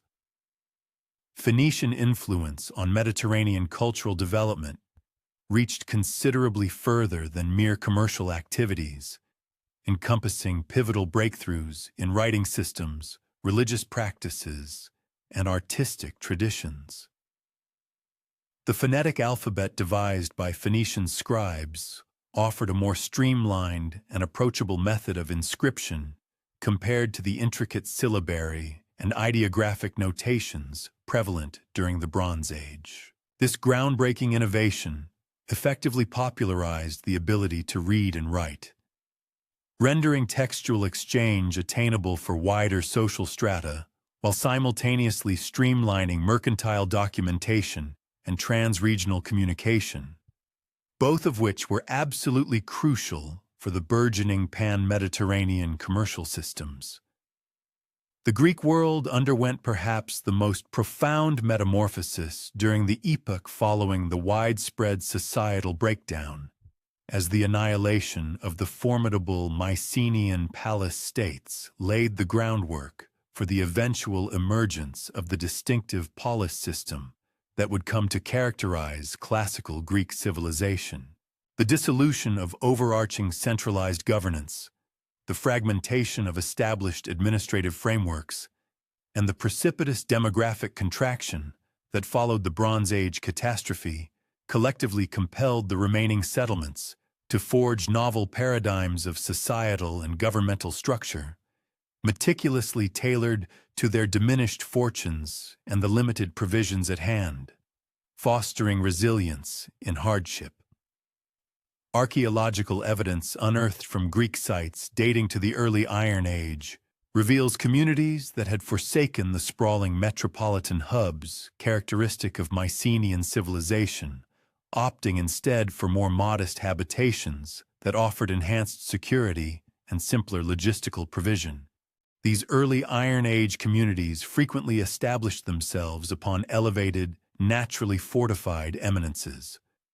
While their material culture exhibited a marked attenuation in complexity compared to the opulent standards of the Bronze Age, pottery production, metalwork, and architectural construction all showed signs of a notable decline in artisanal sophistication as intricate expertise was lost, and communities prioritized mere subsistence over any pursuit of artistic or intellectual refinement, focusing on basic tools rather than elaborate decorative items. The incremental resurgence of Greek communities during the 10th and 9th centuries BC necessitated the cultivation of nascent societal and governmental frameworks that would ultimately mature into the classical polis.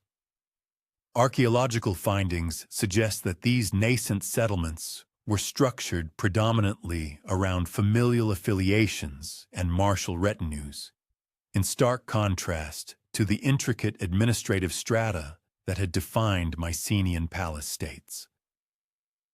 Authority seemingly stemmed from individual magnetism, demonstrated martial skill, and the capacity to furnish protection and vital provisions for community members, as opposed to a lineage-based monarchical prerogative. The blossoming of Hellenic mercantile endeavors during the 8th century BC, signified both a rebound from the desolation of the preceding era and a savvy adjustment to novel avenues of commerce across the Mare Nostrum. Greek merchants forged intricate commercial liaisons with the well-established Phoenician trade constellations, simultaneously charting autonomous maritime pathways linking the insular Aegean archipelago with bustling emporia in Anatolia, the Black Sea region, and eventually the Western Mediterranean. These commercial activities furnished valuable conduits to essential primary commodities and coveted sumptuous articles, bolstering the advancement of their settlements and generating significant affluence that, in turn, facilitated sophisticated political structuring and vibrant cultural flourishing. Hellenic colonial expansion, beginning in the 8th century BC, constituted a methodical answer to burgeoning demographic strains and the scarcity of vital provisions in the Greek homeland, concurrently capitalizing on nascent commercial prospects engendered by the aftermath of the societal breakdown throughout the Mediterranean. In sharp distinction to the purely mercantile outposts of the Phoenicians, Greek foundations generally entailed the creation of self-governing political entities that, while preserving strong cultural ties with their founding metropolises, simultaneously forged their own independent administrative frameworks. This distinctive model of overseas settlement engendered extensive webs of interconnected yet sovereign polities, which would, in time, serve as the bedrock for the magnificent classical Greek civilization. The profound cultural advancements that blossomed forth from Greek communities during the early Iron Age recovery period included pivotal strides in aesthetic creation, spiritual observances, and philosophical thought, whose reverberations would resonate across the Mediterranean cultural landscape for countless generations.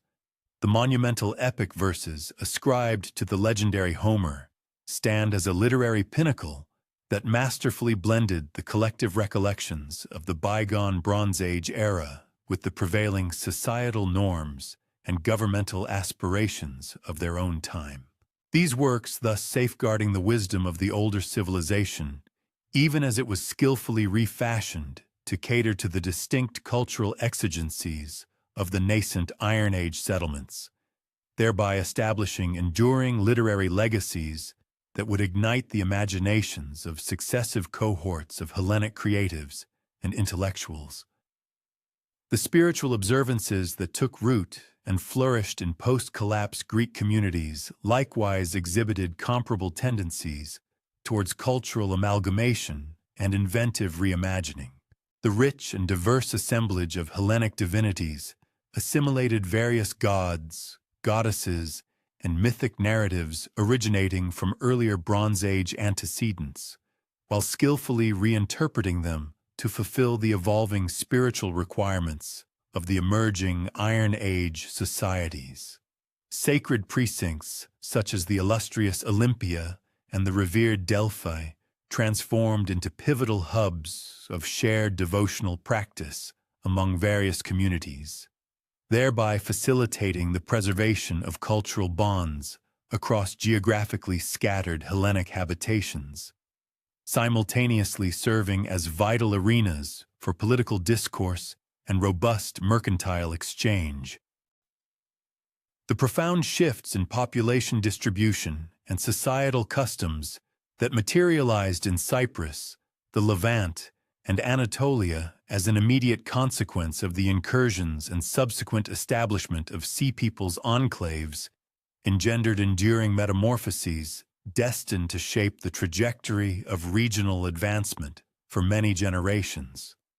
Specifically on the island of Cyprus, the contiguous settlement of Sea Peoples groups, alongside the indigenous inhabitants, fostered the emergence of remarkably heterogeneous societies, intricately weaving together components from Aegean, Anatolian, and autochthonous Cypriot heritage. Excavations at significant archaeological loci, such as Salamis and Kition, unveil rich collections of material artifacts which unequivocally attest to intricate cross-cultural dialogues and substantive technological transfers among the disparate demographic factions.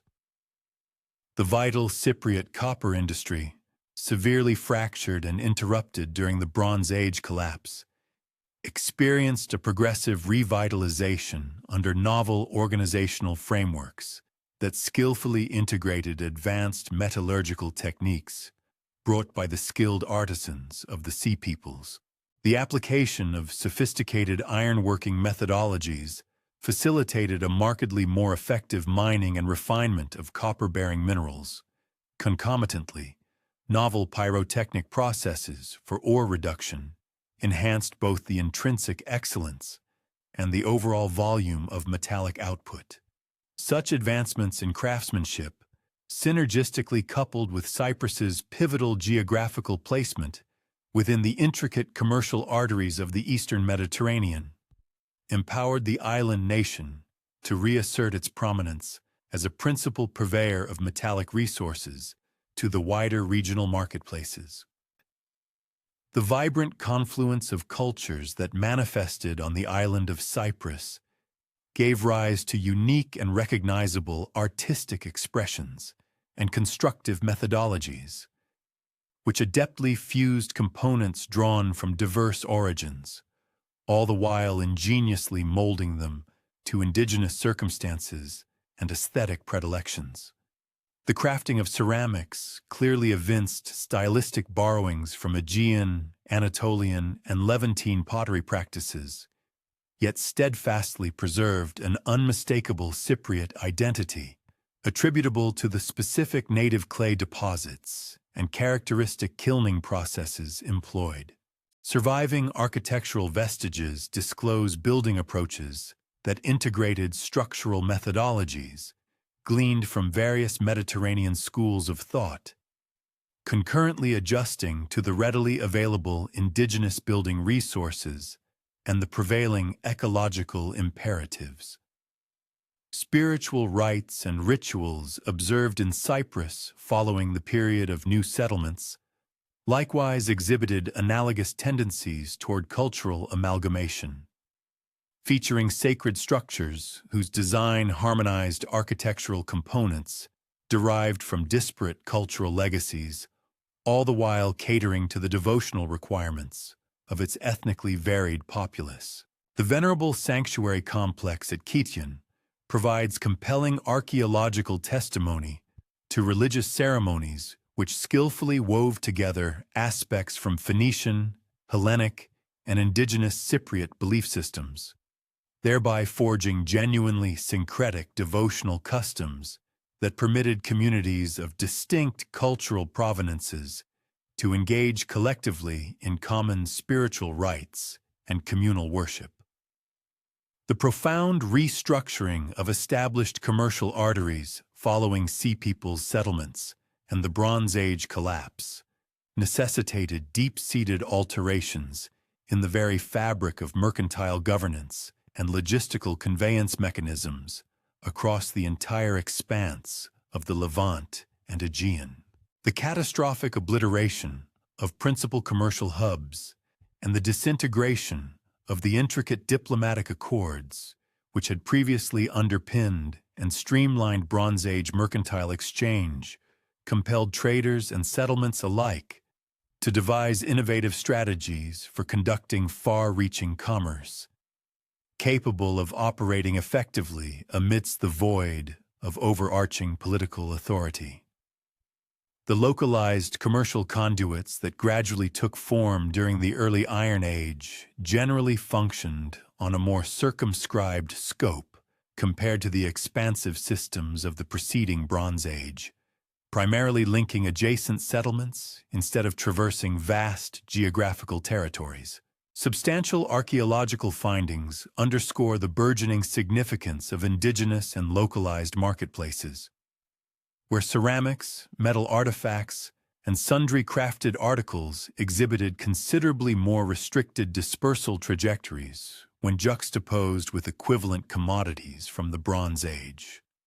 This pronounced shift towards localized trade was a direct consequence of both diminished logistical capacities for conveyance and the heightened perils inherent in extensive journeys across politically volatile landscapes. The incremental resurgence of mercantile activities across the Mediterranean basin during the 9th and 8th centuries BC necessitated the forging of innovative trading methodologies and novel organizational structures, designed to operate with efficacy within the profoundly altered geopolitical landscape. Enterprising mercantile guilds established enduring commercial outposts at critically advantageous geographical points, thereby establishing fortified hubs for their trading ventures, concurrently furnishing essential provisions and amenities to the surrounding indigenous communities. These nascent commercial foundations frequently blossomed into prominent urban agglomerations, functioning as pivotal nuclei for both burgeoning regional economic prosperity and vibrant cross-cultural interaction. Concomitant advancements in seafaring technology throughout this epoch facilitated the notably more streamlined and safeguarded conveyance of commodities across the vast expanses of the Mediterranean Sea. Naval architecture embraced groundbreaking innovations, which augmented the resilience and carrying volume of ships, simultaneously diminishing the requisite manpower and associated running expenses. Port infrastructure at key commercial entrepôts showcased enhanced amenities for the efficient embarkation and disembarkation of merchandise, whilst sophisticated warehousing provisions offered protected lodgings for precious commodities throughout protracted mercantile voyages. Moreover, the widespread adoption and refinement of uniform systems for mass, dimension, and monetary exchange significantly streamlined commercial dealings among diverse communities possessing disparate cultural heritages and varied political administrations. Material remains unearthed by archaeologists unveil a progressively greater uniformity in earthenware containers, metallic ingots, and a variety of other commodities exchanged in commerce. This signifies the development of sophisticated mercantile operations capable of functioning effectively irrespective of differing societal norms and governmental structures. These concerted standardization efforts demonstrably diminished the expenses associated with transactions, simultaneously fostering greater dependability and foresight within trade partnerships. The vibrant interplay of cultures, significantly aided by the re-establishment of extensive mercantile routes, played a pivotal role in disseminating groundbreaking technological advancements, distinctive artistic expressions, and various spiritual observances across the entire Mediterranean basin. The dynamic translocation of skilled artisans, astute traders, and diverse experts among disparate societies generated fertile ground for the transmission of expertise, thereby catalyzing both the progression of technology and the intricate refinement of cultural identities. Advanced methods for crafting ceramics, sophisticated metallurgical processes, and novel architectural designs propagated widely via these interconnected systems, thus enriching the broader cultural evolution of the region, even as individual localities managed to preserve their unique and distinguishing attributes. Among the profound cultural advancements fostered by the revitalized trade routes following periods of societal disruption, the genesis and proliferation of alphabetic script systems stand out as particularly monumental. Specifically, the Phoenician alphabet, an ingenious derivation from antecedent scripts, underwent a deliberate simplification tailored for mercantile expediency. This system pervaded the extensive commercial arteries of the Mediterranean, undergoing modifications to suit indigenous tongues and specific cultural demands. Such a pioneering breakthrough not only broadened access to written knowledge for a wider populace, effectively democratizing literacy, but also critically streamlined the meticulous record-keeping and efficient communication indispensable for intricate and far-reaching commercial endeavors. Furthermore, spiritual tenets and devotional customs similarly traversed the established commercial conduits, thereby generating fertile ground for the amalgamation of diverse cultures and novel creative impulses, impacts that would profoundly shape the trajectory of Mediterranean civilization for countless generations. The constant peregrination of traders, skilled artisans, and various itinerant individuals among distinct populous groups expedited the reciprocal sharing of theological notions, ancient mythological narratives, and specific devotional rites.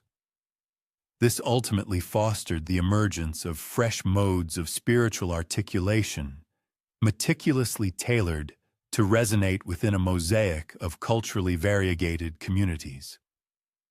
The methodical investigation into the enigmatic phenomenon of the Sea Peoples commenced in earnest during the 19th century, catalyzed by the successful decoding of ancient Egyptian hieroglyphic inscriptions and the initial archaeological exploratory endeavors undertaken across the eastern Mediterranean littoral. A pivotal moment arrived with the French savant Jean-François Champollion's monumental achievement in deciphering hieroglyphs during the 1820s, which for the first time rendered comprehensible the elaborate Egyptian chronicles detailing their confrontations with these elusive seafaring marauders, thereby opening a new window into a previously obscure historical period.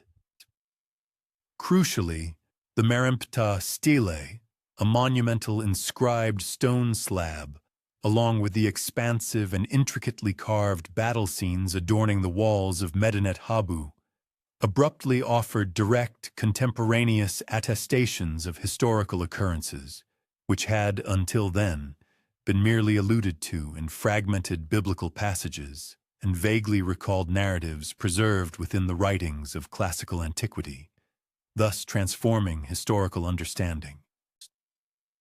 Pioneering Egyptologists, notably Gaston Maspero and Heinrich Brugsch, engaged with the available records pertaining to the Sea Peoples utilizing the established scholarly methodologies prevalent in 19th century historical inquiry, directing their efforts chiefly towards the linguistic scrutiny or philological analysis of the Egyptian documents and endeavoring to correlate these ancient appellations with historically recognized demographic groups. Their foundational contributions laid down the essential structure for subsequent investigations into the Sea Peoples through the meticulous compilation of the diverse tribal designations cited in Egyptian accounts, the careful examination of the temporal progression of these interactions, and the formulation of preliminary hypotheses regarding their geographical points of genesis, often inferred from phonetic resemblances to later Mediterranean inhabitants. The material culture aspect of the Sea Peoples' investigations slowly coalesced into prominence as systematic digging operations across the eastern Mediterranean littoral progressively brought to light tangible artifacts and structures that could be directly correlated with the large-scale demographic shifts chronicled in ancient Egyptian writings. It was William Matthew Flinders Petrie's groundbreaking archaeological work in Palestine during the 1890s that first brought to light distinctive collections of ceramic ware exhibiting unambiguous affinities with Aegean pottery styles, thereby furnishing concrete archaeological corroboration that substantial migratory waves originating from the Aegean domain had in fact transpired during the tumultuous epoch of the Late Bronze Age collapse. Such initial archaeological findings firmly cemented the systematic examination of pottery as an indispensable methodology for charting the migrations and subsequent habitations of the Sea Peoples. The subsequent refinement and widespread adoption of stratigraphic excavation methodologies throughout the nascent years of the 20th century fundamentally transformed the study of the Sea Peoples, offering meticulously accurate temporal structures that enabled the precise alignment of unearthed material culture with extant historical narratives. Further archaeological endeavors at prominent locations such as Tel Hesse and Gezer uncovered distinct strata indicative of widespread destruction, layers that could be reliably assigned to the era characterized by the incursions of the Sea Peoples. Concurrently, the ceramic collections discovered in conjunction with these layers furnished tangible proof of the profound cultural shifts that invariably accompanied these significant demographic migrations. The seamless amalgamation of material archaeological findings and written historical accounts thus forged more intricate and discerning analytical paradigms, allowing scholars to transcend mere identification of names and instead delve into comprehensive investigations of overarching trajectories of cultural evolution and societal adjustment. The span between the world wars witnessed considerable strides in the scholarly pursuit of the Sea Peoples, attributable to extensive archaeological digs at strategically important locations and the concurrent refinement of ceramic classification systems, or typologies, which proved instrumental in charting cultural linkages spanning immense geographical expanses. For instance, the significant American archaeological expeditions at Megiddo, initially under the guidance of Clarence Fisher and subsequently by Gordon Loud, brought to light substantial vestiges of late Bronze Age devastation, juxtaposed with evidence of Iron Age reconstruction, thereby offering granular insights into the critical transitional epoch during which the settlements associated with the Sea Peoples began to take root. In a parallel vein, the British archaeological endeavors at Tel ed-Duwayr unearthed clear indicators of destruction, findings that could be directly aligned with Egyptian historical narratives detailing military operations within the Levant. The methodologies employed in ceramic analysis experienced a marked advancement during this era, as exemplified by scholars such as William Foxwell Albright, who meticulously crafted elaborate typological sequences capable of tracking the stylistic progression of pottery, from its late Bronze Age Mycenaean precursors through its subsequent metamorphosis within Philistine and other Sea Peoples' cultural milieus. Such detailed examinations of ceramic artifacts furnished indispensable proof of an enduring cultural lineage connecting the populations of the Aegean with the newly established communities in the Eastern Mediterranean. This body of evidence thus laid down concrete material underpinnings for hypotheses concerning the genesis of the Sea Peoples, allowing scholarly discourse to move beyond mere linguistic conjecture and incorporate verifiable archaeological findings. The period following the Second World War ushered in transformative shifts in the study of the Sea Peoples, driven by the adoption of rigorous scientific dating techniques, comprehensive regional archaeological surveys, and holistic interdisciplinary methodologies drawing expertise from fields such as climatology, anthropology, and various other specialized domains.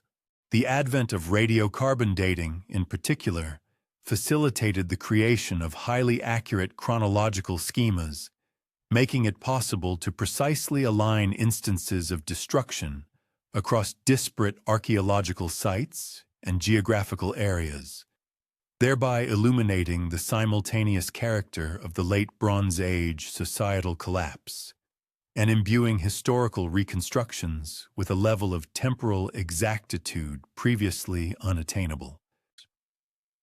The archaeological endeavors led by Kathleen Kenyon at Jericho throughout the 1950s stood as a prime illustration of the heightened methodological exactitude that came to define archaeological practice in the post-war era, featuring painstaking stratigraphic documentation and exhaustive scrutiny of artifacts, which collectively yielded granular evidence pertaining to the cultural metamorphoses occurring during the epoch of the Sea Peoples. Her pioneering research vividly illustrated the capacity of meticulous excavation to unveil intricate successions of devastation, desertion, and subsequent reoccupation, sequences that mirrored the tumultuous circumstances of the Late Bronze Age collapse, concurrently furnishing insights into the shifts in material culture associated with the establishment of fresh demographic enclaves. A truly monumental event for Late Bronze Age studies was the uncovering and subsequent meticulous excavation of the Uluburun shipwreck in the 1980s, which offered unparalleled glimpses into the intricate maritime trade routes of the Late Bronze Age and the extensive global interconnections that defined the Mediterranean sphere prior to the tumultuous disturbances attributed to the Sea Peoples. The ship's precious cargo, securely dated to approximately 1300 BC, comprised an astonishing array of commodities originating from virtually every corner of the then recognized world, eloquently illustrating the profound sophistication and far-reaching scope of the commercial affiliations destined to be shattered by the impending societal collapses. This invaluable archaeological testimony supplied essential background information, enabling a clearer comprehension of both the magnitude of the upheaval instigated by the actions of the Sea Peoples and the underlying economic infrastructure that underpinned their formidable seafaring prowess. Modern scholarly inquiry into the Sea Peoples currently embraces a variety of divergent and often competing theoretical paradigms, each striving to elucidate the enigmatic origins, underlying motivations, and profound historical implications of these significant demographic shifts. One prominent perspective, known as the single migration theory, championed by esteemed academics such as Trude Dothan and her contemporaries, contends that the Sea Peoples collectively constitute a series of orchestrated demographic shifts originating from the Aegean sphere, occurring in the wake of the catastrophic demise of Mycenaean civilization. This particular scholarly viewpoint places considerable weight on the discernible threads of cultural persistence evident in ceramic production, architectural designs, and funerary customs observed across both Aegean and Eastern Mediterranean settings, thereby implying a deliberate and organized migratory undertaking by cohesive cultural entities in pursuit of fresh domains, having been dispossessed from their ancestral territories. The material findings unearthed through archaeological investigation that lend credence to the single migration hypotheses encompass the unique collections of pottery discovered at various Philistine archaeological localities, exhibiting an unmistakable lineage from the Mycenaean 2C3 ceramic traditions, all the while preserving a remarkable technological and aesthetic uniformity across disparate settlement zones. Moreover, the structural vestiges at prominent sites such as Ekron and Ashkelon disclose construction methodologies that unequivocally attest to an awareness of Aegean building practices, skillfully modified to suit the specific environmental and material exigencies of the Levantine landscape, thereby intimating the presence of communities that successfully preserved their inherited cultural expertise from their original homelands prior to migration, concurrently demonstrating a pronounced capacity for adaptation to novel ecological and societal contexts. The theory positing multiple waves, advanced by academics such as Itamar Singer and his colleagues, posits that the activities attributed to the Sea Peoples represent a succession of distinct demographic shifts unfolding across several generations, rather than a singular, unified, migratory event. This particular interpretation underscores the temporal distribution of the Sea Peoples' encounters with Egyptian military forces, the rich tapestry of material culture traditions discovered within diverse settlement environments, and the heterogeneous political and martial structures exhibited by various factions. This multi-wave perspective suggests that prevailing economic upheavals, widespread political instability, and mounting environmental pressures collectively forged conditions that repeatedly triggered episodes of population dislocation and aggressive maritime incursions over protracted durations. Supporting evidence for these multiple waves, theories encompasses the chronological spread of the Sea Peoples' engagements, meticulously documented in Egyptian historical records, which spanned several decades and involved distinct groupings of forces in successive armed conflicts. Furthermore, archaeological findings from various settlement locations reveal cultural assemblages that display influences stemming from numerous geographical origins and different stages of societal evolution, thereby pointing to intricate migration patterns rather than simple, coordinated movements.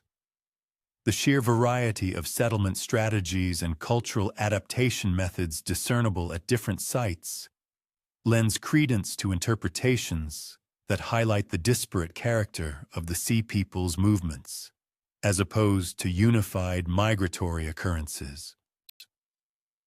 Theories concerning climate change have increasingly garnered scholarly attention within the realm of Sea Peoples research, particularly as paleoclimatic data has evolved to become both more sophisticated and extensively detailed.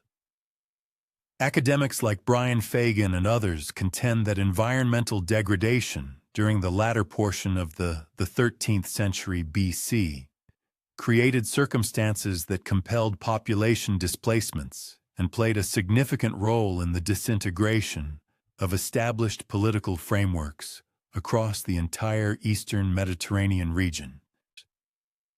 This particular analytical framework emphasizes the critical influence of prolonged drought, pronounced temperature fluctuations, and widespread agricultural disruption in generating the profound economic and social pressures that served as catalysts for the Sea Peoples' campaigns. Paleoclimatic evidence lending credence to environmental theories includes dendrochronological data from Anatolian archaeological sites, which unequivocally reveal extended drought conditions during the late 13th century BC, precisely coinciding with the established chronological parameters for the Sea Peoples' activities. Concurrently, pollen analysis conducted on lake sediments from the eastern Mediterranean basin indicates shifts in vegetation consistent with diminished precipitation and escalating aridity, while isotopic analysis of marine and terrestrial deposits offers additional corroboration for climatic deterioration during this crucial epoch.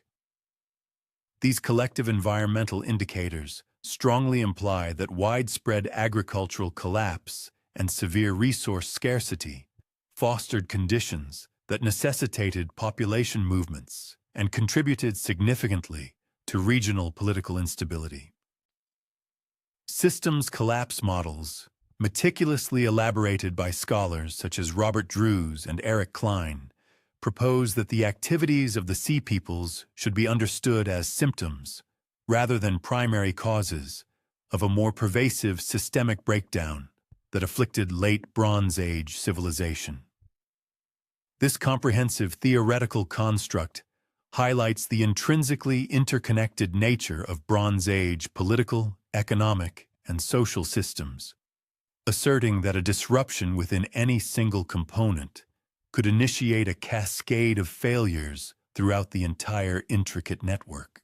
The systems collapse theory thus postulates that the movements of the sea peoples both emanated from and simultaneously exacerbated the disintegration of established international diplomatic relationships, vital trade networks, and foundational political institutions.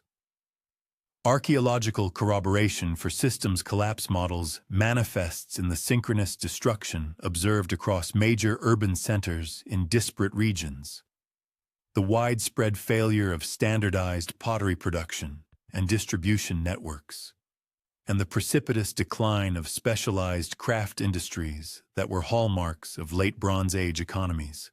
The severe disruption of the copper and tin trade routes, which were essential for supplying bronze production throughout the Mediterranean, vividly illustrates the deeply interconnected essence of late Bronze Age systems, while the swift propagation of iron technology implies adaptive responses to the collapse of established resource supply chains.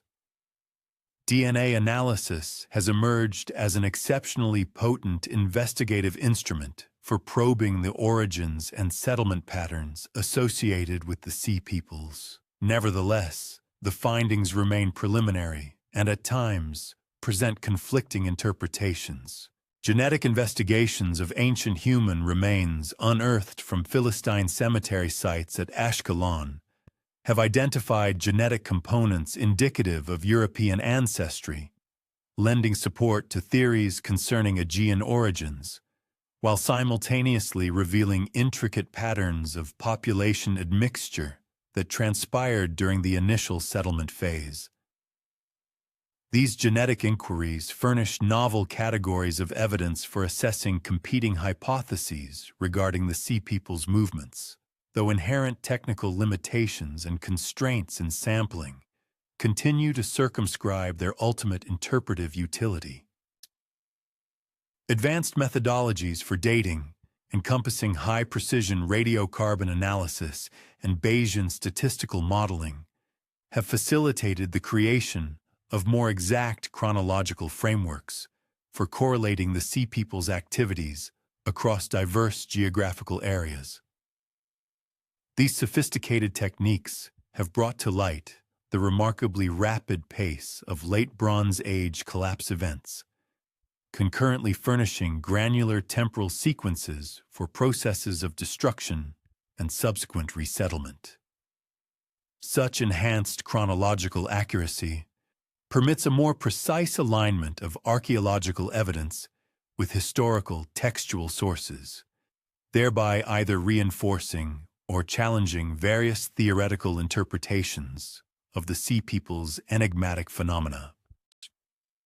Isotopic analysis of human and animal remains recovered from contexts associated with the sea peoples offers fresh insights into migration trajectories and settlement processes.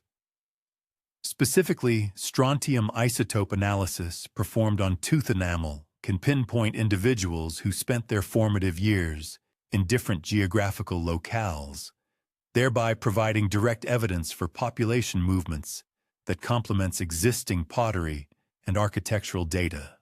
Oxygen isotope analysis yields supplementary information regarding geographical provenance and migration patterns, while carbon and nitrogen isotope analysis of bone collagen elucidates dietary habits, which in turn can signify distinct cultural practices and economic adaptations.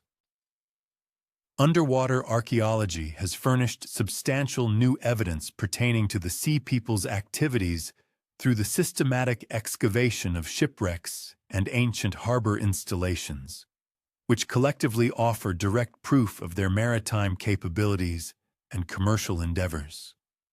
Recent discoveries of Bronze Age shipwrecks in the eastern Mediterranean have unveiled intricate vessel construction techniques, diverse cargo compositions, and sophisticated navigation equipment, all of which shed considerable light on the technological underpinnings of the sea people's naval operations.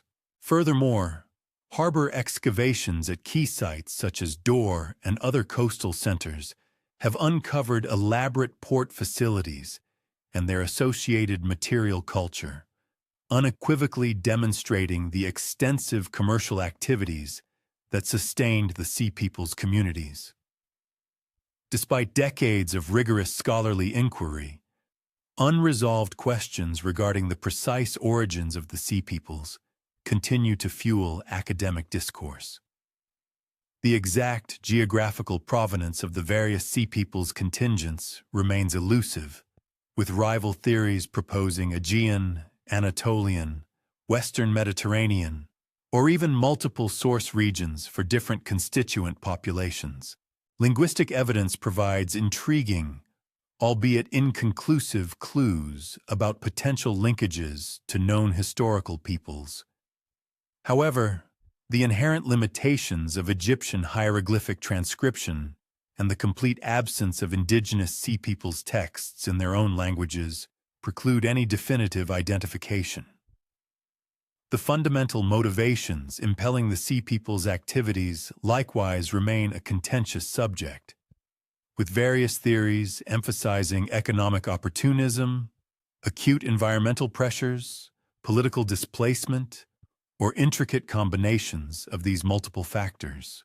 The precise interrelationship among different Sea Peoples groups and the degree of coordination evident in their undertakings continues to provoke competing interpretations, each derived from diverse readings of the available archaeological and textual evidence. Moreover, the relative influence of individual agency versus collective decision-making in the Sea Peoples movements constitutes another domain where the evidence remains ambiguous and consequently open to a spectrum of theoretical interpretations. The ultimate destiny of the Sea Peoples populations subsequent to their initial periods of settlement raises profound inquiries concerning processes of assimilation, cultural resilience, and long-term demographic repercussions. While Philistine communities notably provide unambiguous evidence of successful adaptation and vibrant cultural development, the historical trajectories of other Sea Peoples groups remain considerably less documented. Archaeological findings suggest a range of possible outcomes, spanning from successful integration into pre-existing local populations to a gradual process of cultural assimilation that over successive generations effectively erased distinctive Sea Peoples characteristics. Future scholarly endeavors in the field of Sea Peoples studies are poised to emphasize interdisciplinary methodologies, integrating conventional archaeological and textual analyses with cutting-edge scientific techniques and comparative investigations drawn from other relevant historical contexts.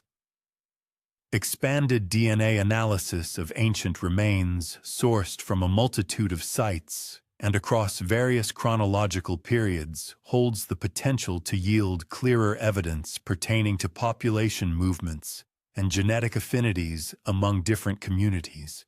Concurrently, improved paleoclimatic reconstruction could significantly elucidate the precise role of environmental factors in both instigating the Sea Peoples' activities and contributing to the widespread collapse of the Late Bronze Age. The period leading up to the cataclysmic Late Bronze Age collapse is increasingly illuminated by diligent archaeological work. Ongoing regional survey initiatives and meticulously planned excavation campaigns at pivotal ancient locations consistently yield fresh archaeological data, thereby enhancing our comprehension of the Sea Peoples' intricate settlement configurations and their evolving cultural trajectory. Furthermore, the strategic deployment of advanced remote sensing technologies alongside sophisticated geographic information systems now facilitates a more exhaustive examination of ancient settlement layouts and their intrinsic connections to the surrounding environment, potentially bringing to light previously unobserved regularities in the Sea Peoples' complex undertakings. A robust comparative analysis, drawing parallels with population shifts and cultural metamorphoses observed in disparate historical epochs possesses the potential to furnish invaluable theoretical constructs for deciphering the Sea People's enigmatic manifestations within the overarching narratives of human transmigration and societal evolution.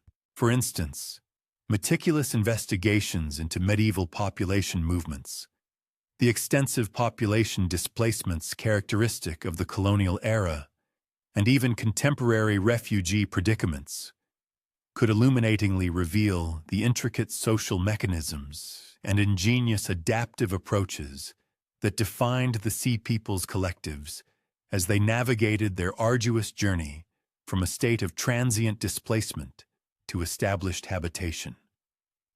The persistent allure surrounding the Sea Peoples emanates from their singularly pivotal role at a momentous juncture in the annals of ancient Mediterranean history.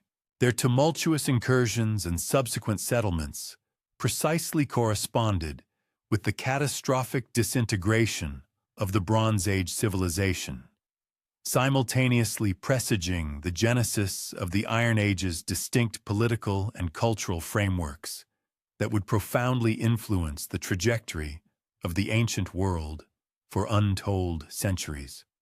Consequently, a deep understanding of the Sea People's multifaceted phenomena furnishes invaluable illumination into the intricate processes of societal metamorphosis, demographic flux, and governmental restructuring, all of which retain profound applicability for grasping the wider currents of historical progression.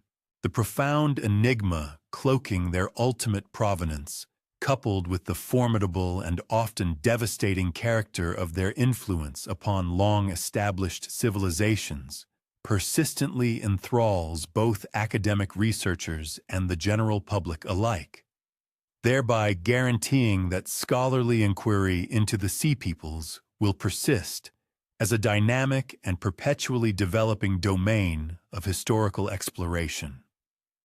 Ultimately, the Sea Peoples stand as one of the most compelling and consequential instances in human history, illustrating how uprooted communities can transmute from harbingers of devastation into the architects of nascent civilizations. Their remarkable odyssey, commencing as enigmatic maritime marauders and culminating in the establishment of flourishing urban societies, powerfully underscores an extraordinary capacity for human adaptability and an indomitable cultural resilience. Although numerous inquiries concerning their precise origins and underlying motivations may forever elude definitive resolution, their indelible imprint upon the archaeological strata and their profound sway over the subsequent evolution of the Mediterranean region offer an enduring testament to their monumental historical import. The overarching narrative of the Sea Peoples serves as a potent reminder that epochs seemingly defined by disorder and upheaval frequently harbor the latent potential for profound cultural reinvention and rejuvenation, as migrant communities ingeniously adjust their ancestral customs to novel environments, thereby forging unique civilizational expressions that profoundly augment the entirety of the human tapestry. The concept of experience, at its fundamental core, denotes the accumulation of knowledge or skill derived from direct observation, participation, or exposure to events and phenomena over a period.